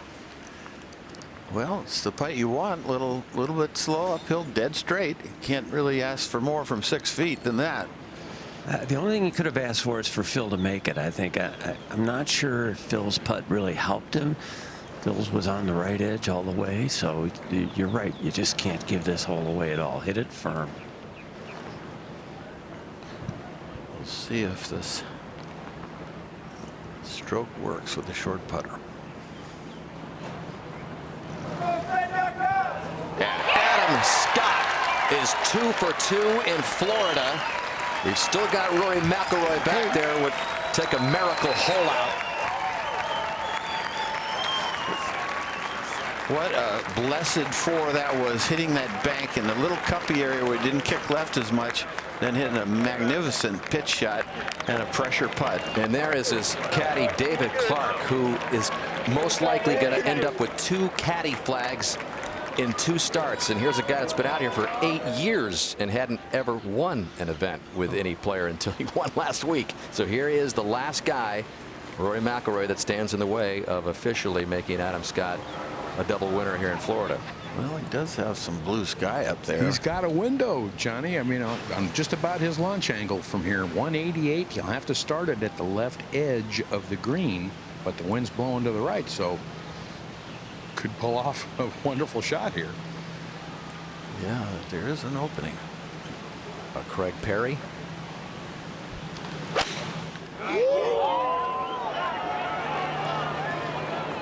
Well, this is going at the very right. It's going to miss right, I think. And so Adam Scott, I mean, what? Projected now to climb to number 6 in the world. And what a roller coaster couple of weeks it's been. The quad on the Saturday at the Honda, bounce back wins, makes 2 double bogeys in a span of 3 holes in the front 9. The winning putt. And with all the pressure on, with a conventional putting style that he had to adopt at the beginning of the year, Adam Scott is money again. And in the last 2.5 decades, only 1 player has won in consecutive weeks on the Florida swing. Tiger Woods in 2001 when he won Arnold's event and the Players. Let's send it down to Steve Sands. All right, Dan, thank you. We are with Bubba Watson, who just congratulated Adam Scott. A very class act there by Bubba. We saw a lot of wild shots going on out there. How would you describe the difficulty of Doral today? It's very difficult.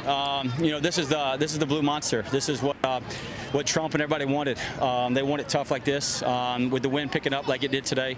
Very difficult. 18, they put the tee all the way back, so it was a real test. You came close here before. You came close again. What is it about Doral that fits your eye and your game?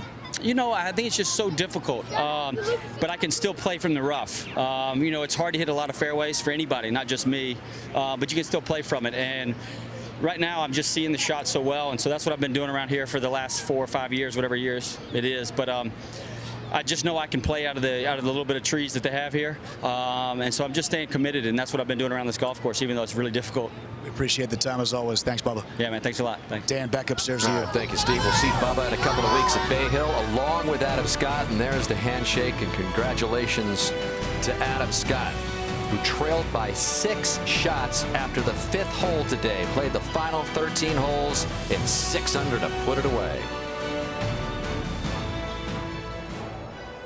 Certainly took care of business when he needed to. That flop shot from what looked like a decent lie, but not an easy shot at all. And now he has back-to-back wins on the PGA Tour, the first since Jason Day did it back after winning the PGA Championship. He started the FedEx Cup playoffs with a win at the Barclays. And now it's Adam Scott moving up to 6th in the world, and a chance to start to cut into that world rank of the likes of Rory and Jordan Spieth, all those players that are just ahead of him, and he moves to the top of the FedEx Cup standings with a total of 1,050 FedEx Cup points hauled in over the last couple of weeks, and it lifts him above Kevin Kisner, Brandt Snedeker, Russell Knox, and now Bubba Watson making up the top 5. Watson up 7 spots, and so those were the 2 that made the big move. As Scott went from 3rd to 1st, Bubba from 12th to 5th. Just outside the top 10, a little movement between these players that were all battling. Fowler finishing the week in red figures. 6 under par. Jordan Spieth winning the Hyundai Tournament of Champions to start 2016. He is now 14th in the standings. Adam Scott can be very pleased with his performance over the course of these 4 days and really the last 2 weeks. Let's head back out to 18 for the finish for McIlroy. Rory McIlroy in a tie for third at the moment with his third at 18.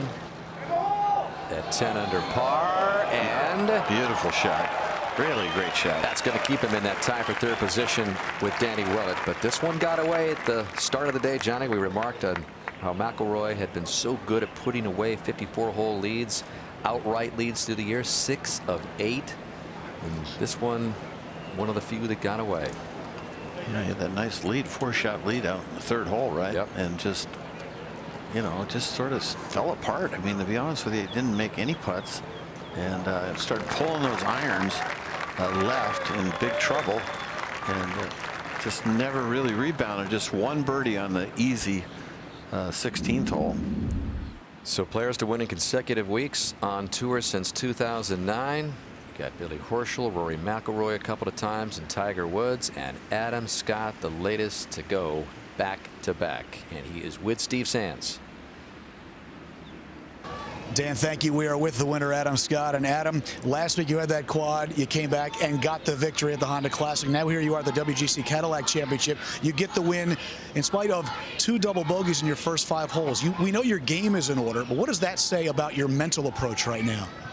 Well, I think I've used my experience to my advantage the last couple of weeks, and realize around these tough courses, although you never want quads and doubles, you're not out of it. It was such a challenge out there today. I knew if I could just get a couple before the turn, maybe I'll have a chance, and everything fell the right way for me today, especially up 18 for that ball to stay up. Speaking of 18, we're going to show the audience that second shot right now. What did you see from just beyond that tree?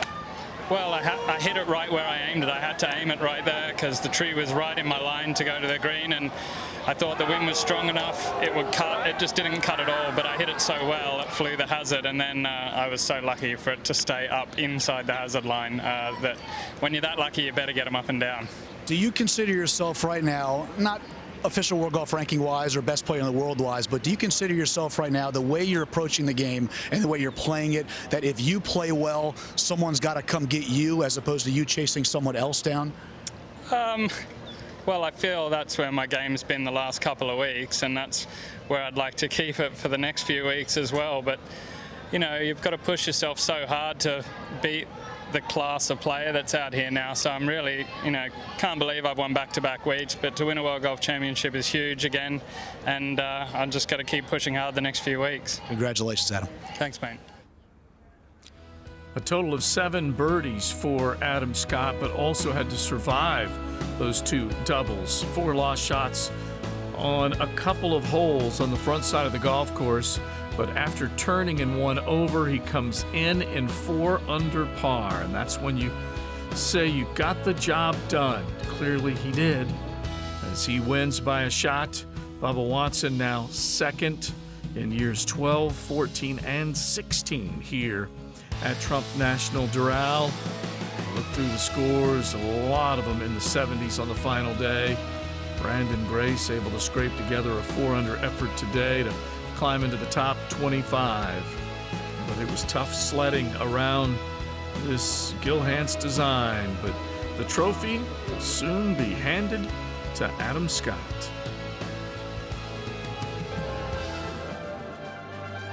The winds were up on the final day of play, and the forecast of good play was the recipe to win. Phil Mickelson got it going.